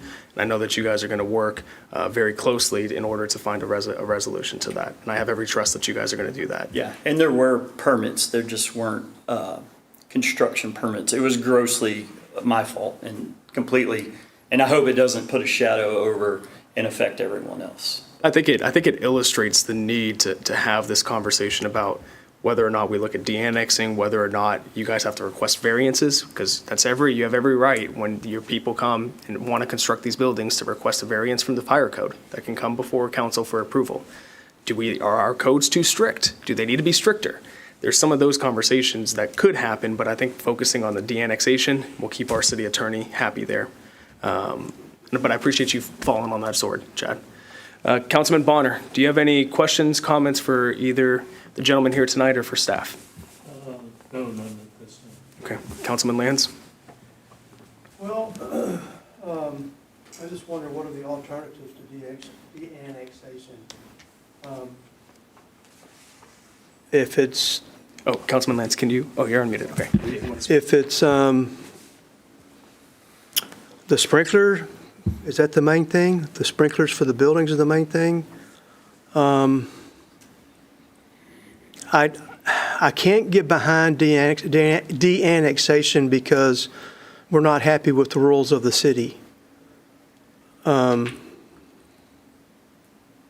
Building these buildings, and I understand there was a miscommunication between you and the engineer. But like you said, we're at a kerfuffle. I'm not quite sure how I would want to go forward with this. What would be the impact to the city? And if they're if they're de-annexed, they're going to be in the ETJ. The ETJ, we still get some funds, correct? Nothing. Okay. The number of permits that they, goes from 50 or something, permits and inspections to what, 1, 2? You have to get a floodplain permit and I think one other permit through the county. And that'd be through the county, yeah. Maybe, I guess a fire. Everything would be permitted through the county. And then we would all have the same set of rules. And the HOA would be able to apply the same set of rules to everyone. That's been another somewhat of an issue also. And just be devil's advocate here, then, okay, we got half in the ETJ and half in the city, so why didn't the half in the ETJ come to the city side? Would you? I mean, that's the only. Well, you're asking me to give up half, but I mean, it's, like I said, that's the devil's advocate, May I speak? I own property in that section that's not part of the city. My property taxes have doubled in the last couple of years. Yeah, mine has too. I don't need any more taxes, sir. I'm not getting any more representation. Thank you. Right. Yeah. Well, I'm not on city water, and I'm not on city sewer either. I live in the city, and my taxes are going through the roof. Yeah. So I understand your pain. Altogether, we get about $31,000 from the 55 parcels out there a year. Okay. About $31,000. So One other thing, and you can correct me if I'm wrong, but I think you guys also just passed a new ordinance about inspecting commercial buildings, and that you'll have to, I think, was it a $50 fee and an annual inspection? Is that correct? Yeah, that's Fire not extinguisher. new, and that would be for the commercial, only the ones that are over the 5,000 square feet, which out of all of them right now, I think there's really ones that would only be. So the ones that are less than 5,000 feet are not commercial? Hey, Chad, let's keep the conversation Okay, here. sorry. Yeah. Well, anyway, that inspection process, since they're private hangars, trying to have y'all's staff come out, they're not businesses, they don't have hours to schedule those inspections would probably be pretty tough. Dan, can you speak to what sort of services we do currently provide? Are those all public streets within Wolf Air Park? No, sir, they're not all public streets. Obviously, the main service is public safety, I would say. Okay, the main service. So it's not public streets, so we're not going to, maintain the streets or maintain the ditches along the streets. Robbie, are there any streets at all that we maintain? Okay. Because I heard some comments about how we don't maintain the streets, don't maintain the ditches, and that's. They're private? We wouldn't, but it's because they're private. Now, the street leading up to it, we're about to do all of that and improve that from gravel to asphalt, and that's going to be a significant amount of money that we're gonna do that. In regards to trash services, that's a separate provider anyways. That has nothing to do with the city. So the main service is public safety, which would be inspections, code enforcement, and police response. How many, Chief, do you know, let's say over the past X amount of years you choose, do you know how many calls have happened out there off the top of your head? Is it something that happens frequently or is it very infrequent? I don't have those numbers. I know we do respond to calls out there. We have code enforcement calls out there as well. I know a lot of the calls that we have gone out there was getting cows off the runway. But yes, there are calls we do go on out there. I wouldn't say it's a major problem as far as the public safety aspect of it. But yes, we have responded to some calls out there, and to get those numbers, I'd have to run those numbers. No, that's fine. Okay. Well, I think it might be good for me to just mention one thing that I think is important, and it's kind of tied to the amount of services the city's provided. That the state law says that if you disannex an area, you have to refund the landowners the money we've collected in property taxes and fees from the landowners during the period they were a part of the city, less the amount of money that the municipality spent for the direct benefit of the area. So if we do disannex them, arguably there's a refund, minus whatever we can prove that we spent for their direct benefit that we'll have to give back for as long as they're in the city, which I don't know if that's 43 years, if they go back to the original incorporation or what. So when we've had one property owner, and ones we've done before, it's really easy because we draft in the ordinance a stipulation that they kind of agree that the amount that the city spend meets or exceeds what the taxes that they've paid, and there'll be no claim for a refund. It's a lot harder when it's not just one property owner. There are multiple property owners here, so it's just a little bit of a an issue to try to get from every property owner. We'd like to get the same thing. We'd like to get some sort of stipulation that the benefits that they've received meet or exceed the amount of taxes that they paid, so that we don't have to have a claim.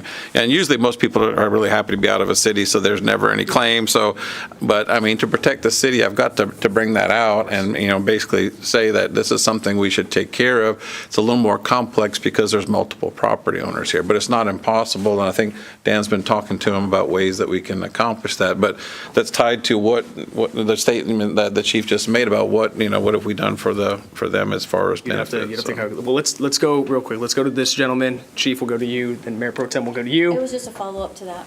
Okay, and then we'll bounce over to Councilman Oplager. So we got it kind of teed up. Did you have something that you guys wanted to add? He was just going to say that we believe that the amount of services that were provided equals the amount of taxes that were paid.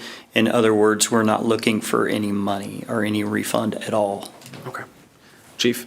One thing that was mentioned just a few minutes ago, and something that was mentioned in the meetings we had, were the variances, and they were told that, if you can't meet these requirements that the city has, which it's obvious they can't, then they could come to council and ask for the variances from the fire code, which is the biggest problem, or biggest issue, because of the sprinkler and the fire suppression.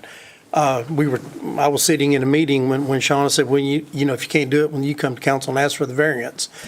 I don't know if that makes any difference or anything like that, but that could be an option if it doesn't go the de-annexation route. Of course. Thank you, Chief. Mayor Pro Tem? Oh, I was just going to ask, would that be a possibility where they could agree to say, we're happy with the exchange, we don't want to come back and have it in writing, and they can't come back in 2 years? Well, that's what the stipulation is something, but because there are multiple property owners, you'd have to get everyone to basically say that. I mean, if you only get from one or two property owners, I don't know how many property owners are, to be honest. I don't know if it's 100 or more, but, if you have, a dozen people say, yeah, I'll sign something, but then you have 78 people that you don't have anything in writing from, you're still kind of, open to somebody making a claim for the back tax, for their taxes, because they're different property owners. It's not one collective tax that's paid. Every property owner is assessed and pays separately. So let me clarify, for my clarity then. So y'all are asking to de-annex the entire property of what you consider Wolf Air Park, which isn't just hangars, because that was my understanding. It was just the commercial property where you guys have your hangars, and it's the runway. But you're asking to de-annex the homes and the neighborhood that's gone up there, and you are going to create your own city? Because I heard you say it's kind of like its own city. We're doing this, we're doing that. No? The city. We're not going to create our own city. I was think of it as a city because Okay. we take care of our own water system and our own roads and stuff like that. So sorry to confuse you on that. I think in whole, the community would like to be de-annexed. We are willing to get every signature we can. We've had some discussion about 100%. Title work is tough, especially since from something that was created in the 80s. So if there are, let's just say we were to get 90 or 95% of everyone, we would be willing to indemnify the city for any amount that was not covered, and if you guys, it's going to be probably impossible to get 100%, but we're willing to give that a try if that's what you hand us. Maybe it is. I just know title work. I'm in that profession, Yeah. and you start talking about wives and ex-wives and legal owners and stuff like that. I don't know anybody that's actually going to say, no, I don't want to be de-annexed. But like I said, we're willing to do that if that's what you guys want. And then to the ETJ, I guess, topic. So if we de-annex them, if it goes that route, because we've been getting, people ask us all the time, get emails, de-annex, de-annex. Everybody wants to be on their own. But if we were to go forward with that, they would be technically still in Manvel ETJ? Okay, and Yes, but so, they could petition to get out of that even later as a second step. There's a way to do that too. so to get is out that even something that we, because I don't know the history of our ETJ and how that came about. Were they always in our ETJ? Or did we annex them in against their I don't- will, or? I mean, maybe they know the history. I don't know when they were annexed in, how, if it was by petition or what. It's my understanding that was about 20 years ago that occurred. Before that time, it was just in the county. It's my understanding, and I've been associated with Wolf Air Park about 18, 19 years, so it's I in think that time Tammy frame. was here at that time too. Tammy would know. So had to be quite longer than that. But I will say in the 20 years that I've been here, it's very common that people from Wolfville Park has come year after year pleading with the council to de-annex them. They almost did it in 2019 when they did Quail Ridge. Not sure how Wolfville Park fell off the focus when they were doing that, because they were going to do both parts at the same time. That part has been very common, but as for when it was in the city, it was 20 years ago. I actually recall it was very surreal. A couple of folks that lived out there, and maybe still do, they thought that the city was trying to pull a fast one, and that there was going to be UPS or FedEx or something, and which I have no earthly idea where that came from. But anyway, there's a lot of misinformation about the time they were trying to do that. So I think there was more infighting than anything else. So they talked themselves out of it somehow or another. So that's part of the concern for okay, we got 150 properties, about 55 property owners.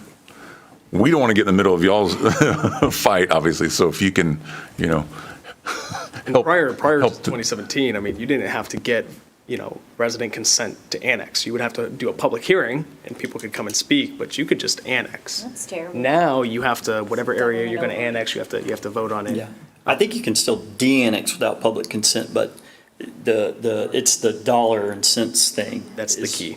Yep. Right. Councilman Oplager. So Councilman Oplager lives right next to you guys. I'm your neighbor. All right. I've So here- been to meet you. I've Yeah. passed by your house every day. Yeah, you do, huh? So here's what I know.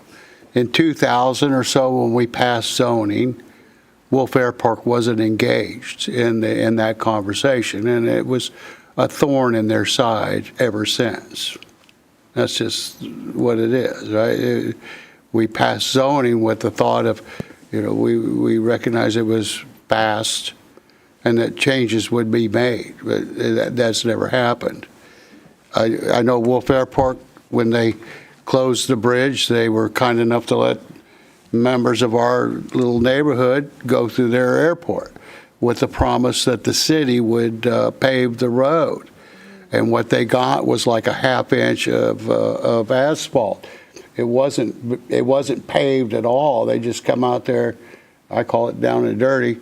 They did a little half inch of asphalt, and now they're blessed with that problem. That doesn't change there. I do know that the police officers go through there a lot. I watch them. So I think that's something you guys need to consider, because that will end. And I promise you, I've never seen a county sheriff drive by, ever. Right? I've lived there 25 years. All due So, respect, Yeah, you've seen a sheriff drive by? yes, sir. Okay. Yeah, I mean, Well, but it's just going to be very difficult for the sheriff's department to come through, I guess is more my point. Even if you de-annex, it's my understanding you're still going to have to follow the drainage of the county, the drainage plan of the county. That's not going to change. I mean, there's still things you're going to have to follow under the county's We've met our rules. drainage requirements, even with the city. Well, I'm saying, but you're saying the city is making it difficult on you, but yet the county has the same rules. No? It would be CNR 3, correct? So, that's just something that would have to be sorted out. I don't know. And I still don't understand this. I know that, if you're part of the city, we have a master contract with the Waste Matters, and I don't know why that whole conversation, why they won't come down Hal McLean. I just don't know. It's the gate. I believe because it's a private road. They have it gated, so they have. Yeah, I know it's gated, yeah. I know. And then to speak to your thing about drainage, so they would still be within Conservation and Reclamation number 3. They would have to comply with all of those drainage requirements, which are basically exactly the same as the cities, so it wouldn't make a difference. Right, so so that's not a delta as far as I see. You still would have to follow the county's bill. You still have to get a building permit from the county instead of coming here, right? So those are things to consider, right? The drainage requirements, we took that step. We put a regional detention in to meet the city. The delta is, number one, the fire codes, but our infrastructure, having to drill a new well and those type of things. The county, I believe, to sprinkle in the county is 12,000 square foot building. The city of Alvin is 12,000 square feet. The city of Pearland is 10,000. The city of Manvel is 5,000. Right, yeah, so again, I think, so the two issues that I'm aware of is the zoning, right? The zoning requirements that make it difficult for somebody that wants to build a house and a hangar. That's, I think, virtually impossible under our guidelines. Is that right? Is that pretty difficult? It's challenging. It's challenging. It's very difficult, right? And that's been the Achilles heel for 20 years or so that zoning has been passed. Again, because the folks at the airport weren't engaged in the discussion of what is their model, what does their community look like, right? It was completely passed, so without their discussion. So that's always been now, but the fire code's separate thing, but the zoning, that's what I'm familiar with, right? It's always been a problem for the folks out there. The trash, I get that. The street maintenance, unfortunately, the city didn't do you any favors for the kindness that was passed on to the 6 people that live in that neighborhood, right? My little part, right? So that was unfortunate. And then I'll stop at this, right? But there is Comcast is out there, right? It's right there at the, I could point to the pole. I've been round and round with them for a year. Well, Put a line in, I don't have it. I have Starlink. I could show you where the pole, because that's where I get my feed. I can tell you where it is, but it's not available to the entire. Yeah, so I think your problem is probably the telephone poles or whatever they're going to, a lack of to get there, right? But it's there, right? Because that's where I get, the feed comes from it. But that's neither here nor there. But so there are a couple problems that they have, right? It's just they've never really liked being in the zone of the city is really, and then I'll leave it at that. All right, thank you, Councilman. How does Starlink work for you? Excellent. Okay, I like that. Bobby, is there a process where they could, let's say for the 5% that don't sign, indemnify the city? Well, obviously, we'd prefer to get the property owners themselves to sign something. If they want to try to, indemnify, take that over, then it's a little bit more of a risk because you have to assume they'll be around, they'll be solvent, that we would be able to get paid. So there's a little bit more risk for the city that way than getting something signed by the property owner, but it is possible. It's just a case of how much risk the council wants to take and how many people would be involved, that sort of thing. Yeah, so I think my perspective, because the goal here, council, is to provide direction to staff. We're not taking a vote on anything tonight. So if I can just, if you guys want us to go for 100%, we're all in. We're happy to try that, and we can come back to you with whatever number we have, and you can decide if that's acceptable or whatever, and we can work the agreement out on if there's anything left or something like that. We're willing to go for it all. There's nothing that we know is a roadblock. We're willing to give it all we have, but if we do come up a little bit short, we're willing to, come back and say, hey, here's where we are. Yeah, because for me, I have no issue with de-annexing, so to say. It just would, for me, it would need to be 100%. That's my personal opinion. We'll go Manager Dan and then back to Councilman Opliger, and then we'll pass it to. So as Harry mentioned, so the zoning is one of the big problems, but the flip side of that is if they're no longer in the city limits, then we have no influence, control, however you want to say it, over the land use. So maybe that's a provision that, hey, we know that it's going to be an air park and all of the residents and all that stuff. This isn't, what if there was somebody that wanted to come in and build a landfill there? Well, we just gave that away, and now that could actually go there, or a salvage yard, or whatever, which I know y'all aren't wanting to do that. I'm just saying, if we somehow or another put that into the indemnification framework, that it'll be this and only this kind of thing. We're deed restricted, so we have no problem. That would be a deed restriction that would to run with the land. That would be a big deal to try to get that. Yeah, if I may, our deed restrictions say 100% vote for any change of use of that runway. Yeah. So we have no problem. And conversely, if they wanted to remain in the city, we could actually change them in the zoning ordinance to create a zoning classification for air parks with different rules and land use and that kind of thing. But I guess Joe's. I just want to mention, and a little bit of clarification, that this air park, it was already in existence when we adopted zoning, and a single-family residential district was assigned. However, since it was non-conforming, a PUD was approved for this development, which allowed them to continue whatever is allowed in the deed restriction.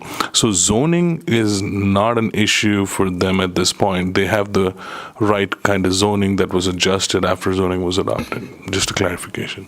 So would it just be easier then to amend the PUD to allow for 12,000 square feet for commercial? Because it seems like the issue, we have the other permit issues that y'all got to get straightened out. The issue is that, and I'll just be blunt, you guys don't want to have to go through the fire marshal's office in order to build. You've addressed the drainage. We've got a PUD. It would be so much faster and so much easier for you guys just to amend the PUD to accommodate the land use and the requirements that tie to that land use. I get why you guys would want to be out of the city limits. You don't want to pay property taxes. But for me, I'm not going to vote for anything where you don't get 100% signature. So would it not just be easier to amend the PUD or create a zoning for this and then call it done? The PUD would affect land use issues, but are you saying that in the PUD, it would somehow trump the requirement to sprinkle for 5,000 square foot building? Because that's really a variance of the fire code. That's not really a land use matter, but. I mean, to me, it seems like we have three choices in front of us. We have where we can leave it as is, y'all got to deal with it, figure it out, it is what it is. We can de-annex, but you guys would have to go through the process of getting 100% signatures or whatever council would agree to. Or we find another path forward by creating a zoning classification, amending the PUD, something along those lines where you guys can continue to develop and do what y'all need to do, which I absolutely agree with you guys. To me, it seems like that's a lot easier and less, you don't have to go through the effort of trying to find the ex-wives and the mother-in-law or whoever it might be with, trying to find a path to least resistance and find ways to, as Mayor Pro Tem said, to say yes. What about if they just ask for a variance under the existing zoning to the 5,000 square foot? Why is it 5,000 square feet for a metal building? Do you want to unmute? Sorry. Yeah, why? Why are we so strict on that? I mean, I get it. He said every other ones are 10,000. If it's just a shed. We'll let Shauna come up and explain that. So the thing about that. Hey, Sean, if you just want to come forward first, that way we can get you on the recording. That is the city ordinance. So when you hear that Pearland has a 12 or Alvin has a 10, that was the ordinance designed for that particular city. No, I get that. But Yeah, for so us, it's 5 for anything. But that doesn't make sense if it's Anything a except metal for shed. That's a little well- overreach, right? Like, that's why we're in this problem. Because it's like, I could have a 5,000 square foot metal shed outside and I got to put sprinklers in it? We're saying metal shed, but then we also look at content. And so when we do the ordinance, we not only look at life safety, we look at property conservation. So it's just a metal shed. I don't know how much one of these planes cost that are inside. But that's up to them to insure it, though. Right, and it is, but not everyone is going to be insured. But I mean, if it's not insured, then they're losing. That's like me not insuring my home. Correct, and at that point, we are looking at, from our standpoint, that's a loss for us. That's a loss for the city. Yes, it's insured for them, but if we just took a $200,000, $300,000 loss, then now that affects our ISO ratings. When we look at that insurance is going to say, well, your ordinance, has this as your requirement. And I get that the requirements aren't always so low, but I have worked in a city, even a bigger city, that the requirement was 5,000. There are multiple cities where it's 5,000, 6,000, 8,000. It's really going to depend on that particular city. We have to look at, Pearland has how many? 6 fire stations, and they are a professional fire department, 24-hour staff, there's no volunteer. Alvin is volunteer, but they have 70 on staff and then 5 admin, and they have 3 different stations. Shauna, can I ask you a question? And this might be a question for the Wolf Air Park folks, do you guys keep fuel or gas or chemicals in these metal sheds? By deed restrictions, no. Now, am I going to say, and she's got some pictures of a hangar for sale that had some gas cans and a riding lawnmower and stuff like Think that. of it as a big garage. Anything you find in a normal garage. Yeah, I mean, he has his kids' toys in there. I think I remember us having the same issue with the storage people, right? The new storage people, where they were frustrated because they were forced to put in sprinkler systems, and they're like, we're just a metal, and nowhere else are they forced to do that except here. And so it was content. So it's not just the building. You're looking at the content that could also go. But I mean, that applies to even like a 5,000 square foot office building or a clothing store. Yeah, it's across the board. Then that means all of that would have to, a clothing store of that 5,000 feet would have to be sprinkled. So if we wanted to. That's tough. Could there be an amendment, I'm speaking very basically, an amendment that says if you're zoned as an air park, that it's 12,000 square feet? You could do that, but you could just as easily apply for the variance and have the support of staff that approves the variance. I mean, that's. We're looking would to they? kind of solve it as a whole, so then everybody would have to get a variance, and you're going to go over this. This is going to keep coming to you. I like the variance as a short-term solution, and I would highly recommend as a short-term solution, that's what you guys do. But I do think that if you're looking at it to save time for somebody to have to come, I would assume they'd have to come before PD&Z and then council. Is there a way that we can simply do this, saving the effort of going through the de-annexation? And that's a question I'm going to pose to staff. I think council would support whatever is the easiest way to get this done long-term, so we're not back here in 2 to 3 years with another frustration. we're going to continue to have the frustrations with other builders or other people. This is going to be a frustration anyway. I have a question. So on these airplanes, where is the fuel to fill these things up? We fly to a airport that supports fuel. Our airport does not have a fueling system.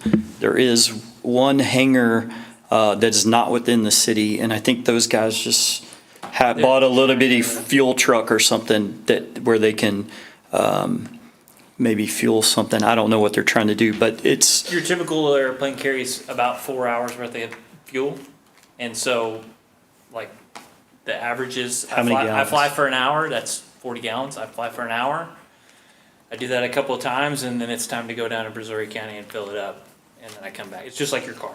Okay, so answer your question? We go to gas. there's no fuel station on site? I mean, I have 5-gallon gas cans for my mower and that kind of thing, but there's no large fuel storage That's in the not hangars, irrigation. and it's against the deed restrictions to do that. So this is regular gasoline? It's avgas, but it's 100 low level. 100 Some- octane gasoline. Okay, thank you.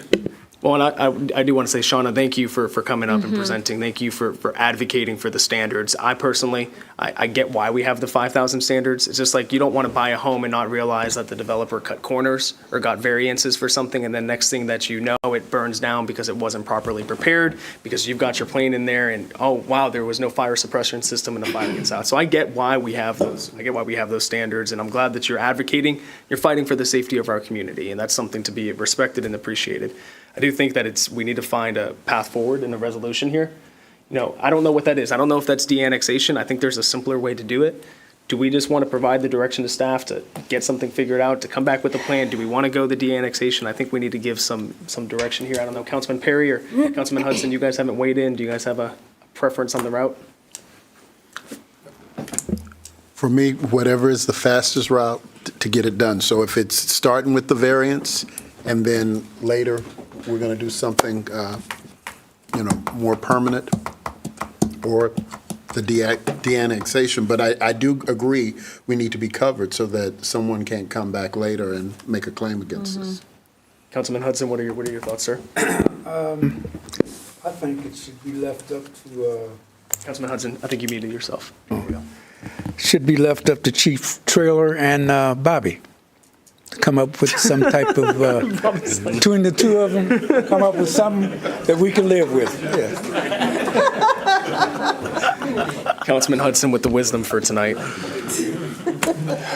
So what do we, Manager Dan, I mean, you've been taking this in and giving your assessment.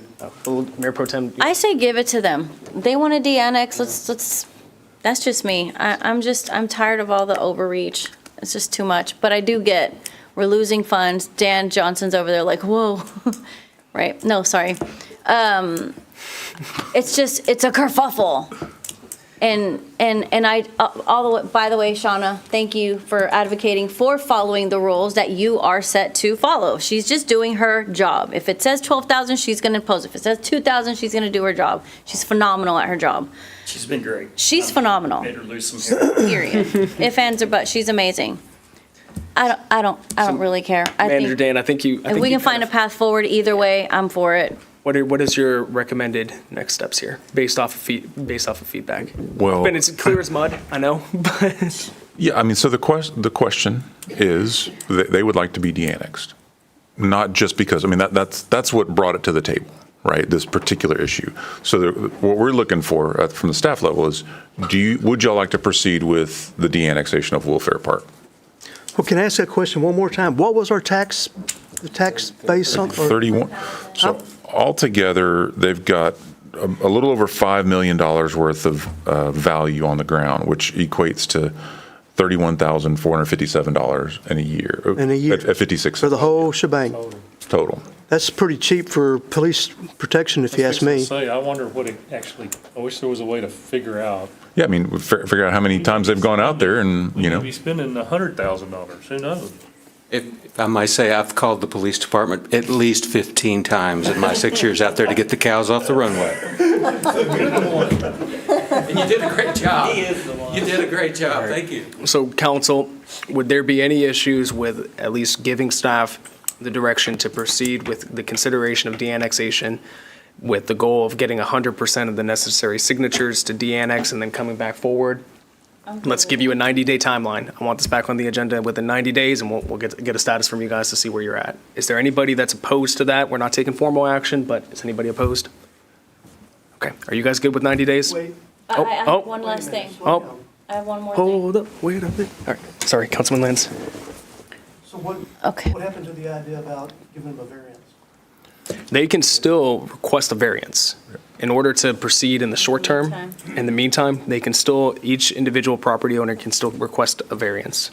So if this doesn't pass, if we don't approve a de-annexation, if they can't get 100%, they can still go the variance route. Yeah, and candidly, Shauna threw that idea out months ago, and we haven't gone that route. So I think if they were going to ask for a variance, they would have done it already. I don't know why they haven't, because we literally recommended that, right? Okay. So those can go in parallel, and that's totally fine. I'll be in tomorrow for that. I'm sorry? I said I'll be in tomorrow requesting that. That just fixes his short-term problem with continuing to build. Yeah, that was just the catalyst, I think, that brought this up to the table. Yeah. Unless I'm misspeaking. No. Yeah, that's a ban. The overall problem of Yeah. what? Well, the overall problem is they don't want every person to have to come in every time they want to build into a variance. That's why they want the de-annexation. Well, That's a patch. We're looking for a fix. make the variance broader. We could, but I mean, even if it was 10,000 square feet, well, sure enough, they're going to have somebody that wants to put a 10,100 square foot. So, I mean, whatever the threshold is, it'll. Well, there's got to be some kind of barrier somewhere. I mean, you can't say build 1 million square foot and we're not going to make you do, I mean, come on, we got to put some kind of limit on it. True. We're trying to back off the 5,000, which I think is gratuitous. So let's do 10,000, 12,000. But, I mean. All right, so Councilman Bonner, let's just go down the line. What would you like to do? Would you like to consider de-annex or a different option?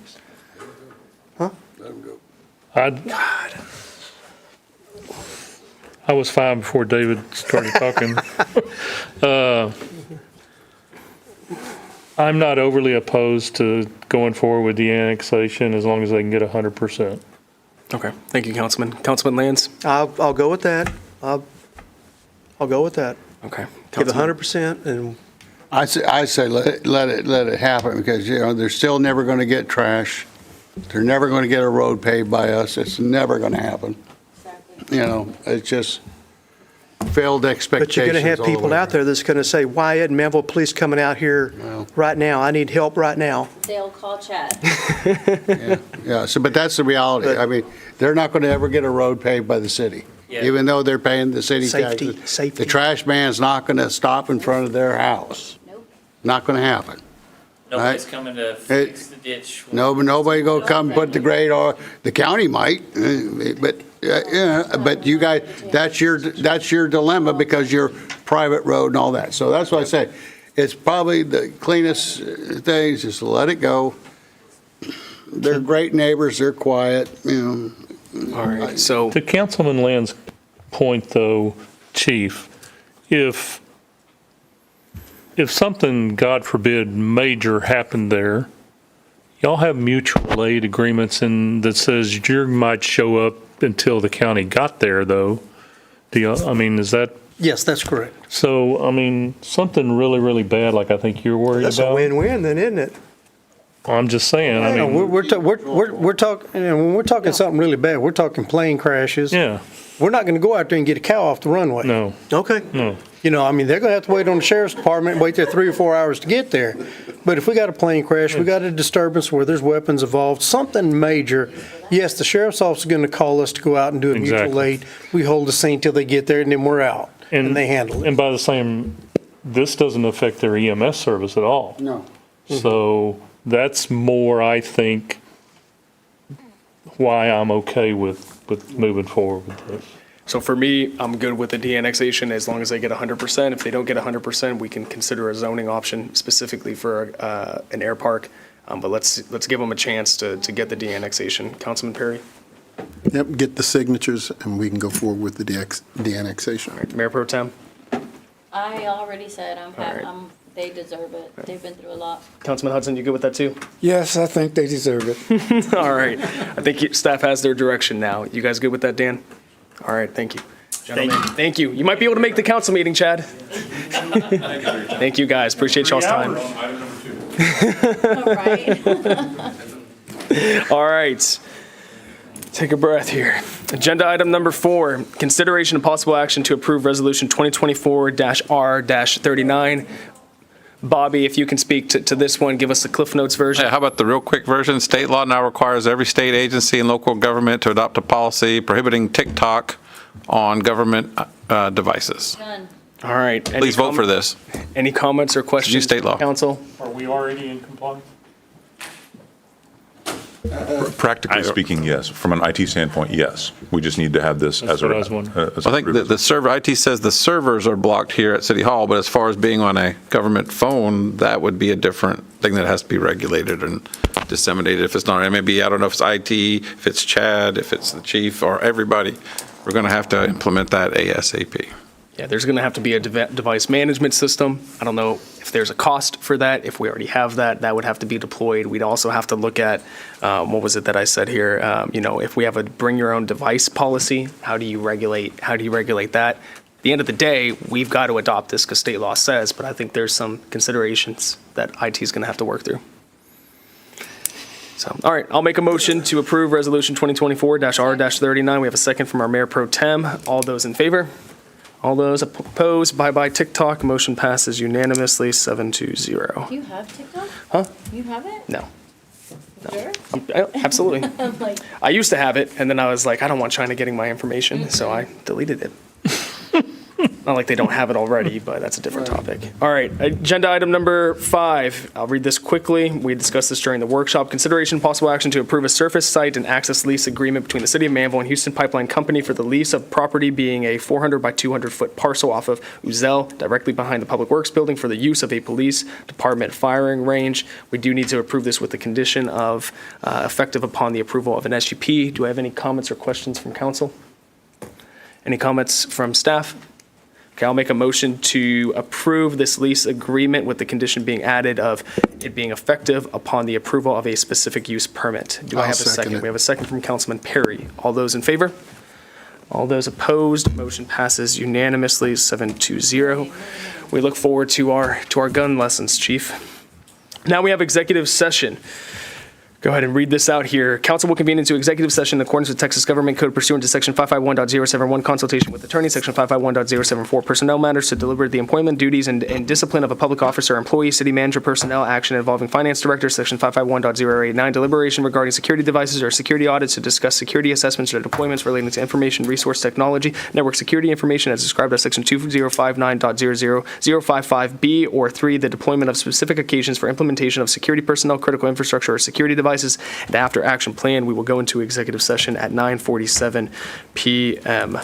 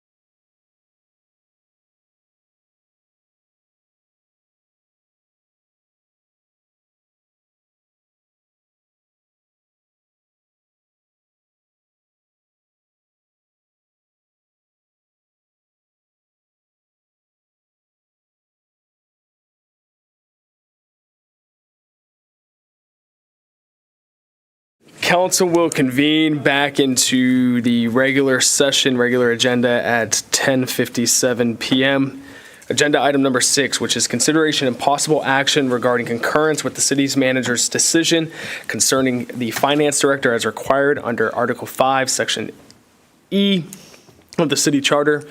Council, I'd like to make a motion to concur with the city manager's decision as discussed in executive session. Do I have a second? Second from Councilman Bonner. All those in favor?